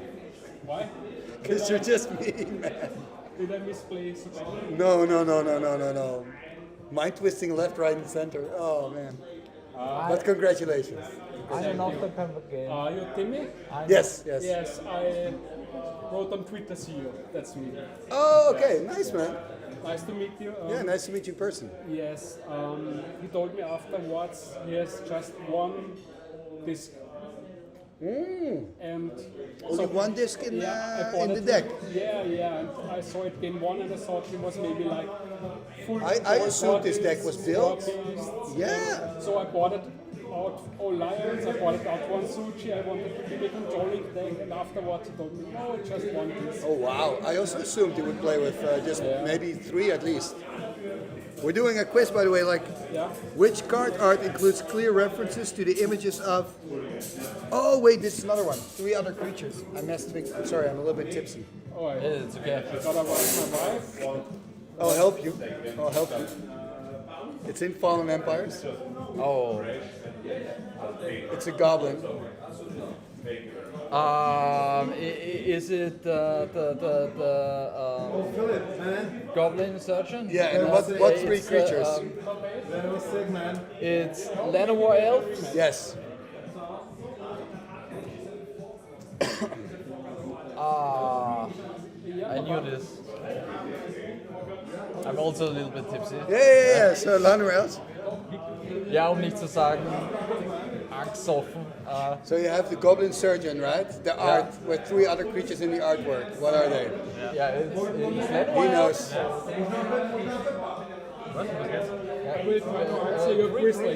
Yeah, cool, man. Of one card.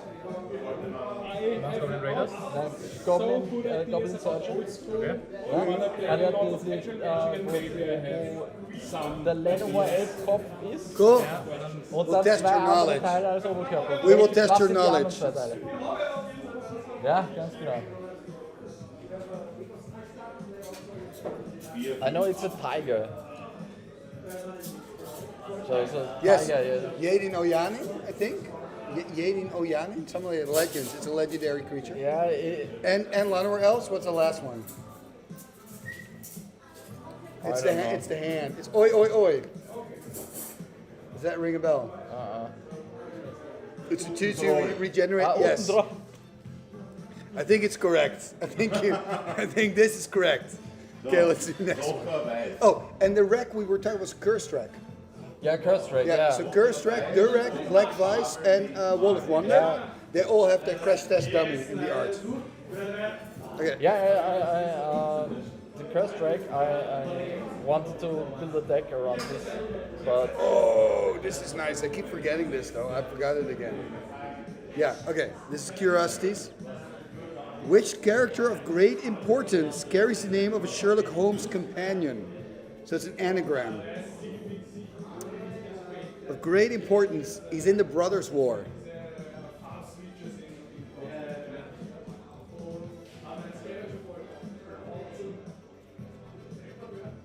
I thought the trio was easier.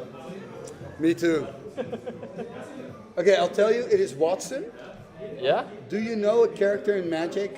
When you mix the letters, you can make Watson.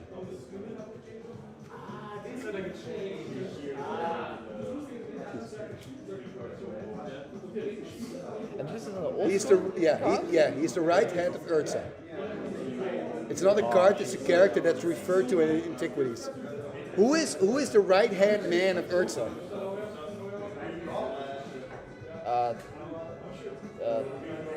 Thanos? Yeah. Thanos flipped around as Watson. Good job, man. Good job. Okay. Woo. You know a lot. You know a lot. I'm very impressed. We'll do the last one. Okay. History. When and where was the first World Championship held? When 49 and where? Yes, 1994. Yeah. Yeah. 94. Yeah, not 49. Yeah, it's No! German and English is it's the other way around. Would have been fun to start at 49 already. And where? It was not Seattle. New York? Yes. Okay, cards abilities. Oh, this is a nice one. It's a hard, you can help. How many and which creatures have vigilance, even though the ability doesn't appear in the text box? Vigilance. Vigilante. Vigilante. My most hated card, Sarah Angel. Sarah Angel's one. You got a really cool card that's often played with a Figurine Enchantress. I thought this would help it. Pixies? Reds. But I don't know which red. No, not the reds. Which creatures have vigilance in old school? So Sarah Angel. Even though it's not written in the... Yeah, so the same ability. They don't have to tap when they attack. I'll give you another hint. Caw, caw, caw. Sounds more like a chicken, but I mean to be in like an eagle thing. Like Birds of Paradise? No, not Birds of Paradise. No, not becoming cash cream. No. The blue card? Yes. 1/1, flying. Yes. Falcon. But the That starts with a Z.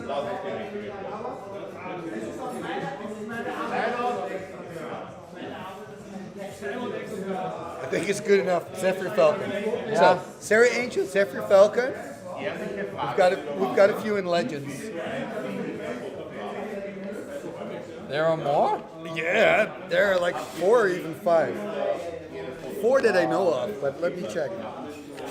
So Sarah Angel, right? Sapphire Falcon. Then you've got a card when you put an enchantment on it. It gets +2/+2. It's a green card. It's from Legends.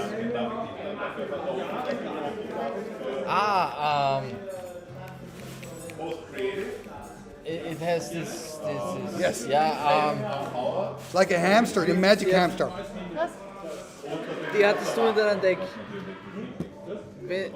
Die wolltest du unbedingt in dein Deck. Kostet 4 Mana, ist eine 0/2.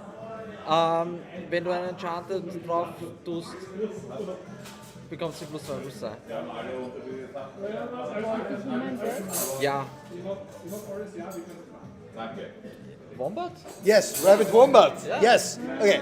Then we have another. You've got 3 cards out. 2 cards still remaining. It's a legendary creature in Legends. That's one of them. The other one is a creature in Antiquities, an artifact for 3. You cannot win a Timmy button for nothing, you know? Yeah, it's got to be tough. An artifact. I think you guys can do it. You have the knowledge.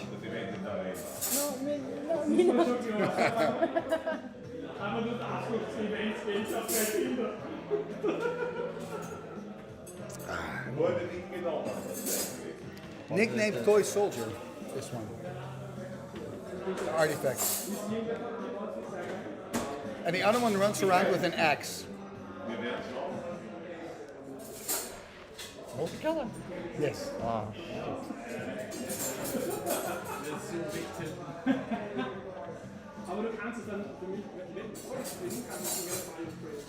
So do you the creatures that have vigilance in old school? Excuse me? The creatures that have vigilance in old school. Oh, it's their range, of course. How many are there? 5.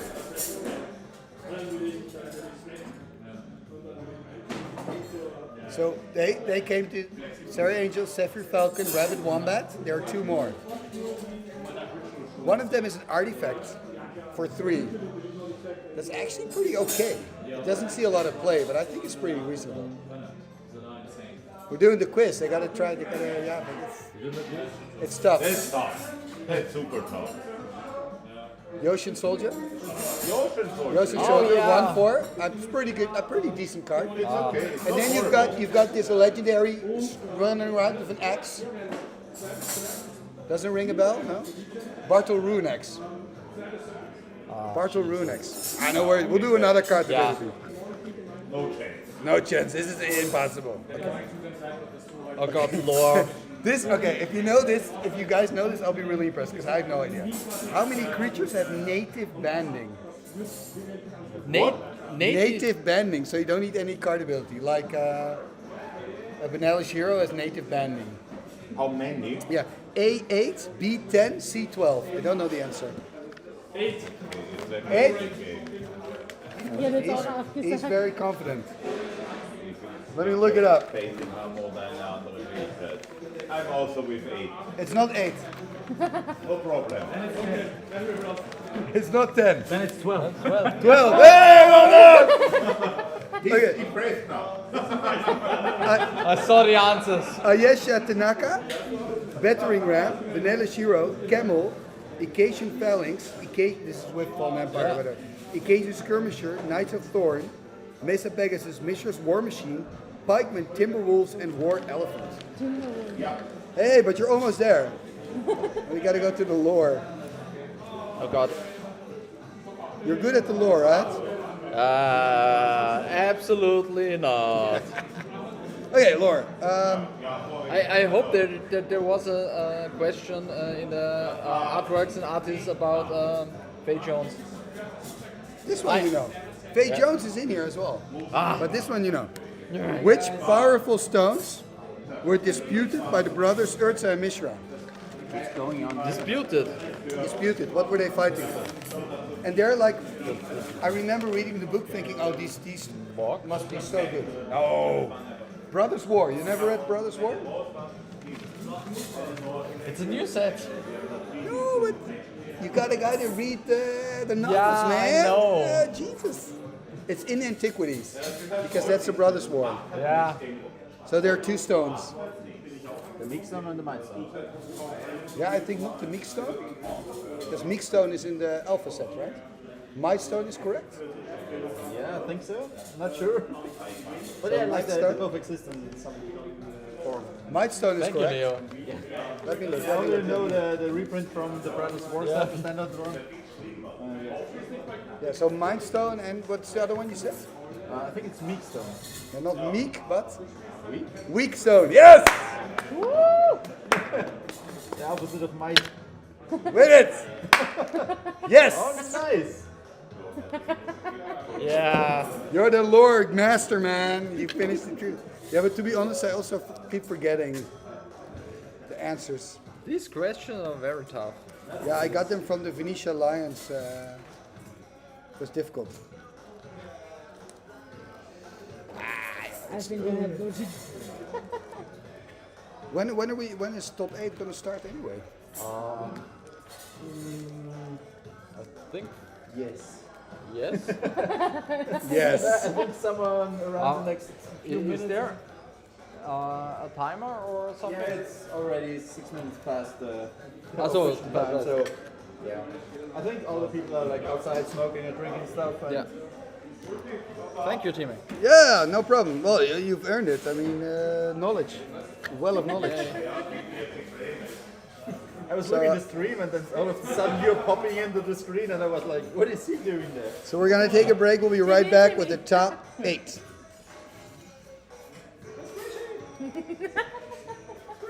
It's so squishy. Yeah, I'm just streaming today, but I can play late. I got a deck with me.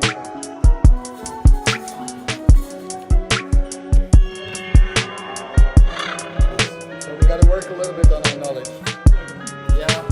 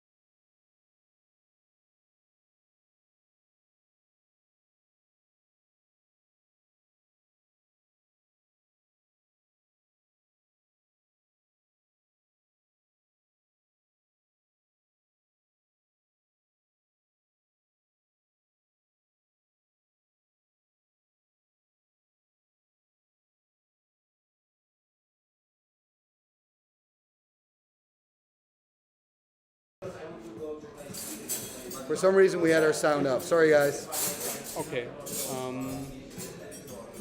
So, 1 second, I'm Yeah, sure. finishing the quiz. Oh, nice, you're doing quiz. Yeah. Oh, right on. But I forgot to put the sound on, so... Sorry guys, I got the sound back on. So I just make a wild guess, and I'm not sure if it's within the rules. I say like a fiery ball, because you have chain lightning, lightning bolt, fireball. I like it. And maybe there's a fourth one, And then which ball I don't lightning. know. Yeah, ball lightning is also from the It wasn't it. It was, if I say black vice, can you come up with the other three? But I like what you're saying. Black wise, is it like the puppet? It's the doll, yeah. It's a So doll. in what others? It's on the rack. On the rack? You've got another card also called the rack in it. Yeah. Is that not torture rack? Is from Tempest or something? No, not that one. Okay, no, okay. The doll, yeah. Give me just a second for your coverage. I have not sent my deck picture. May I? You're out of the tournament. The doll. I send it to you later. Yeah, you can send it to me later. Or maybe it's better to send it to Oliver, to the organization. Yeah, Maybe. of course. I'm in the organization group. So Oh, okay. no I didn't know. problem. Oh, perfect. Now then send it to me later, yeah. Yes, okay. We'll But do more I that. gotta save it in the folder. All right. It's on Artifact Blast or something like this, what a doll is exploding. So you've got the rack, you've got Black Vice. Yeah, is you've it on got Artifact Blast? Cursed Rack. Okay, I don't know about It's it. on the Artifact Blast, and then it's on Wall of Wonder. Okay, this is too hard for me. Okay, we'll do another. We'll do another. Oh yeah, which card is the only card that depicts a real-world male figure in its art? This is Hink Suleiman. No, but it's also it's a real-world figure. Yeah. They mean someone else. Someone But else. I'll allow it. It's correct. Albert Einstein Yes. on the legend, Presence of the Boom. Master. Correct. Thank you so much. Thank you for helping me. I have to check these as well, man. I don't know. I've been on real live national television twice for quiz shows. Oh, really? Yes. But like general knowledge, etc. So you're good at this. But I'm not really into magic lore. But I did what I could. I think you were pretty decent. Oh, thank you These so are really much. hard questions as well. Okay. And I should probably give you more time because I'm tempted to spill the beans too quickly, I think. Okay, no problem. I will play my top 8 match now. Yes, man, go for it. Okay, see you later. Talk to you later, and we're gonna prepare our.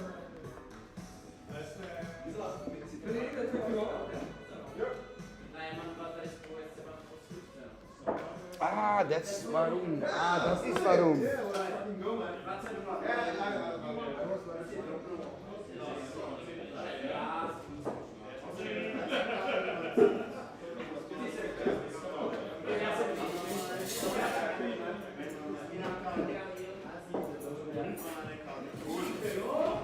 Thank you very much.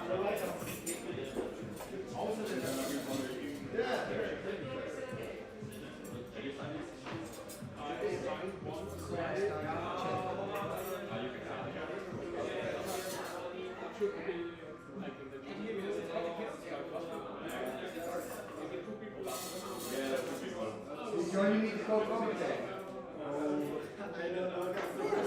You're a pro.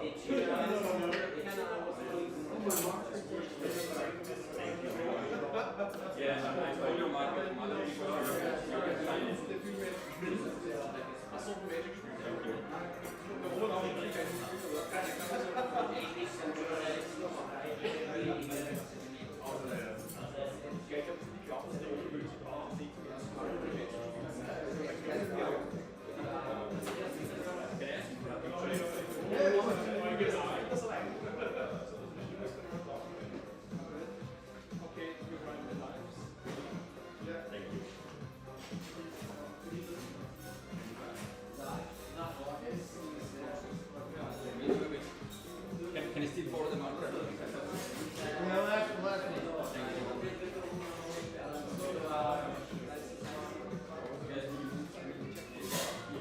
Before all of it comes to steal.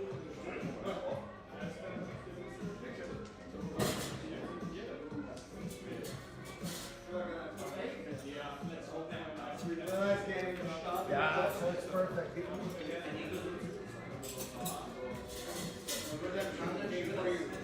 Let's see.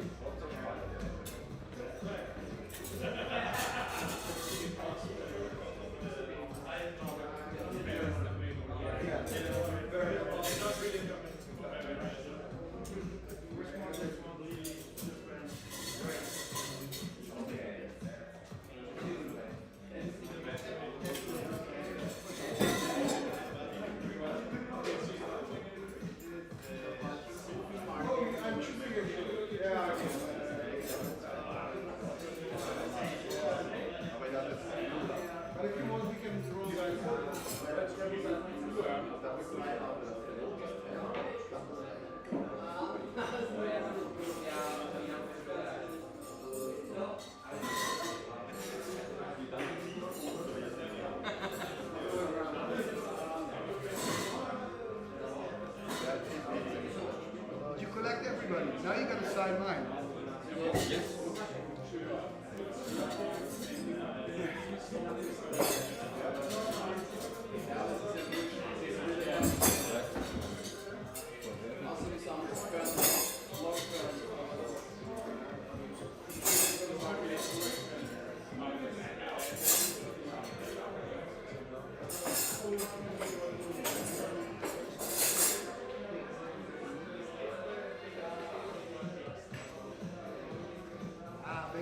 Thank you.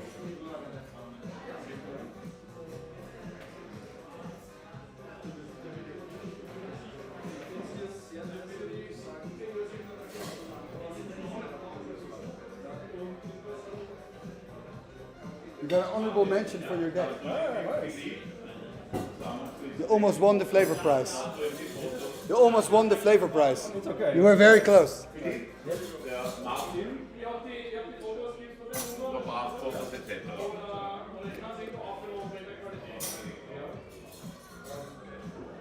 Okay, so we're back. Let's have a look. What are we looking at? Yes. We will just be shuffling up and then start. Yeah, go. You can start. It's all good. It's all fixed, done.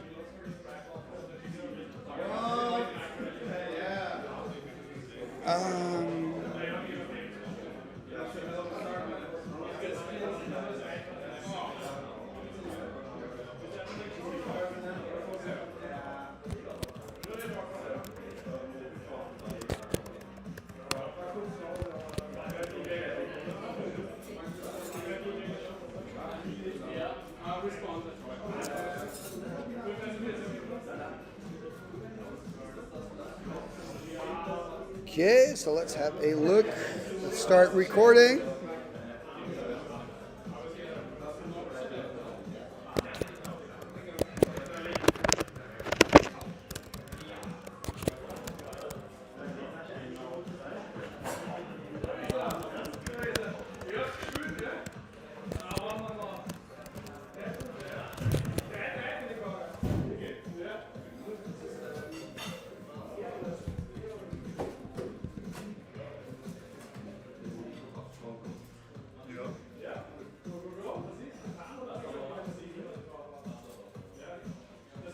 Okay, starting the top 8 here.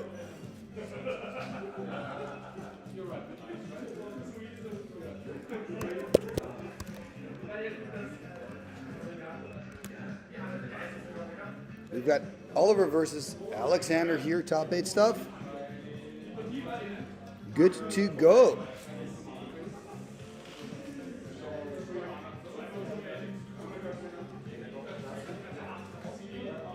Join me on the stream.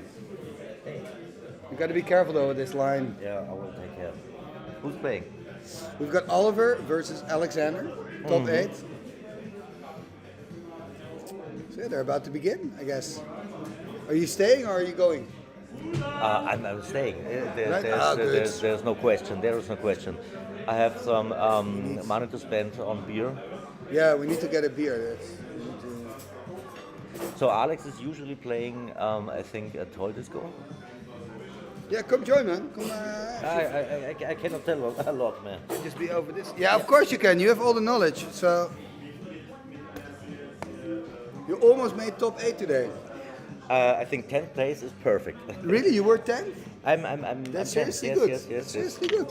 So it's. But then you really almost made top 8. I almost made top 8. That's really good. With the teams actually were great. You always lose a few games because you have bad luck, and on some days you have all the luck, and then you get into the top 8. You know what I mean? Like, or maybe it's better to say on the days you don't have bad luck. But the games I lost were.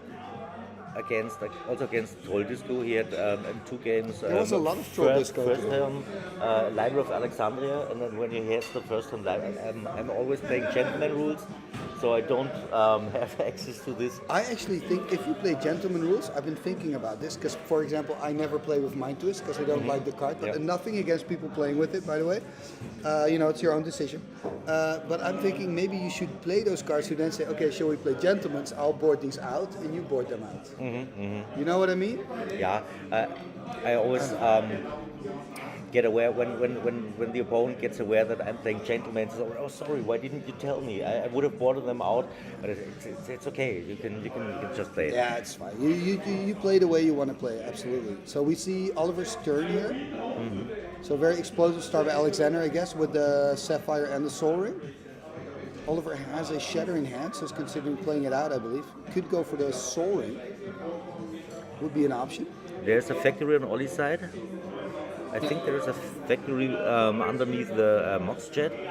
Yeah, exactly. So he can also slam with the factory, but then there's the risk of running into a bolt. Mm-hmm.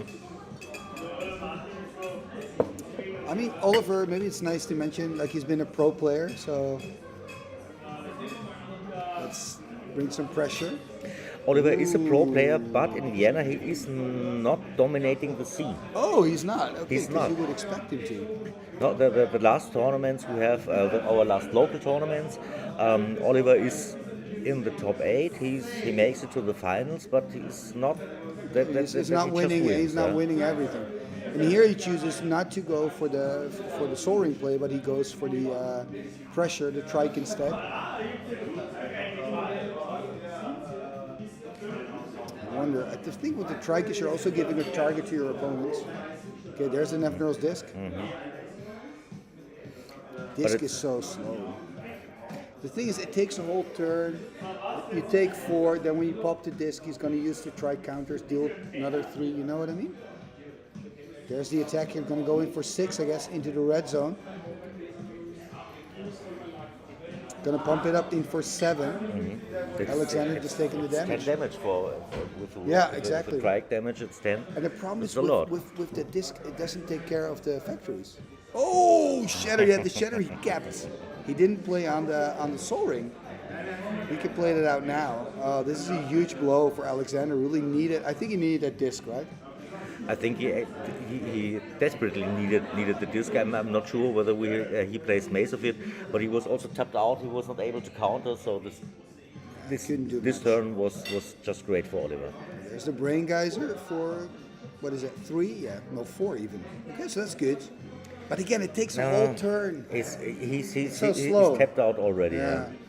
You pass a turn, you take 8. I think you're done. Almost. No, not yet. Maybe he's got. Maybe he can 11. squeeze one more turn. He's on 30. He's on 13. I think it's done because Oliver might have a bolt or something also in hand. Down to 5. If he has got a bolt, it's game. Yeah. Passing the turn though, so I guess he doesn't. That's looking really good for Ollie. This is tough for Alexander. He needs something. But you have something right. The disc is slow. Yeah. And there's so much artifact hate in the game now, which makes sense because there's so many good artifacts. I get it, but what if the disc was an enchantment? Enchantments are so tough. If you don't play white, enchantments are so tough to take care of. It would be better, yes. To deal with. Okay, there's the. Gonna take 3 Shatter here. Ah man, so he's on 2. I don't know Ollie's deck, but when you play this kind of deck, you. Ooh, I like this. You regularly have some burn spells, or perhaps an animate dead or something. So when you're on 2, you're not in good shape. No, but I think Alexander's in survival mode, right? Yes. So there's needs to hit the flip. Yeah, got it. Yeah. I mean, it's nice for Alex that he gets another turn, maybe. But Alex is also a passionate player, and he knows how to wait. He can still win games when he's down. He's very patient. He's patient, and he knows how to avoid certain mistakes. So there we see Oliver untapping the Manifold. I think one of my biggest problems when I'm playing, there's the bolt. You already said so, right? Yeah. But Alex was playing towards his outs, was doing that quite well, but 1 up here for Oliver. Is it over, or was it the first game? No, first game. It's not over yet. No, but I think one of the mistakes I make is when I'm behind on board, I get anxious. I want to change the situation, and I spend too many cards on getting ahead on board again. And then my opponent is usually more patient and takes over. Patience really helps a lot. I also was playing a little bit of singleton lately, and then also my opponent was saying, yeah, I can see you don't play a lot of singleton. I said, why? He said, because of how you're using your swords. You're using your swords to plowshares as if you have 4 of them in your deck. But you don't, because yes, you're using the swords, that's not wrong. It gives you a temporary boost, but you have no follow-up, so it's not going to give you the victory. Swords is so good in a singleton format. You got it. It's like a holy grail. You got to keep. And I started thinking about, oh yeah, of course, your resource management is different. I never played the singletons, but I think there will be a pre-modern round. There's a pre-modern round going on in September. There will be the pre-modern European Championships in Prague. Yes. And we have a lot of these guys here today. They're going to play there as well. Yeah. Nice, man. Sweet. Do you play pre-modern? No. Only old school. Oh yeah. No, if it's after like Fallen Empire, it's just well, I play Alice sometimes. Once a year I play Alice. There's Alice, right? No, Ice Age and Alliances. Okay. I do that once a year. When winter, the first day of winter, I organize on Timmy Talk's online Alice tournament. That's the only time I play like new cards. The new cards. Yeah. But I think for me, I don't have a connection with the pre-modern sets. I think if I had a connection with the sets, I would play it. Yeah. Because for me, it's all about nostalgia, playing the cards I want to play. And because I stopped buying products after Stronghold. So I feel if I had a feeling with the things. This is why most of the people here are playing pre-modern, because this is how they grew up. Yeah, exactly. So if I had that, I would play that. But I started with Revised, 4th edition. And like those cards that weren't reprinted were always magical to us, like Psionic Blast, cards like that. Like, oh, that's so cool. The Mishra's Workshop I own, I've had since I was 11. I traded in a basement in Utrecht, which is a city in the Netherlands, against revised Vesuvian Doppelganger. I still have it. Yeah. So, do you have a card from when you started playing? You still own? Let me think about it, because I'm playing since more than 20 years, and then of course a lot of cards just went away. In order to build something new up, either a new card collection for a new format, or to furnish up the children's bedrooms or something. Yeah, of course. You're going to sell your collection, and I'm not sure. No, yeah. What was it? I think it was a Portal. A portal. Goblin. How is it called? One red mana. I think it's 1/1 haste or something. Yeah, but okay. Yeah, I think I know what you mean. Yeah, 1/1 attacker with haste. I think I still have this one. Okay. I was expecting you to mention some like high value. No. When I started, I did not have any high value cards, or at least wasn't aware of it. Now, I remember that I didn't like dual lands at all. I thought they were just stupid. Like I didn't see the value. I wasn't that. I liked the big creatures and the cool creatures. So when I got my first City of Brass, I thought, what is it? Why should I take a damage from getting a mana? Yeah, what's the value? Same thing with Moxen and stuff. But for some reason, I did like the Mishra's Workshop. Maybe because it's a cool art. I was very sensitive to art, right? Like it sucks you in, and you start thinking about, okay, where is this place? What's happening? Anyway, Alexander on the play after losing the first game. He's got to shine now. He's got to shine to make this work.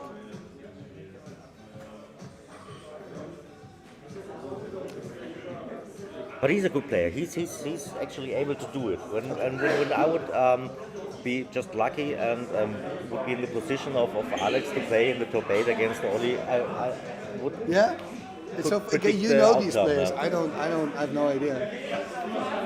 I have that with the Dutch scene. If I see a top 8 with Dutch players, I can tell you, oh, I think he's the favorite. Purely on not the deck, but because I know him as a player. So Oliver casting the Ancestral in the upkeep of Alexander. So Alex does not have a great deck variation. He sticks with this deck since many years. Okay. And also in the last years, ViennaGeddon and local tournaments, he manages. It does mean you get better at it though. So he's taking a damage. Going to go to 19.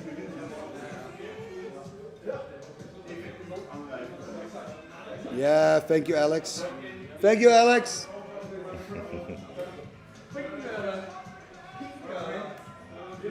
Oh, demonic tutor. This is really tough. I mean, I don't know if it is, but I mean, more. There's nothing Alex can do. Maybe he can counter. Okay, he does have a mana drain. I think it's good to mana drain here. Why? Because he can pick up a Loa, and he can play a library. Yeah, That's why it's good to counter. This is true. In a lot of other cases, here he goes taking extra mana from the drain to cast a Suchi. In a lot of other cases, you would be like, why counter the tutor? Is he okay? Actually, he is. Yeah. It is also normal. It's his character. It's his character. This is his. Somebody has pre-modern here to play? No. I will join you playing pre-modern. I will. Schauen wir das noch an. I think it was just correct to play the mana drain. Yeah, absolutely. But the Suchi's gone. We saw Shatter on that. I mean, this is.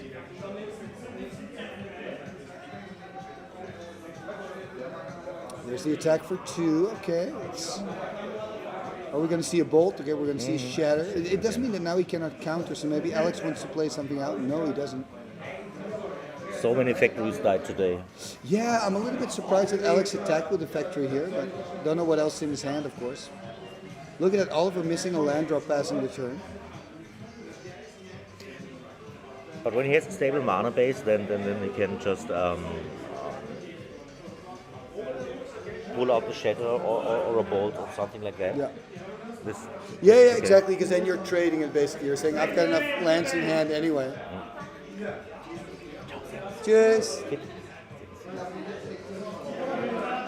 So if you do not have a plan with your mana base and then you cannot build it up against it, you should never attack. Exactly, yeah. If you don't have enough lands, you see Chaos Star appear by Oliver. What will happen next? Have you seen any missed flip today? No, none. No, I saw like 3 flips on the channel or 4 and no missed flips. Just quite exceptional. Ooh, there's a demonic. Are we going to see a counterspell here? We are going to see a counterspell. Going to take 2. Same situation as with the mana drain. So he's going to go to 15. Yeah, exactly. Yeah, it makes sense, right?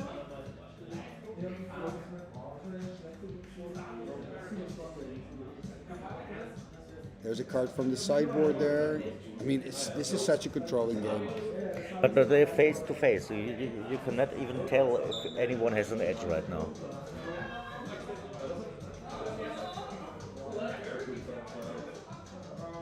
This is just going to be one of those grindy matches, right? Where both players are staring at each other like, do you have a counterspell? Do you have a counterspell? Do you have a backup for the counterspell? It's the pass by Alex, so just waiting. But you're also waiting for any mistake of the opponent. If any one of them makes a bad move, this will be usually the first one that steps out to do something gets punished for it, right?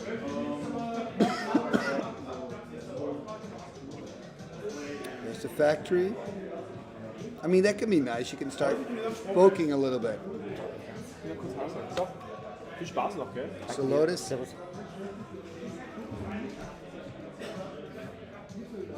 Lotus doesn't do very much right now, unless he proves us otherwise. For brain gaze or something. Gonna crack. There's a Shivan Dragon.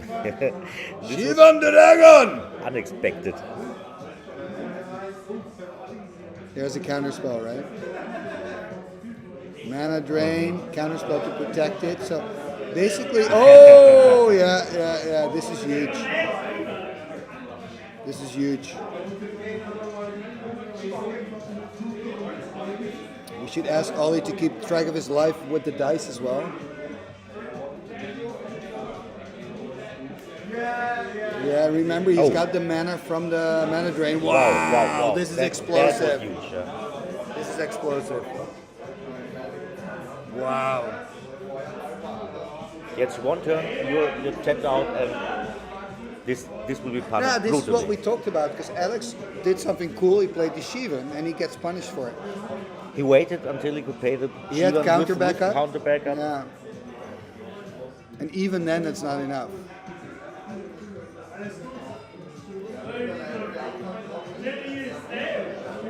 There's a shatter. Okay, but he has 3 sushis. I saw a lot of robots today as well.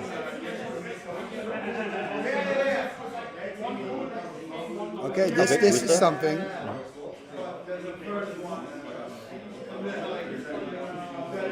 Hold in the face. Oh, yeah, he's going to counter. Okay, blue elemental blast. I mean, the good news for Oliver here is that, I mean, Alexander is tapped out. So yes, the tongue twister, resolves, but Oliver's going to be the first one to take full use, I think, right? Gönn dir.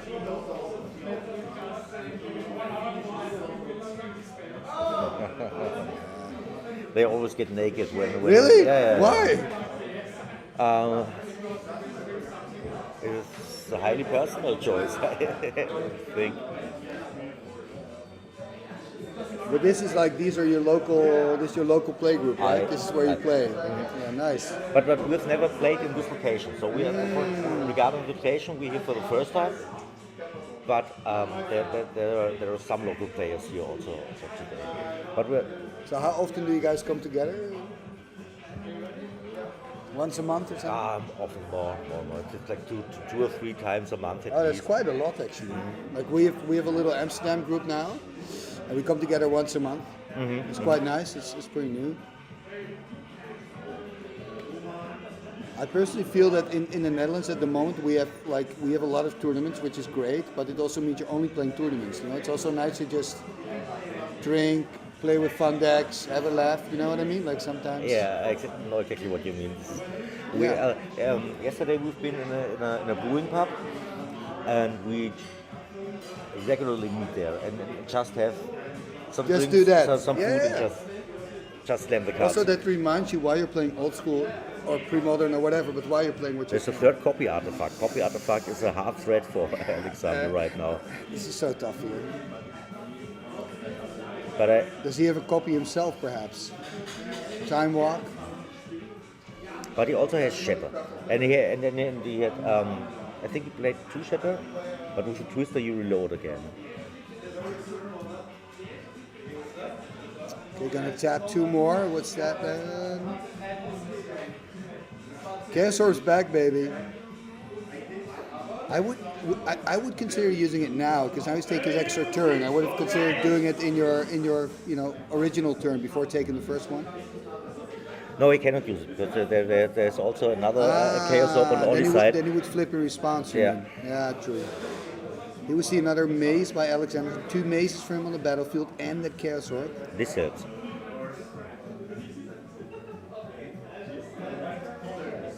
He's like putting his heels in the sand.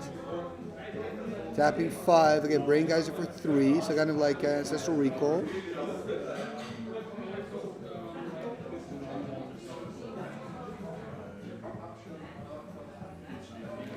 This game might go on for some more minutes. Counterspell. Yeah, this counterspell is pretty decisive.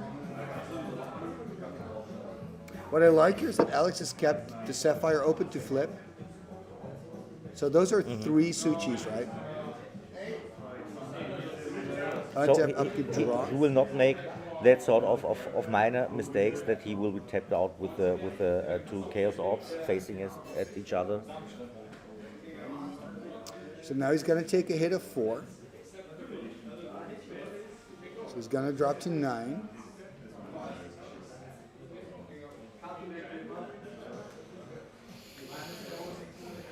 But it's still dangerous. Ollie can burn.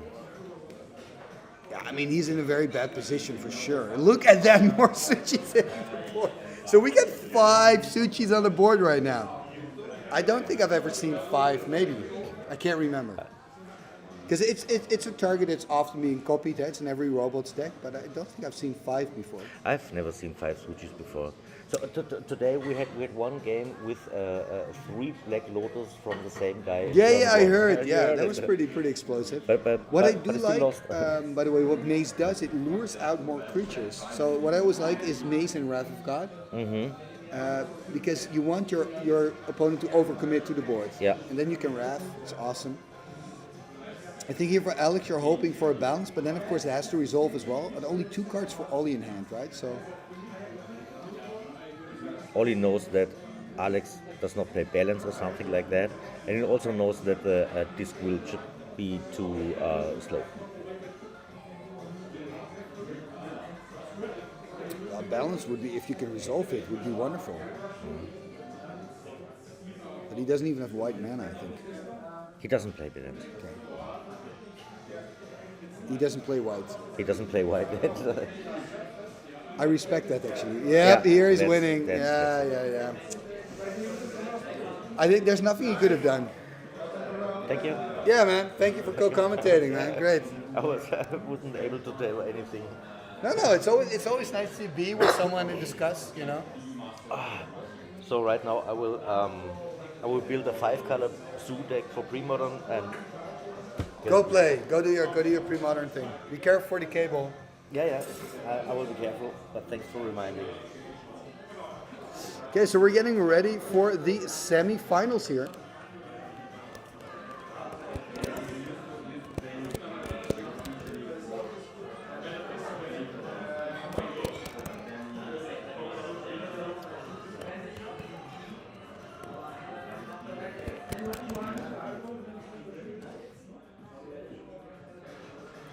Okay, and I'm gonna, for a memento, I'm gonna get a refill, and I'll be back with the semi-finals in a moment.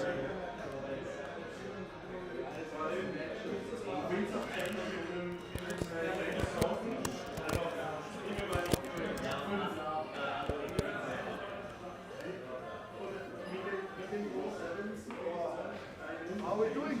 Good, man. You want to join me to co-commentate in the semi-finals? Are you going to upload every of the matches? Yeah, I'm recording everything separately as well. I'm gonna make episodes out of it. Yeah. So I got a lot of deck picks already. I've got all the names, all the players. So I'm gonna make a whole series. Because I really want to see my misplays again. No, actually I was quite good. It was good the first game. It was like It's always the first advice that Grandpa Timmy gives to viewers, especially the one that is commenting a lot. Say, record yourself. I was also disappointed when I recorded myself for the first time. But also how many triggers both players miss. Yeah, it's true. There's so much more to gain. Actually, I learned a lot from watching videos just because, like, the dice Yeah, exactly. Because it was a random end of the and I will talk and such, and it's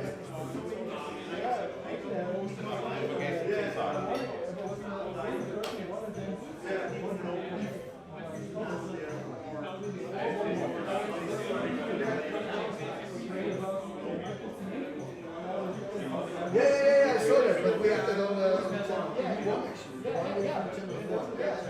I thought you were close. Your friends got the paper after the same. There's nothing you can do.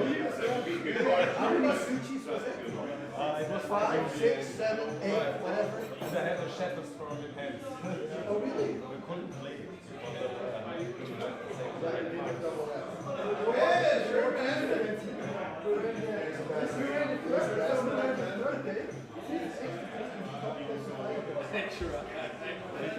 Yeah. I'm gonna take a refill and then. But you need to give me a signature on my playmat. If I ever have to just admit my favorite channel. Of course. I'll do it in a moment. Take a beer. Are you going home? It's alright. Hey, das ist das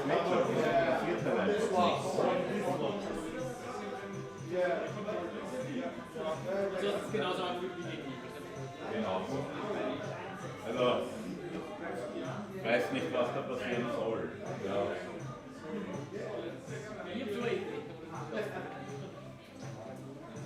Ja, Magic.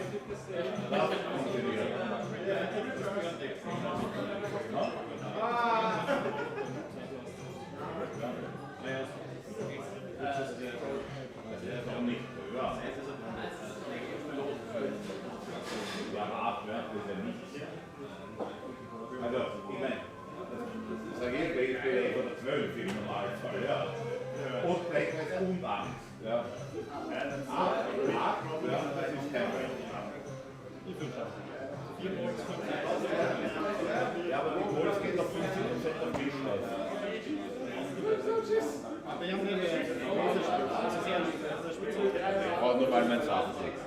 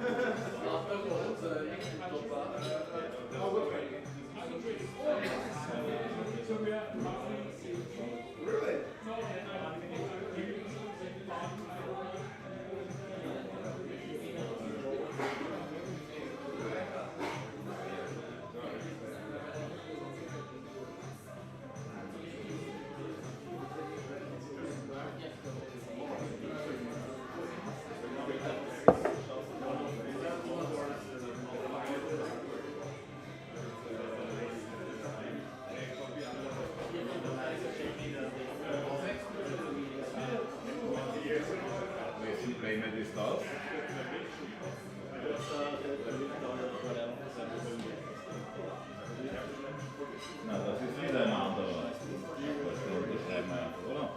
Wird schon nicht schaden. Aber ich will immer schön drum haben. Beim Italiener hat man das irgendwie weggenommen. Immer schön drum. Immer schön drum für mich. Nichts. Jetzt nichts mehr. Aber das hier ist Schreiber, bla bla bla. Man sagt, naja, ist halt nicht so schlecht, wenn jeder was zum Schreiben hat. Ja. Die meisten verwenden Würfel, aber trotzdem. Ja, echt schon.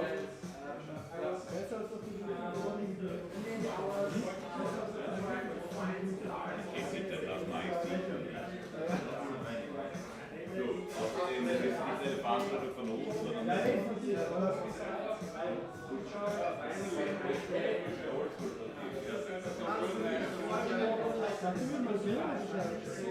bist das du?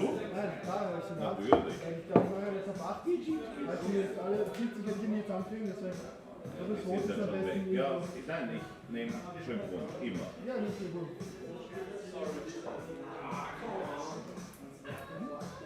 Top. Danke dir.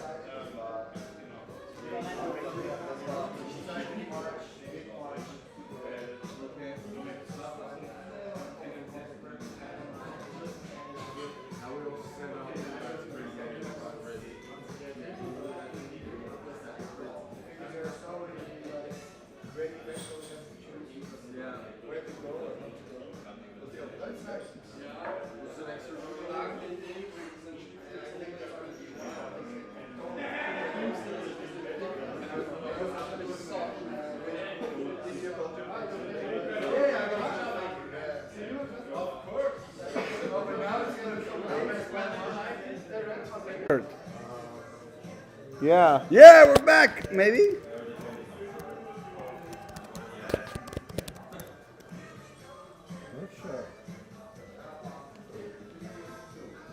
We're back.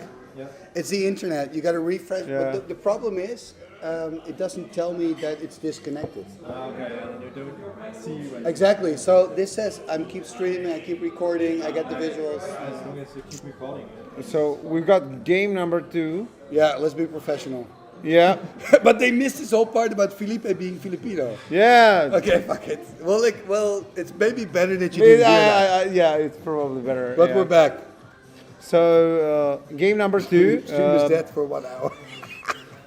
God damn it. I love it. It's all right, man. Maybe it's for the best. I know, it's life. It's life. It's life. And I had fun. Yeah, we had fun. No, but it's all part of life. If sometimes I feel like life is too much of a competition. It's always we do this for this reason, we do that for that reason. We're just having fun. Yeah. What's wrong with that? Yeah, exactly, man. Let's. Oh, this is going fast, man. Already Suchi in the grave, like divine 8 lands. offering. So Felipe has 24 lives. Let me check if we're still. That's 1 hour.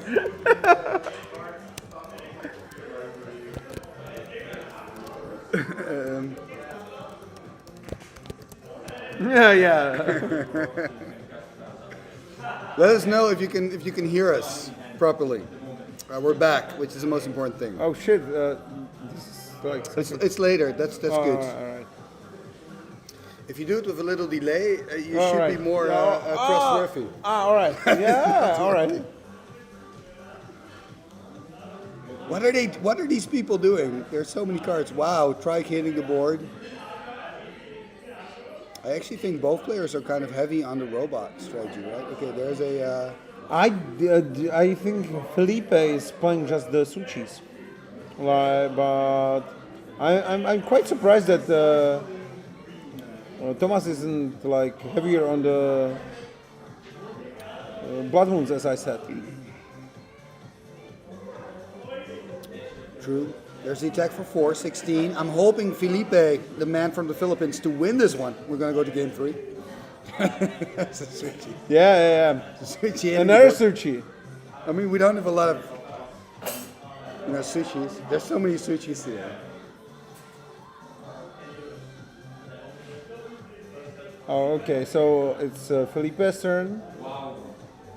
And there's the attack for 8. Wow, this hurts. That hurts a lot.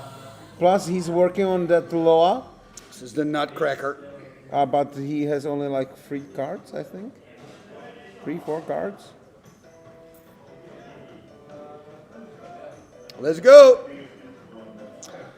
Yeah, I mean, if you're Thomas, you need something here. At least you need to take care of one of the sushi.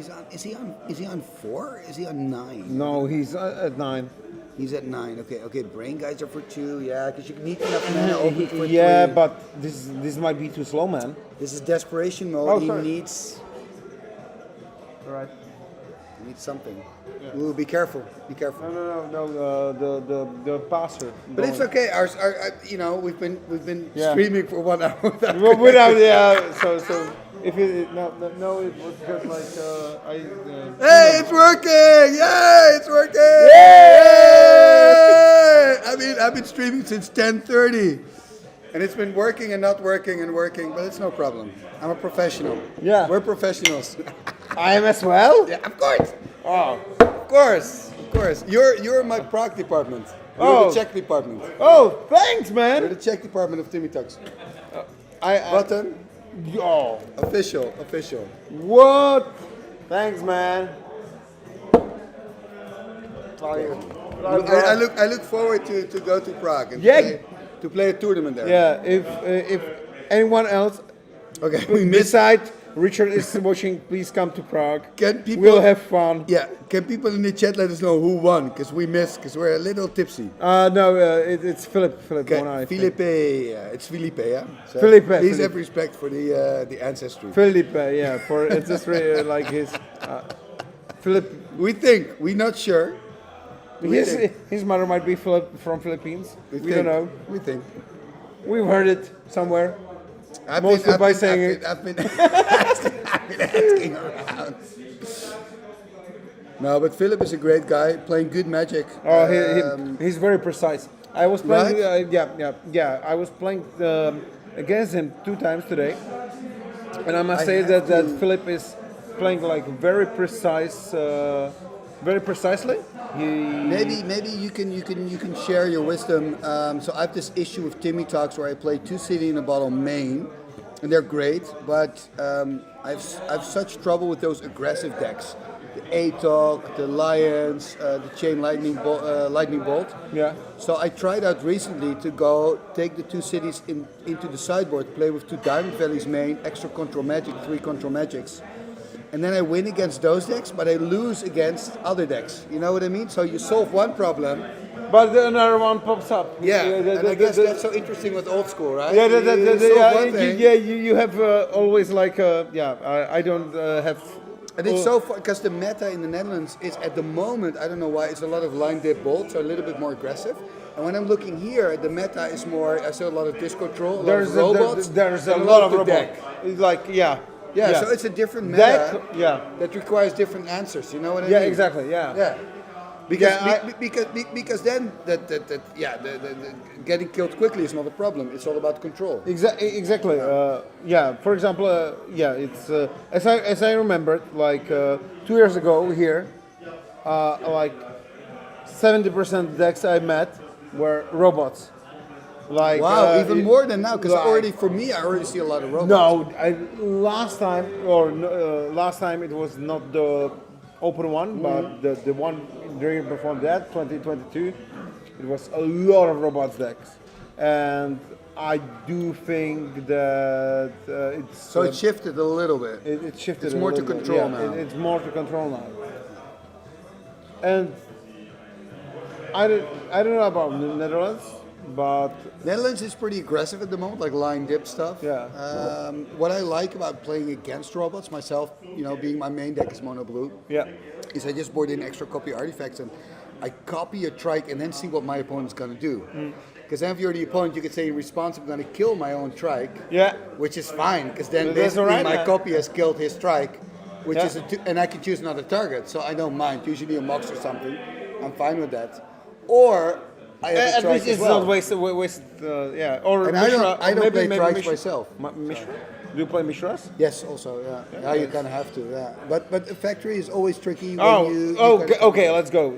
Last game. Game number 3, we're being professionals. Welcome here to the professional stream, right? We Forget had about all the other streamers on Magic. We're professionals. We are apparently. If you want to support Timmy Talks, you can click on those buttons. I think you can do like a one-time super. Yeah, you can do that. So please, guys, do that. Pay for a beer. Yeah. It's not cheap here in Vienna. Yeah. Right? It's like more expensive than Prague. Prague's expensive. Prague's.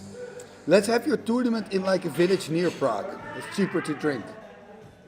Tell Pencho, man. Yeah. He's organizer. He's still playing, man. Pencho needs to get his act together. Oh man, he might be over there. Listen, Pencho has a nice Oh, garden sorry. house. Oh yeah, sorry, Yeah, we're gonna focus. Okay, Max Ruby, Max Sapphire. Yeah. By Thomas, he's on the play. No He's in land, the no tank. land. He's in the tank. Strip mine. Strip mine. Are we gonna see Time Twister? Ooh, pass turn. Mox Sensei. Could have chosen to end step strip the city. Didn't do it though. Oh, more mana. Ay, ay, ay, ay, ay, ay, ay, ay, ay. Or as they say in Mexico, ay, ay, ay, ay, ay, ay, ay, ay, ay. Or as they say in Spain, ay, ay, ay, ay, ay, ay, ay, ay, ay. Or as they say in the Philippines. Okay.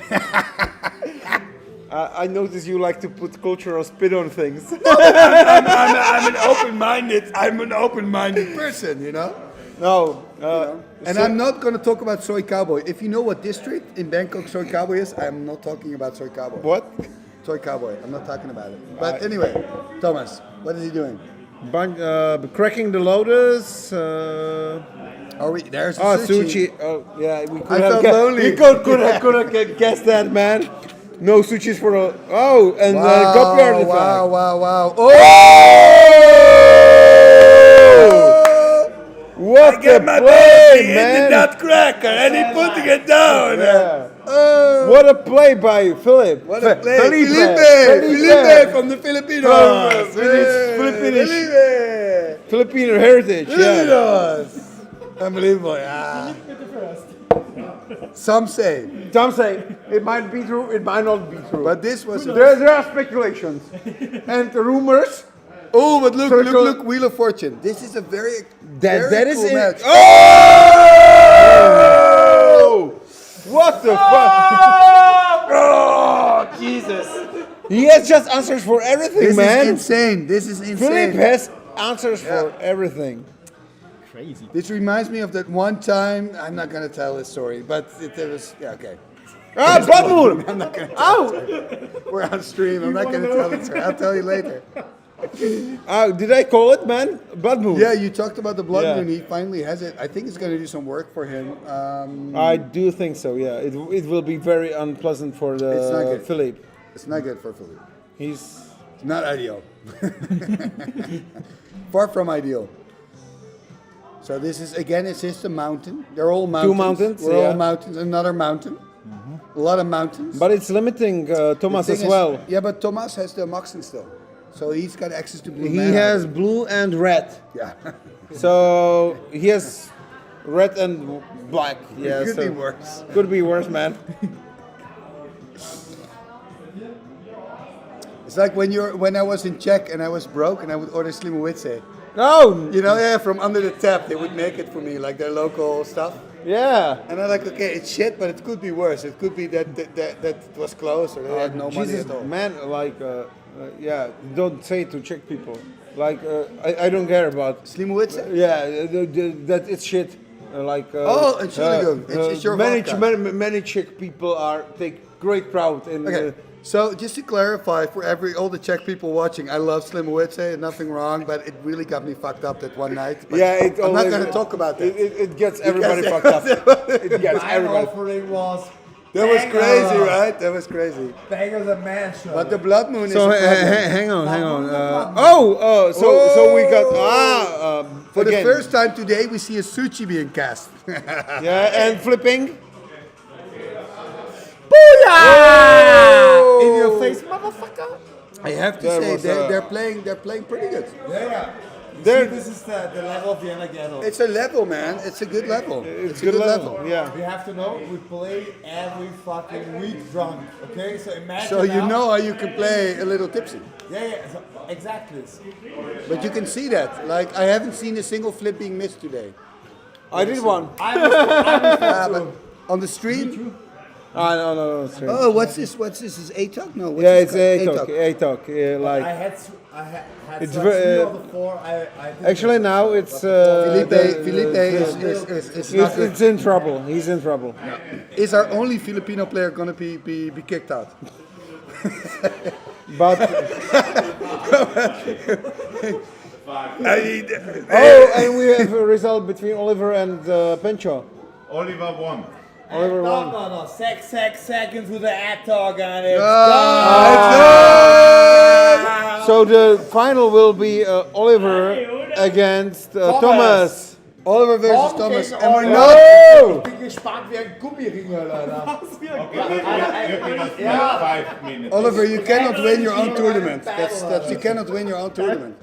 Okay, maybe you can. The thing is, I put the cards here, the winning cards, and Oh no.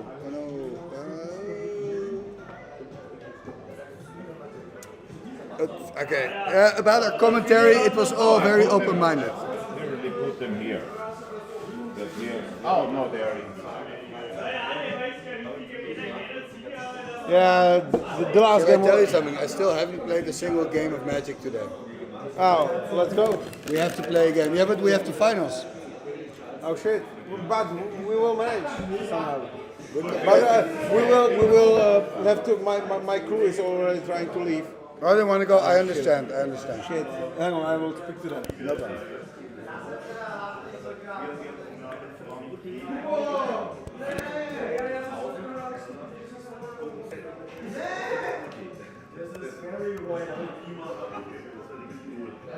Getting ready for the finals. Finals already? Finals. Yeah. Oh, good. Let's see. This is the semis. Thomas versus Felipe. Felipe the first. I feel bad. It's just a joke. Just a joke. Yeah, I'm saving it all here, so it's really clear afterwards. Ah, okay. I got all the games of the whole day. So you have material for the next episode. Oh, absolutely. Yeah. So I got all I'm missing is round 1 because I forgot to hit the record, but that's fine. Okay. I can still download it later. Yeah. Do you need a second commentator? Yeah, if you want to commentate. Sure. Yeah. Sure, man. I think I'm gonna take a quick piss. Yeah. Just gonna go to the bathroom real quick.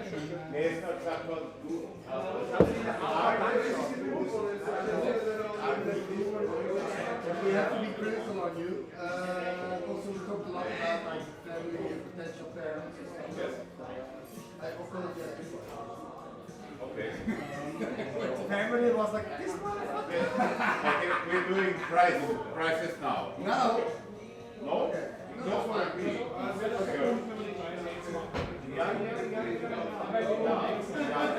No! Wir machen jetzt die Preise.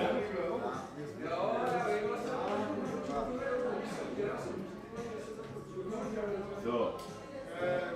Was ich habe gegen Jakob gespielt, das heißt Jakob hat First Pick und dann bist du.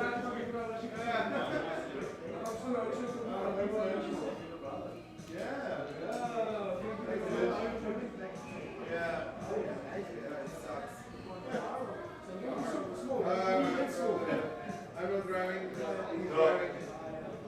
Prices for third to 8. So you can pick first.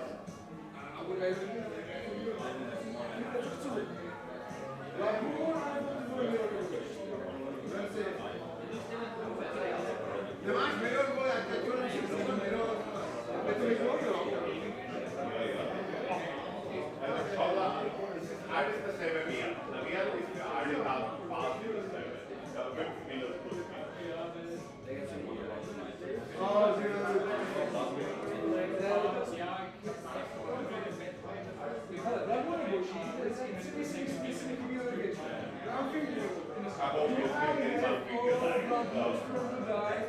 We tried to make it simple.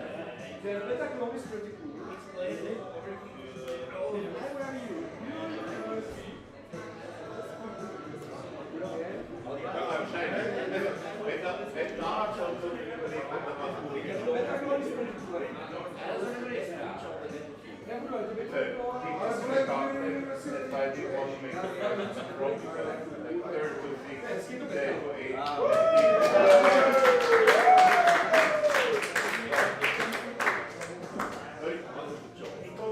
You just take a picture with Philippe. And then Philippe.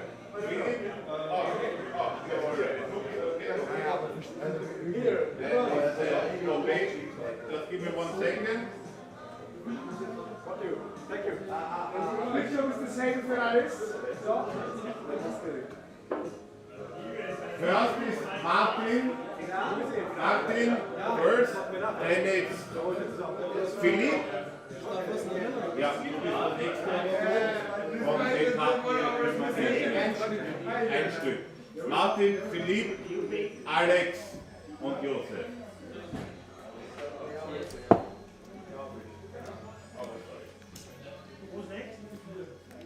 Martin ist next. You missed it there?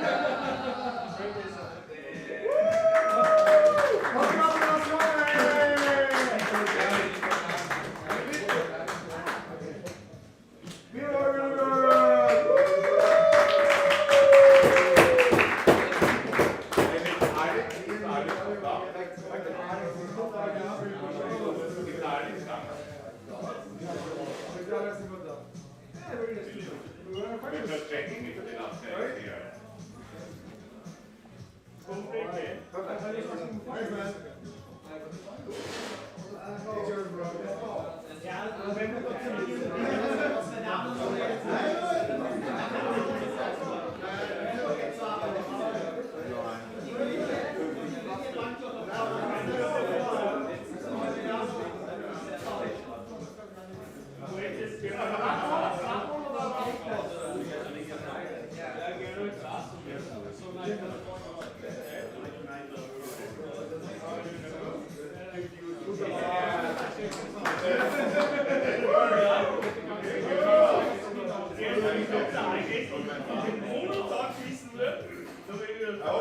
Congratulations to everybody who wants to go. It was a pleasure to play with you. I hope you will show up for the next ViennaGeddon 2025.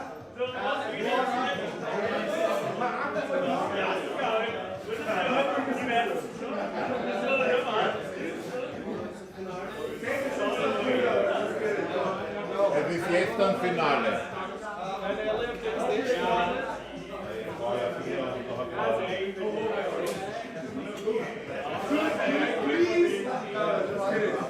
It was an awesome event. I hope you enjoyed it. I wanna at this very particular point I wanna give a big thank you to Oliver from 341 Trading for making this so possible, for doing the administrative work, for putting together the potential ring, for doing so many things you cannot imagine. It's so much work. And so thank you to all of you, and a big thank you to all of you.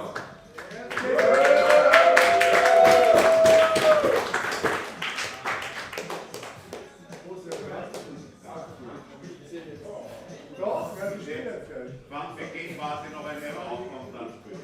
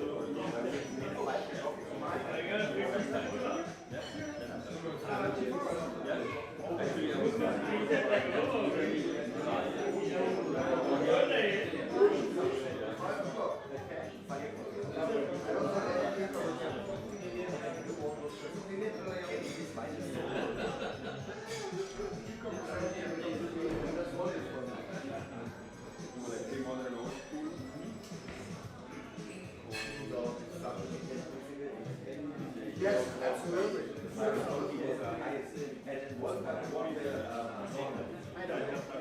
Yeah, but that's because of the team. The team and the people themselves. The guy who wins the tournament was proud to be King Charles III also. So we crowned Wolfgang to be King Charles III.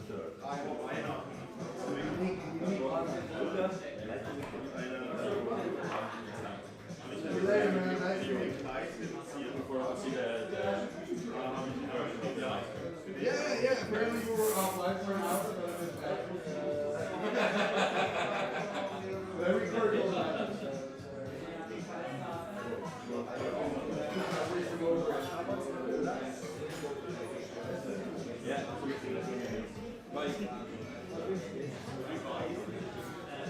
Good that you came. You have things to do.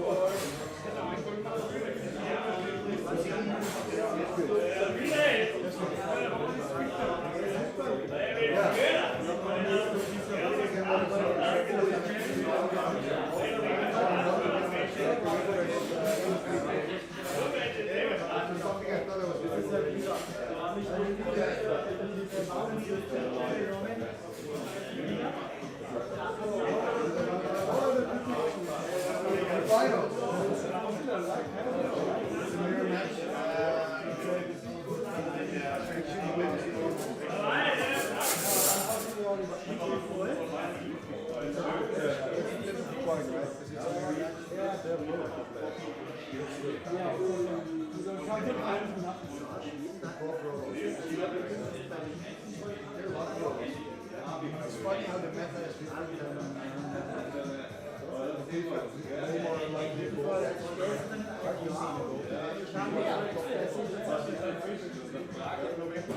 so much.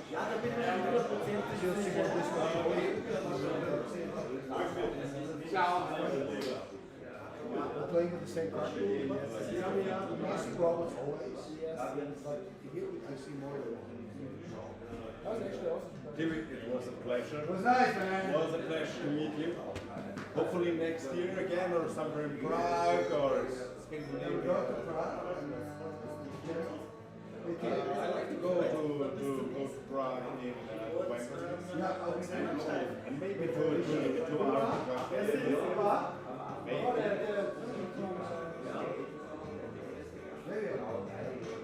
Guys, I'm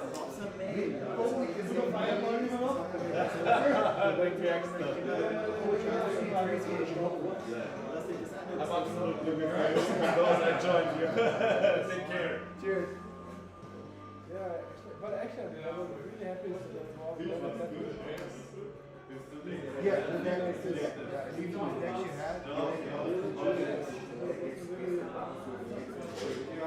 but I see that saying, I call the UWX decks, which is like the control shell. Yeah. You do something in that area, so could be more creative.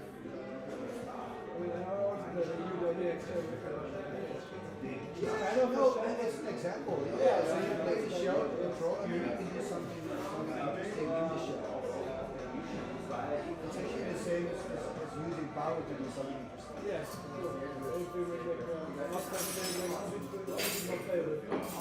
Exactly. Oh yeah.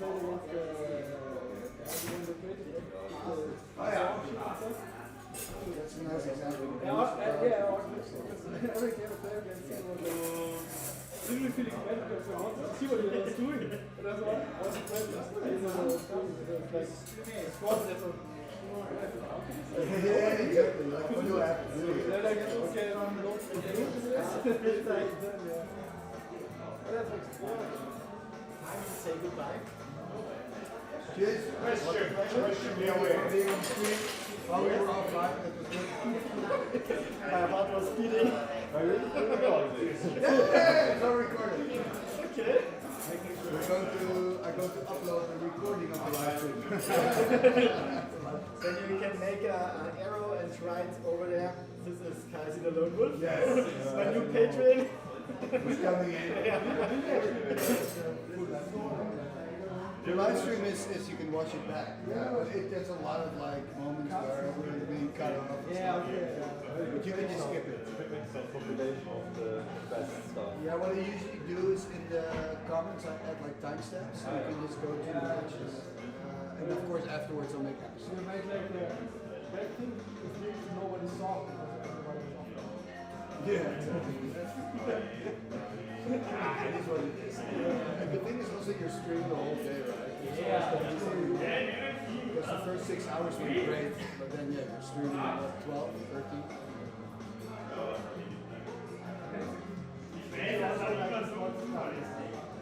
Yeah, it doesn't matter. For me, the most interesting part is make the episodes. So I really get to say, okay, these players are playing this, these are the deck photos. This is what he wants to do. Let's see how far they go. Really looking forward to although I hope mine will be somehow. Probably I can feel like it's an interesting deck then. This is what he wants to do. Let me see the next. And you're not doing it. Also getting my twisted turn on is really the game. Yeah, that's really cool. That was really unexpected. Yeah, for me as well. I expect you to lose also. I was expecting to lose as well. I was not. The funny thing is, I said in the comments, I said actually because you're so far behind, what you're going to focus on exactly. Well, yes, balance good, but also your focus on I'm probably going to lose. Yes.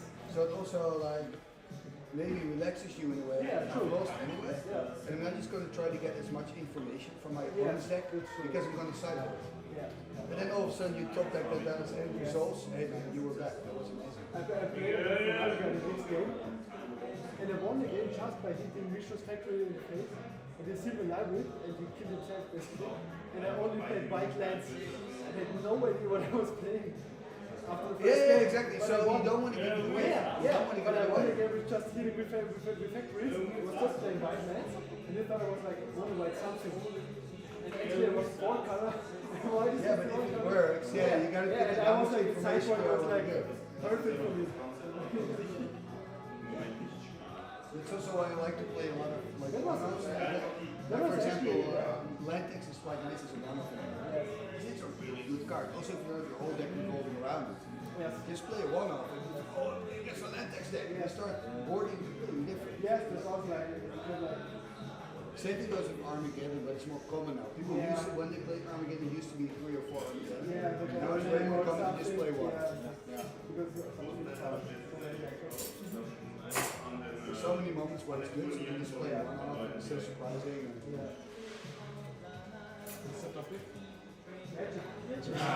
Of course. Well, we're waiting for the finals to start, right? Or shall I watch the finals?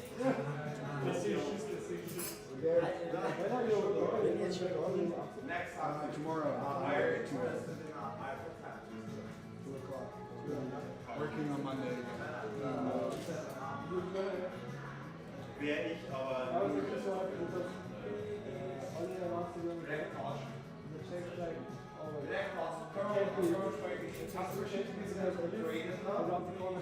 And I was like, it's really old school. I don't give up. You have to come. You have to come. Actually, today between Thursday and Friday, Really? Yeah, it's like 3 days walk. Long, changed it up, was refreshing, and then come back. I was like, it's too. No, actually, it's lower, very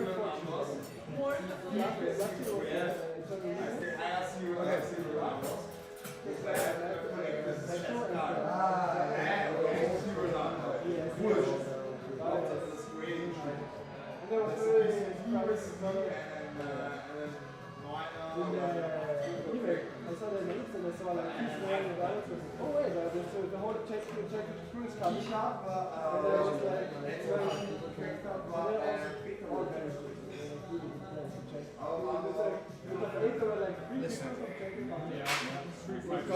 We're coming in November. I'm bringing Dutch flag. We'll probably take over the city. You bring a Dutch flag. I apologize already. And you're like, please. FPP beer. FPP beer. So schön, bro. Yeah, what are those guys?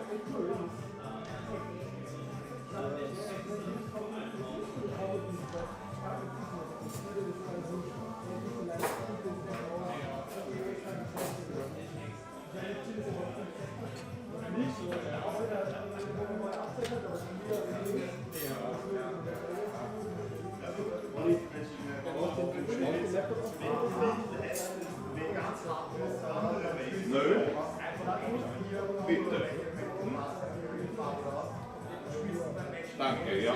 Kannst du mitnehmen. Ne? Ja, danke. Gehst du jetzt?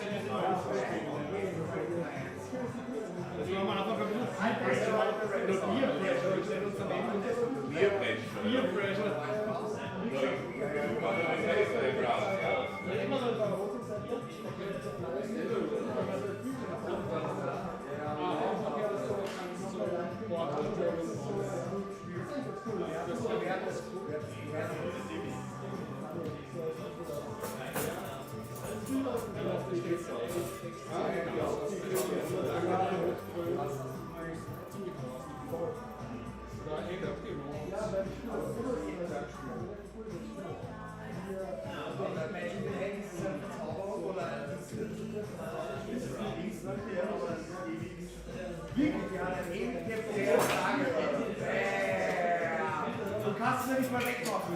Es gibt kein Stylish mehr.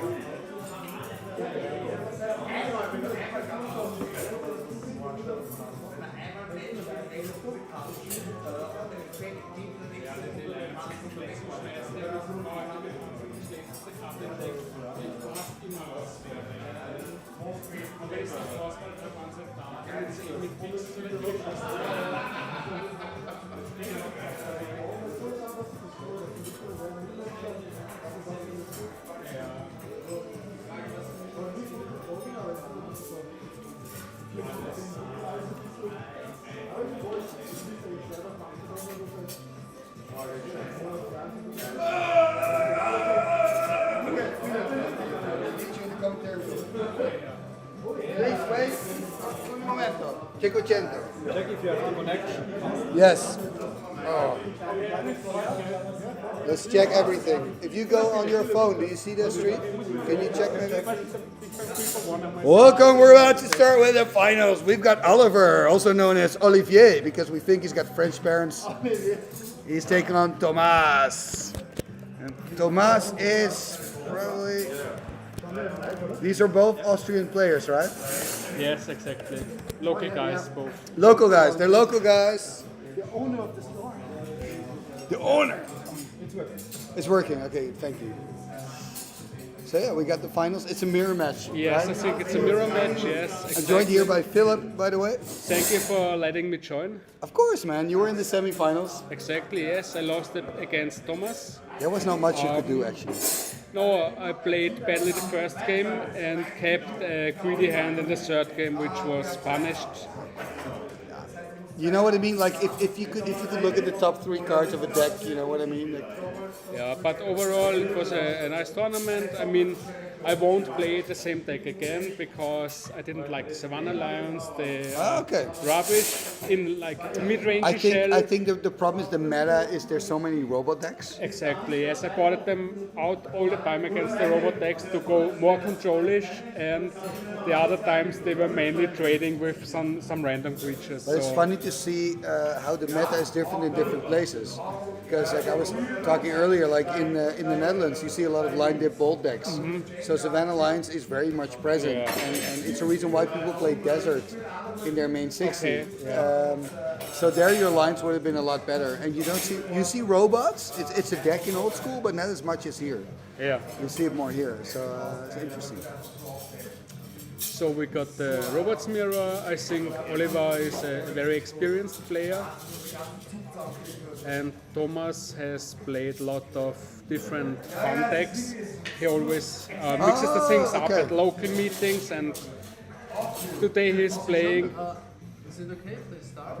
Yeah, of course. Yeah, please. Thank you for asking. Yeah. Like for his choice of decks, it's very serious today. So he came here to win something with this deck choice. I understand. I sometimes do that as well. I have to say, when you bring like a serious deck to a tournament, it's a different type of pressure. You know what I mean? When I bring like a more like under the radar deck, if I go 3-2, I'm happy, or 2-3, I'm okay.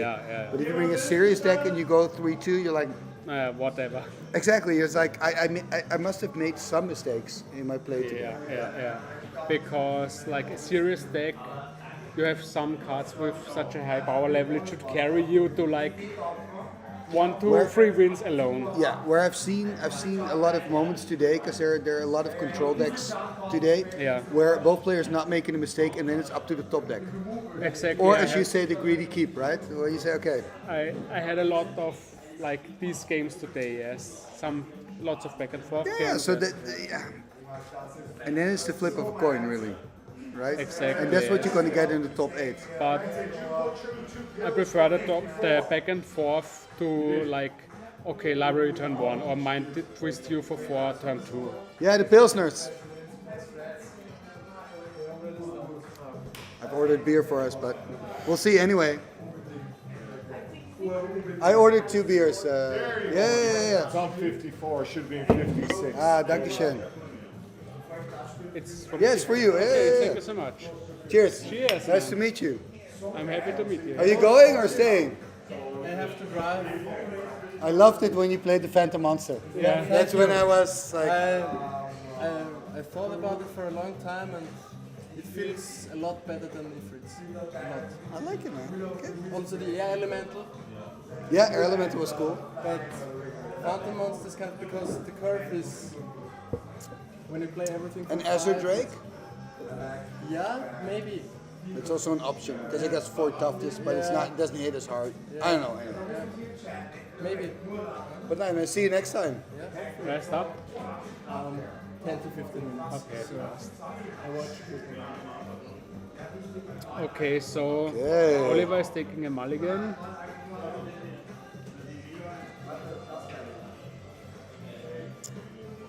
Okay. Oh, another one. It's not. It's maybe interesting to note that Oliver is a pro player, right? He used to be a pro player. I think he has 2 GP top 8s. He was like platinum pro, and So I feel that they're like more cool about taking mulligans, yeah. right? They're more like clinical about it. They know when to take it, when not to take it. You don't even usually don't see them think that long. Yeah. They know what the deal is. Where I'm always like a deck, as you say, greedy keep. A hand with not a lot of lands usually looks really good. Because you got Yeah, more spells, right? yeah, So like, yeah. oh, if I just draw that one Yeah, land, but I'm golden. This was my hand in the third game of the semifinals with like 1 land, 1 mox, and then like disenchant and 1 blast and 1 swords, and then I was punished Yeah, by yeah, a so strip he mine. was- Yeah, yeah. like 2 mana sources and lots of good spells. And even though you know there's only 1 strip in the deck, but still, yeah, it can Yeah, happen. yeah. So we're off here in the finals. Volcanic Island into Sapphire, another Mox there, Mox Pearl. I think his brain guys in hand, so he can catch up if he has a few more mana sources. Okay, it seems he has just Highland. Ooh, there's a Brain Loa. guys. That's a Loa, right? Oh, Yeah. Okay, he's now really far behind because Oliver has only basic island and Mulligan 5, right? yeah. Yeah. Multi 5 and now having to And- face a Loa. Yeah, he needs like. Oh! Oh! Wow! Yeah. I'm actually, Top deck strip mine, yeah. I'm happy with the strip mine because Yeah. now we got a game. You know what I mean? Still, he's really far behind with like no threats, no answers, and he had 1 if Loa you're- activation, right? So Yeah, and if you like have same size robots and smash them together all the time, the guy with the Brain with guys more are- resources wins. these brain guys are. But for 2, so It resolves, eh? Yeah, but he has to go for the Gazer now. Yeah. But at least it compensates for the earlier. Yeah. I like playing Going Gazer down. for 2. Is this transmute artifact? It just stopped it. So let's see. Let's see. Okay. Suchi probably. Oh, just Strike is Oh, better. it's a mana vault then. Yeah, No, it's a mana vault. Yeah, the altar is a mana vault. So Bye. Ciao, servus. see you next time, man. Timmy, next time. So here we go. There's the ATOC hitting the board. It's an interesting game 1, by the way. Yeah. After that mulligan to 5, I thought, meh, and the Loa, but it's gotten interesting. Also, that ATOC has a lot of food. I'm really interested to see how Thomas wants to interact with the ATOC because you have like quite a few So decisions he, now. I mean, he is attacking here, so he's kind of inviting Oliver to start sacking artifacts. Yeah. Does it mean that he, has a way to do I it? mean, the ATOC is a C4 artifact, so he's Yeah, so it's a 1/2 taking on a 4/4 second artifact gain +2/+2. So could consider second 2 artifacts. Yeah, but then It's he a pretty can. high cost. So you can see Oliver now think, if I Yeah. sack so many stuff. Yes, yes. And you got to sack your Felwer The problem is if he starts sacking his artifacts, he cannot cast his own sushis, his own trikes, so he will fall behind resource-wise. Okay. Yeah, so here we can, so he's gonna go behind on reason. He's only second one though, it's now In response, I would shoot it to force him to sack another one, because you lose the Triskelion anyway. Yeah, okay. He's not doing it though. Okay, now 3 to the face, and yeah. Of course, we cannot hear what the players say to each other, so Yeah. maybe you already said that, like in response, as Yeah. you say. Yeah, but it was a favorable trade. It was still 2 for 1. Yeah. Oh, this counter yeah. spell is big, but no cards in hand here, only just top decking. Yeah, and you cannot afford to increase the clock by sacking, so it's like a 12 turn clock.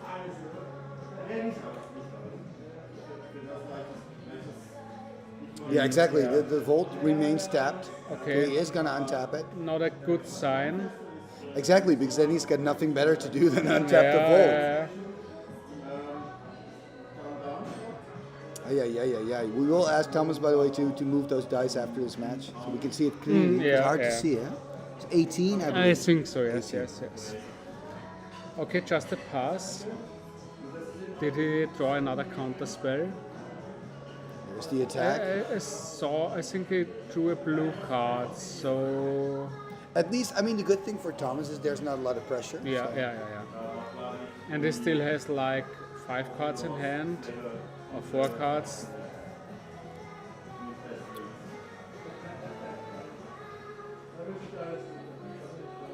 Ooh, he's gonna animate into the red zone. No, he's gonna tap for mana. Okay. Oh. Exciting stuff. Tapping for Suchi, maybe? I No, would a trike. tap Okay, oh, that's 6. That's the mana vault. Yeah, but I would tap differently to just fake the counter spell. Yeah, but he has a plan. Yeah, That's but why he's still- not faking it. But still, yeah. Guys, unfortunately, Okay. I have to go. Alles Gute, Martin. Thank you. See you later, man. Thank you. Thank you, man. Nice to meet you. Wow, look, we got a psionic. There's a lot of stuff happening. So in Is the- response to the copy, Yeah, like we he's talked playing. before, Yeah. yes. But I would. And now he's gotta choose I another mean, target. it costs him so many. Yeah. So he's really keeping the ATOC alive here, but he's eating so Yeah. many artifacts. So one more damage, I guess, to Oliver's face. Yeah, and then he copies probably the.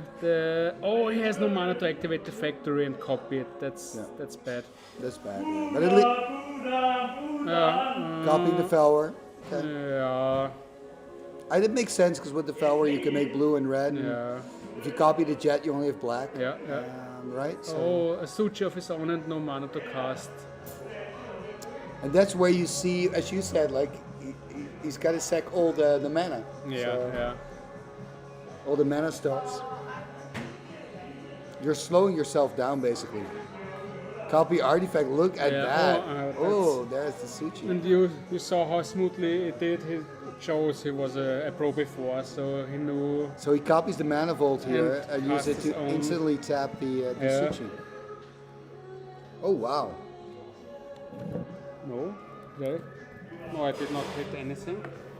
Okay, we gotta.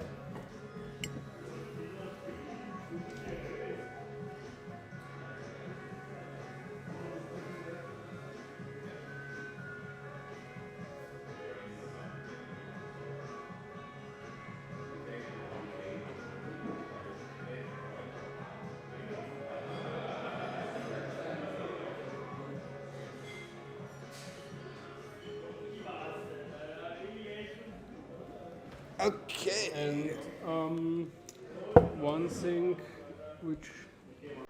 which is now okay. Okay, we're all good. Okay. We're all set. We're back. Also, one more important point: the ATOC suddenly has. We're all back. You're good to go. Yeah. The ATOC now again has 3 more artifacts to eat, which is also relevant. Yes, yes, you're right. So the And copy, he also the copy can- has a double function. Yeah, he can get rid of his dead mana vault because he doesn't have the mana to untap it, so he can avoid the damage by just sacking it in his upkeep to the attacker at the end of turn. And we see him here casting Ancestral Recall.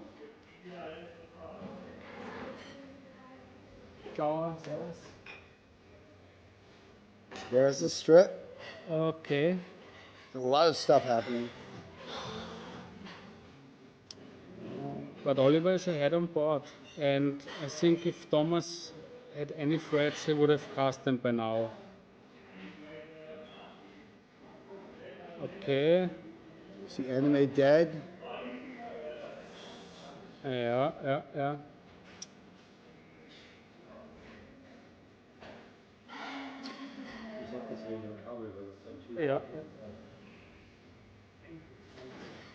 Okay. Okay. Oh, now we're gone again. We're gone again. Okay, ich think, ja, ich muss dann. Okay. Haben wir das vielleicht am Sessel drauflegen? Can you also just stop for a sec? Because now they're gone again. Kann man das so? So yeah, camera's out again, so we gotta wait. Okay, Roman. Da drüben ist ein Riff, da kann man reingehen und lesen. Okay. Das war's. Electronic Dance Music Kingston.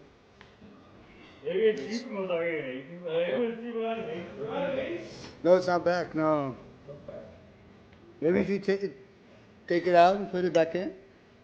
That's always a good Right? approach. It's always a good approach, yeah. Standardlösung, gell? So we're waiting. We're trying to fix technical difficulties. Hey, we're back.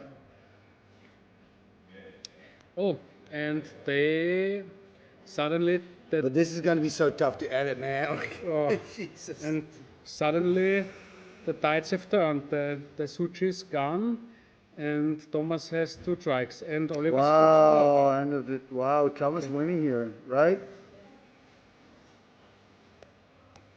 But I'm a little bummed because we didn't see this so far. Yeah, because it didn't look so bad for Oliver, actually, because he had the Suchi. So when we left, he played Anime Dead on the Fiscalian, yeah. And then he somehow got rid of 1 Suchi, and he cast a second Another trike. 1 trike, yeah. This was the scoop, yeah. So, what do you even bought here? Yeah. The problem is it's a mirror match, right? So, I mean, I see Oliver Shatter Switch. You're both boarding Artifact Hate, right? That's all you can do, really.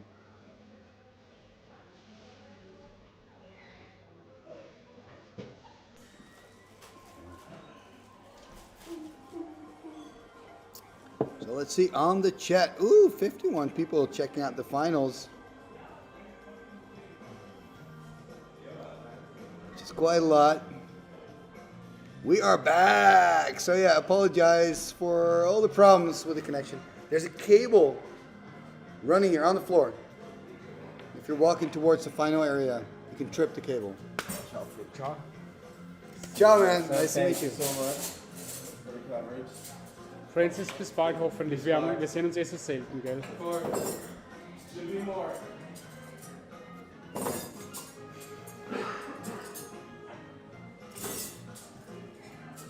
It's funny how quickly it can change, right? Exactly. It's really swingy. Yeah, before the screen left, we were like, okay, it's looking good for Oliver. We came back and like, Jesus, Thomas is winning this. 2 trikes. Yeah. I think Oliver bought it out 1 trike, if I saw it correctly. Maybe it's because Thomas has more. I don't know if Oliver has enemy deaths, but if Thomas has enemy deaths, he has more ways to make use of opposing trikes. That's the problem with the trike, that sometimes you're giving your opponent a copy artifact target, you're giving your opponent an enemy dead target, and you don't want to do that. Yeah. But then again, if your whole strategy, trike is so important in all these strategies for the robot decks, and so you really afford to just take it out. You know?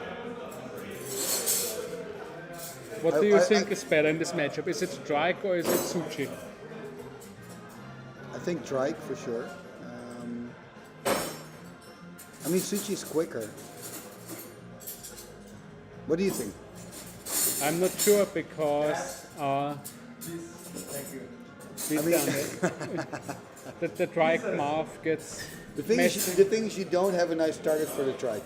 Yeah. That's true. Yeah. The Suchi's got 4 toughness. You love a trike when you can hit the Savannah Lions, right? Creatures like that. The Timmys that I play. But still, it's better to copy a trike, I feel, in most circumstances. Yeah.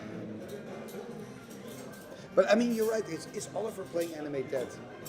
I'm not sure. I know Right? for Exactly. sure So if he's because not- if he's not, he says his thinking is probably okay. Thomas has more ways to use my trikes. Yes, so because then take we him out. both have 4 copy artifacts. Plus, if we trade trike, if we trade all the time or whatever, if we smash the robots into each other, then probably at the end he has his 1 enemy dead and I have nothing. Exactly. So I think he wants to maybe, I don't know how he wants to win. Maybe he wants to be the more controlling. I think the big problem that I have is that's why Trike is so good. Even if you disenchant the Animate Dead, you're still going to take 3 in the face. Yeah. Right? It's so annoying.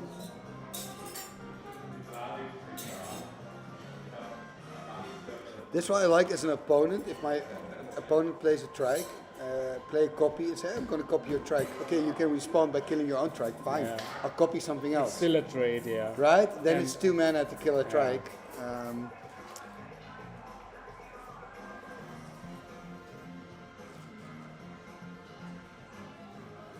Okay, I think Oliver has 1 shatter, 1 copy. Okay. Looks like he is going to keep. Remember, he did go down to 5 in the first Yeah. game, and now he's keeping his hand. Look at this. Okay. No lands, though. That is so funny. Oh. Again, the Loa. Wow. This is going to be a Loa game here in the finals. Whoa. Okay, Psy plus Chatter, so he has the answers, but no clock, and this is a problem against the lower because now Thomas can easily outgrind him if he has no pressure, just answers. He needs a sip of his beer to relieve He needs the a stress. sip of his beer. Yeah. He needs a Suchi or a Trike or something. Yeah, absolutely. Oh, discard wheel, okay. Discard oh, wheel. just blast, just another answer. This- Yeah. What can he do? Okay, 3 mana. Okay, copy artifact. So I think he wants to ramp to Triskelion probably because he has mana for. So copy Soul Ring yeah, and then hope next next time turn. strike, yeah. Ooh, but I mean, the thing is, if you don't have a direct answer to a Loa, you got to put pressure on your opponent. That's the only other way. Yeah. It's going to be so tough, though. No, take an extra turn. Maybe he has a blast, no? I would have been tempted if it was Thomas to just, not use my Loa main. And obviously, he wanted to because he had the time walk, but yeah, I would maybe keep it for later. Sure, yeah, absolutely. But maybe he doesn't have a counterspell. He's looking for a counterspell to counter the potential trike. That could be a But reason then you as well. can still wait if you're looking for a counter spell anyway. Okay. I would just sit there and wait, run nothing out because it's obvious that Oliver only has. There's the Volt Pass. Yeah. It's so nice when you've got an active Loa. There's not that. You just got to control the board. Yeah, You'll win eventually. You saw my 6th round. Yeah. Now the thing is, and I said that too when I saw your matches, when you have an active Loa, you start playing slower. Yeah. Because you have to win it. Here we see the trike.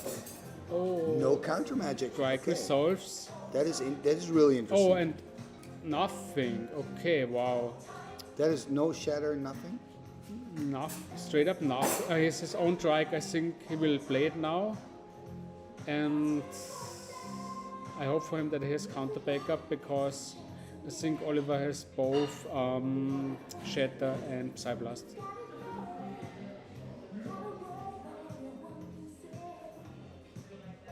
Okay. Oh. Tapping out basically, or not.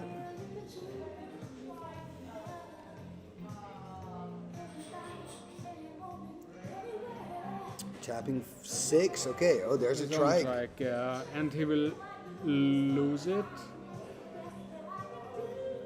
I mean, he has to watch his life totals because Oliver's, I think, some reach. Oh, the red blast. Okay, it doesn't even look that bad.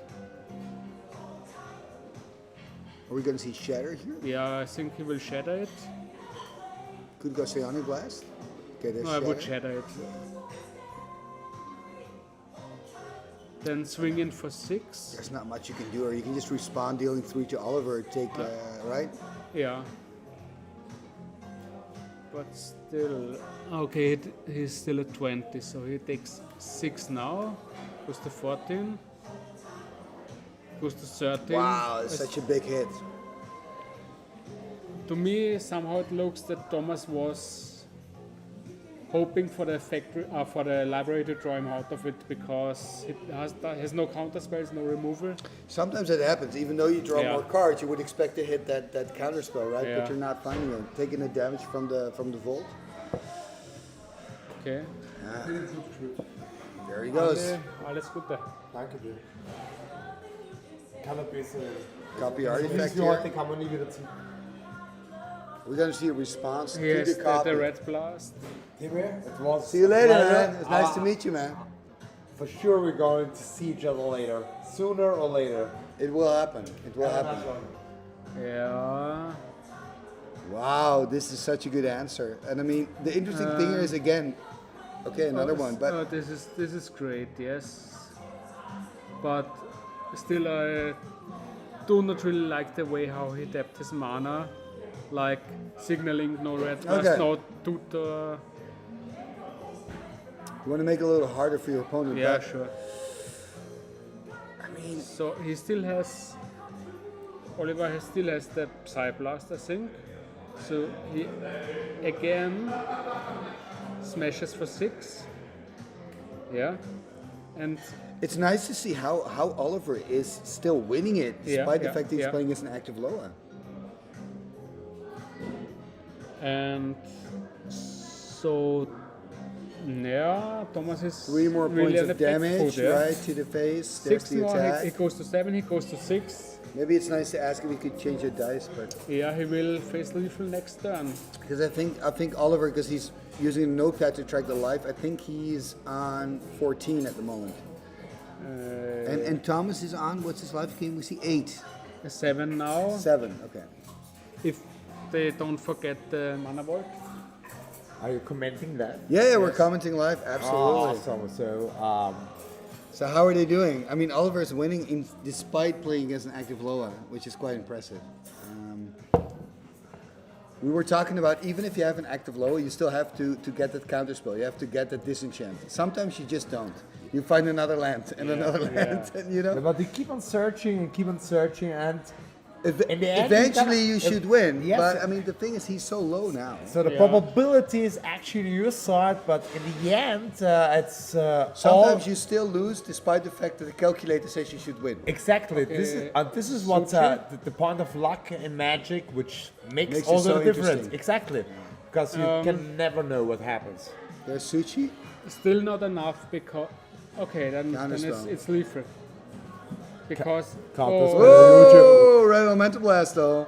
He's In clinging your on. face, He's motherfucker. clinging on. He's not accepting defeat. But still, you smash because he cannot let the Triskelion pass. So you gotta trade the Triskelion for trade? the Suchi. Boom, Alter. Whoa! And we're this gonna is a draw wheel. 7. It's a wheel, yeah. Yeah, wheel fortune. So they're gonna draw 7. Everything exactly wins. the mental. This is exactly what's magic about. It's fortune. Yeah, Yeah, absolutely. Yeah, there's a part of luck in it. So if he draws copy, he probably wins. He has so many outs now. If he draws Psi Blast, he wins. You see how happy all is? Yeah, The think guy Ollie is in the taking this. Hawaiian Yeah, competitor shirt. That's it. Okay, 1-1. Yeah, I exactly. gotta You run see- to the you see, bathroom. He's happy. He won. Guys, have another. Nice to meet you, man. It was a pleasure meeting you. See you. So, ich muss ins Springen. Come to Amsterdam soon. Come to where? Amsterdam. I will, bro. I will. Yeah. I will call you. I will contact. Yeah, let me know. What's up, you just for holidays, whatever. Yeah, for sure, bro.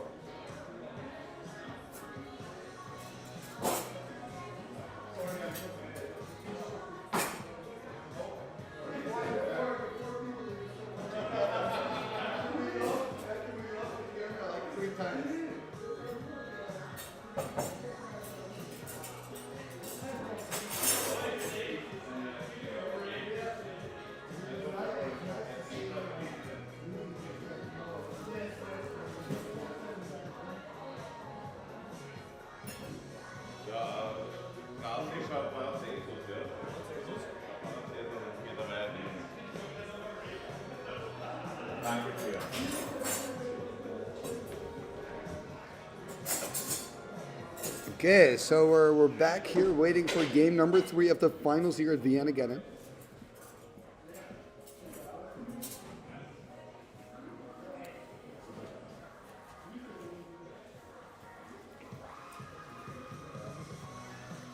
Okay, so we're about to go to game 3, the big decider.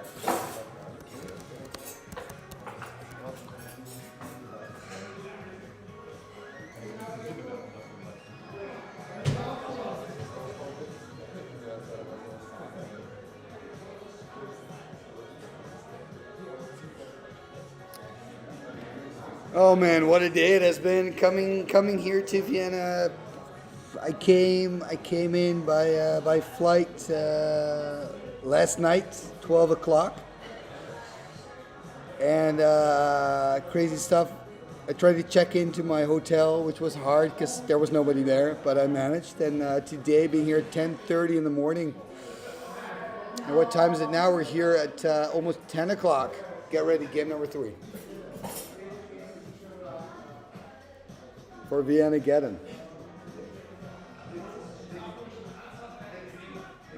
But I have to say, we're here at the long hole. Great people. It's great. It's good. Philip. So, still side quadding or shuffling? No, we're still in a pause, guys. Oh, they have a pause. Okay.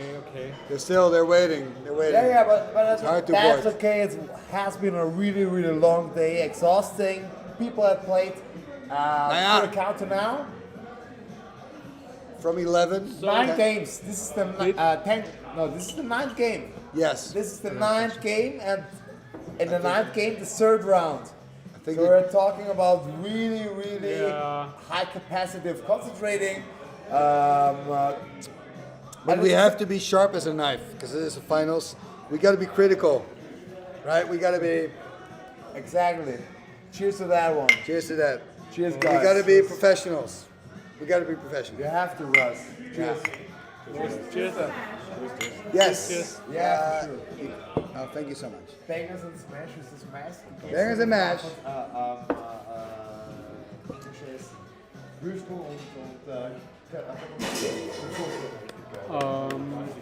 What I think is really interesting about the Vienna meta, there is basically no deck.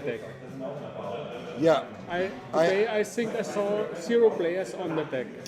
What I see a lot in the Netherlands, I see it here as well, is a lot of white blue X decks, right? Yeah. So you've got your control package from white blue, which yeah. is fantastic, and then you do something with it. Some people play like flyers, Sarah Angel's mode. Other people play land deck, surrender profit, surrender gin.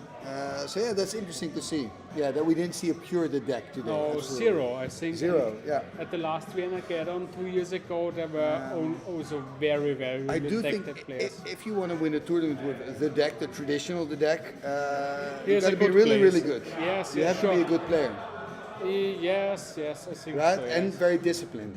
Yeah. And it's gonna hurt your brain. But you were playing controlling today, didn't you? Have at a certain point, because it's a long day. I used to play Lantern Control in Modern. I don't know if you know about the deck, and I used to play like 10-round tournaments with it. So so it's for you it's relaxing, fine. Okay, yeah.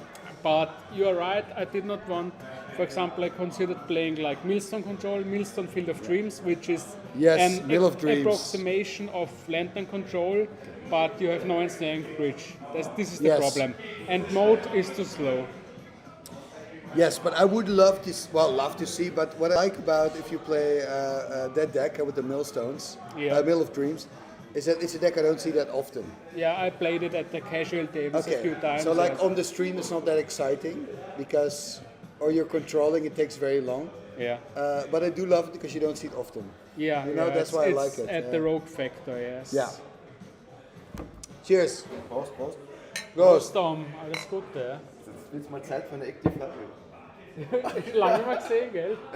Yeah, but sometimes we talked about it in the stream. Sometimes you just don't draw the cards. Yeah, I need. Even though you're drawing twice as many, I need you're one not more finding. accelerator, one more mox or something. Yeah, man. You saw. You didn't find any counter spells as well to stop the trike, or obviously. Yeah. Okay. Probably, and I haven't boarded optimal. It happens. Yeah. But that's why it's interesting that even though you have an active low, it doesn't mean you always win. Yeah, but you I find that's a plus of the game, not Yeah, a negative. Yeah, you know for what sure, I mean? but you can see all his hands were reduced to 0, and I've still 7. So this was more or less this last blast. Yeah, on the long run, of course, Yeah, you have card run, advantage. 2 free turns. Okay. 2 turns. Yeah.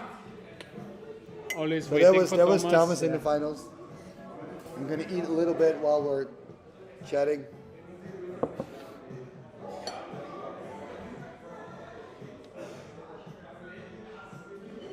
Thomas just told us he wasn't happy with his sideboarding. I think you shouldn't drive yourself crazy. Yeah. It's the same as what you said, keeping a greedy hand. Yeah, I mean, come on. It happens. That's the thing with Magic. You always start like over analyzing your moves. Yeah, possible, because often we're talking about like in the 1/10 of a percent margin. I do this when preparing for a tournament with over-analyzing the deck choices. What would I do if I face this deck, or what would I do if this meta is 30% of this deck? What I love is if you think a long time about your sideboard, and then you just don't see those cards.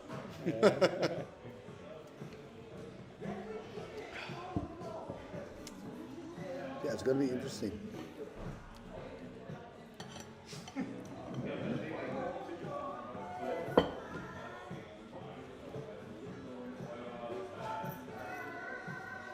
I mean, okay, so Thomas is frustrated about the loss, but this is me being, he's on the play.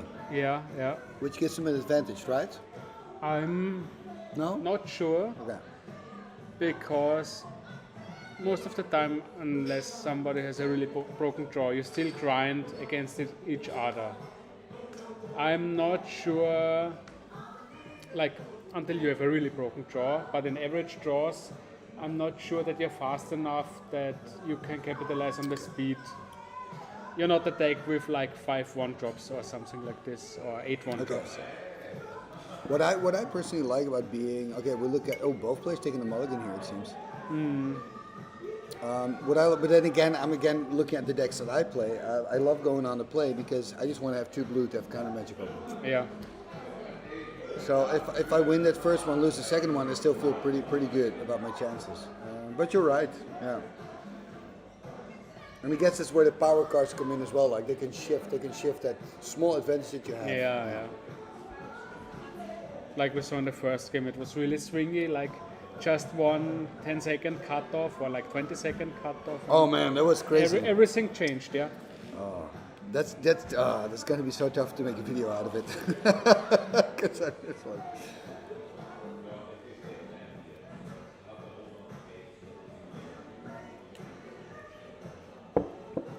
the last game of the day. Wow.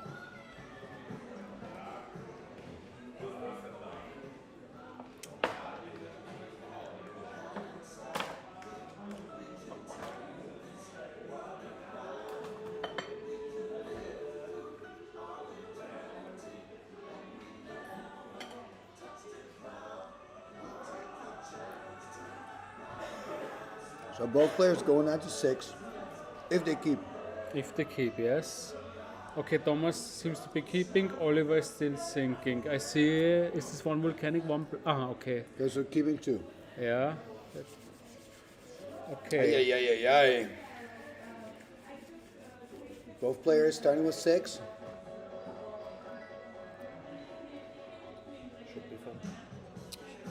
Okay, okay. Wow, Suchi turn 1. Oh, mind twist. Even worse. Whoa. This is a great start for Thomas, I taking mean- away 3 cards. Oh.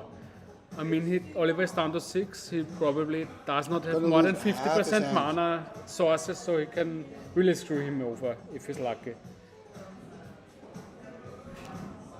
Oh God, this is tough. So he's gonna roll the dice. And okay. Oh, land gone. Suchi gone.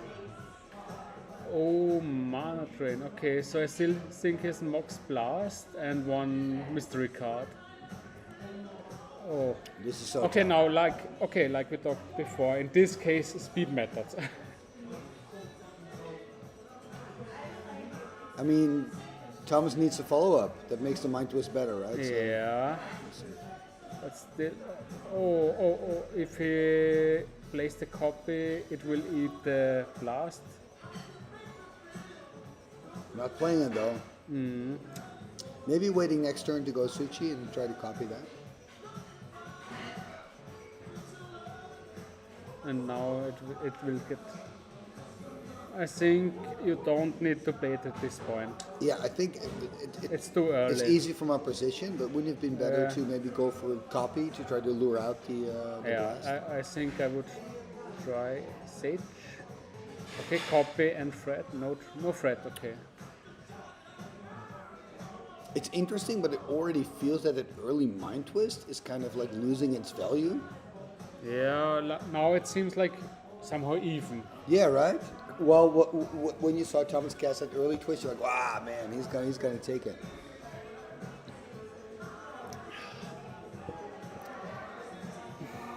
Flicking. Yeah.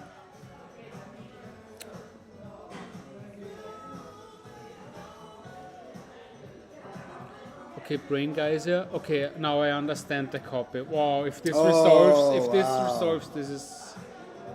Oh God, yeah. And again, Oliver. I mean, you saw him in game 2 winning against an active library. Now, I mean, after the twist, he's completely back into it.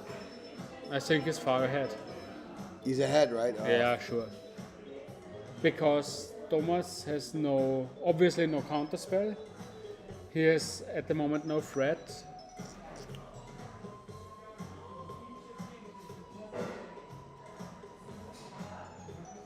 What is Oliver thinking about?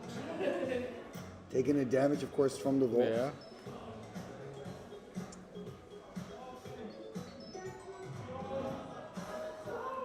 Ah, that's tough, man. Whew, yeah, this is the swingy nature of old school with Brain Geyser. Yeah. It's all about card advantage.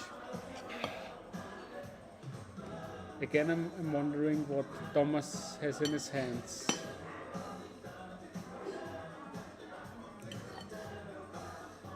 Probably Strikes and Switches. One copy.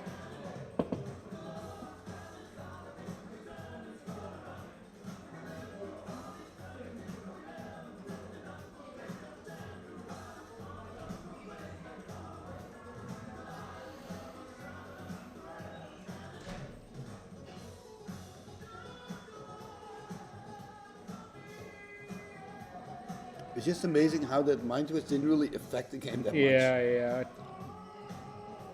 Even before the brain guys here, it looked like Right? even, roughly even. What yeah. you said, even, and then after, like you said, after the brain guys are like, oh, he's ahead. Like, how does that happen? So it draws to 7 up now. I think okay. these matchup also shows the strength of counter magic. When the Yeah. decks are so like head to head, they're so even. Counter spell can make the difference.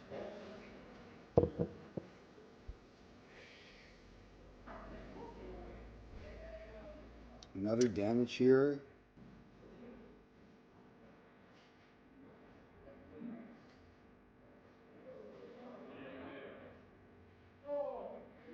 They're tapping two. What are we going to see? Copy here. Yeah. Okay, copy. Yeah.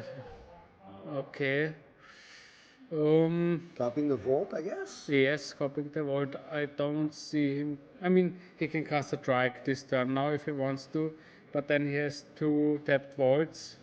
And you take damage from this. Yeah. Okay. That's the thing with copy artifact. It can be amazing, but in this case, yeah, it's not that great. Workshop here by Oliver. Drawing another card. Active Lola now. Wow.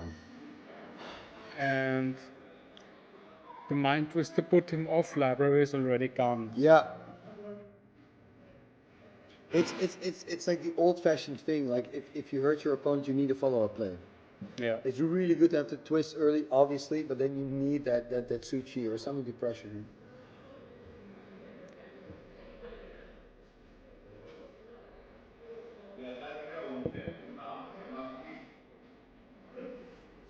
I actually had it not too long ago in a game where my opponent animated the factory, I sorts the factory, and I think maybe chaos orbed the land, so he had, or strip mine, whatever.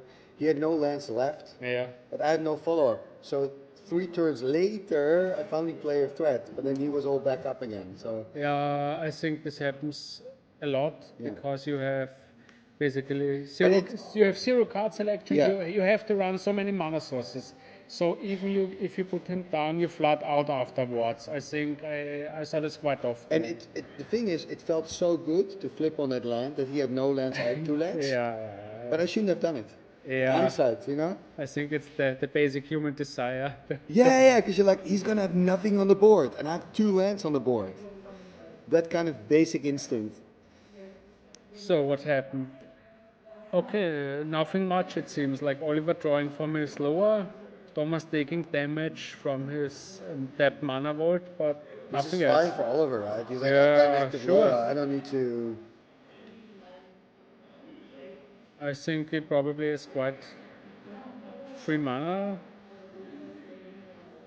Okay, you have to try. Yeah. Makes sense. Ooh, I was kind of expecting Red Elemental Blast here. Oh, he didn't have the mana, he didn't have red mana. Another Volt. Yeah. Oh, his own Trike with the workshop. I think if his counter magic can easily play Trike and leave counter magic up. Wow. He's winning if you're on counter magic.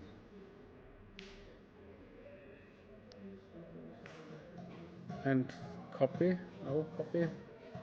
There's a pass.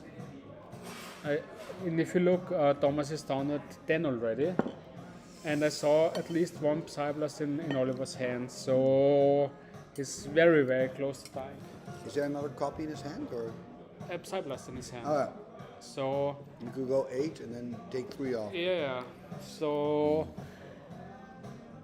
he has 3 mana vaults and one City of Brass, so he has to be very careful how he uses his mana, but the problem is he has to use his mana because he's behind on board, so it's between a rock and a hard place at the moment.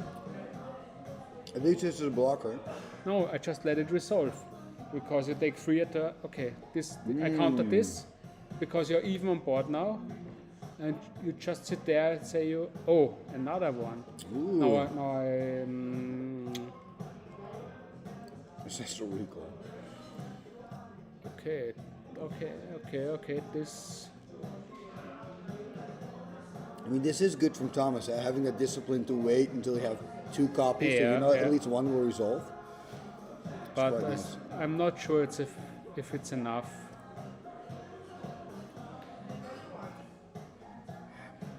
I mean, the problem is he's still drawing like a card extra turn. Yeah. And Thomas is now taking 3 a turn, or if he untaps 1, he's taking 2 a turn. Because of the vaults, Yeah. So you don't have to do that much when you're Oliver, right?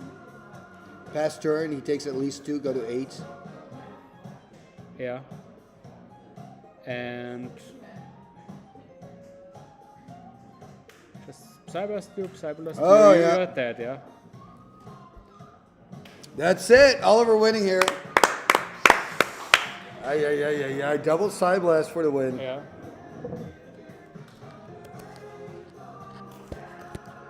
Okay. Nice. Thank you for joining me, man. Thank you.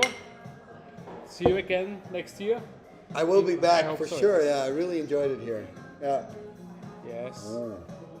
I'm already thinking what about what to play next year, because I want to cut the Lions.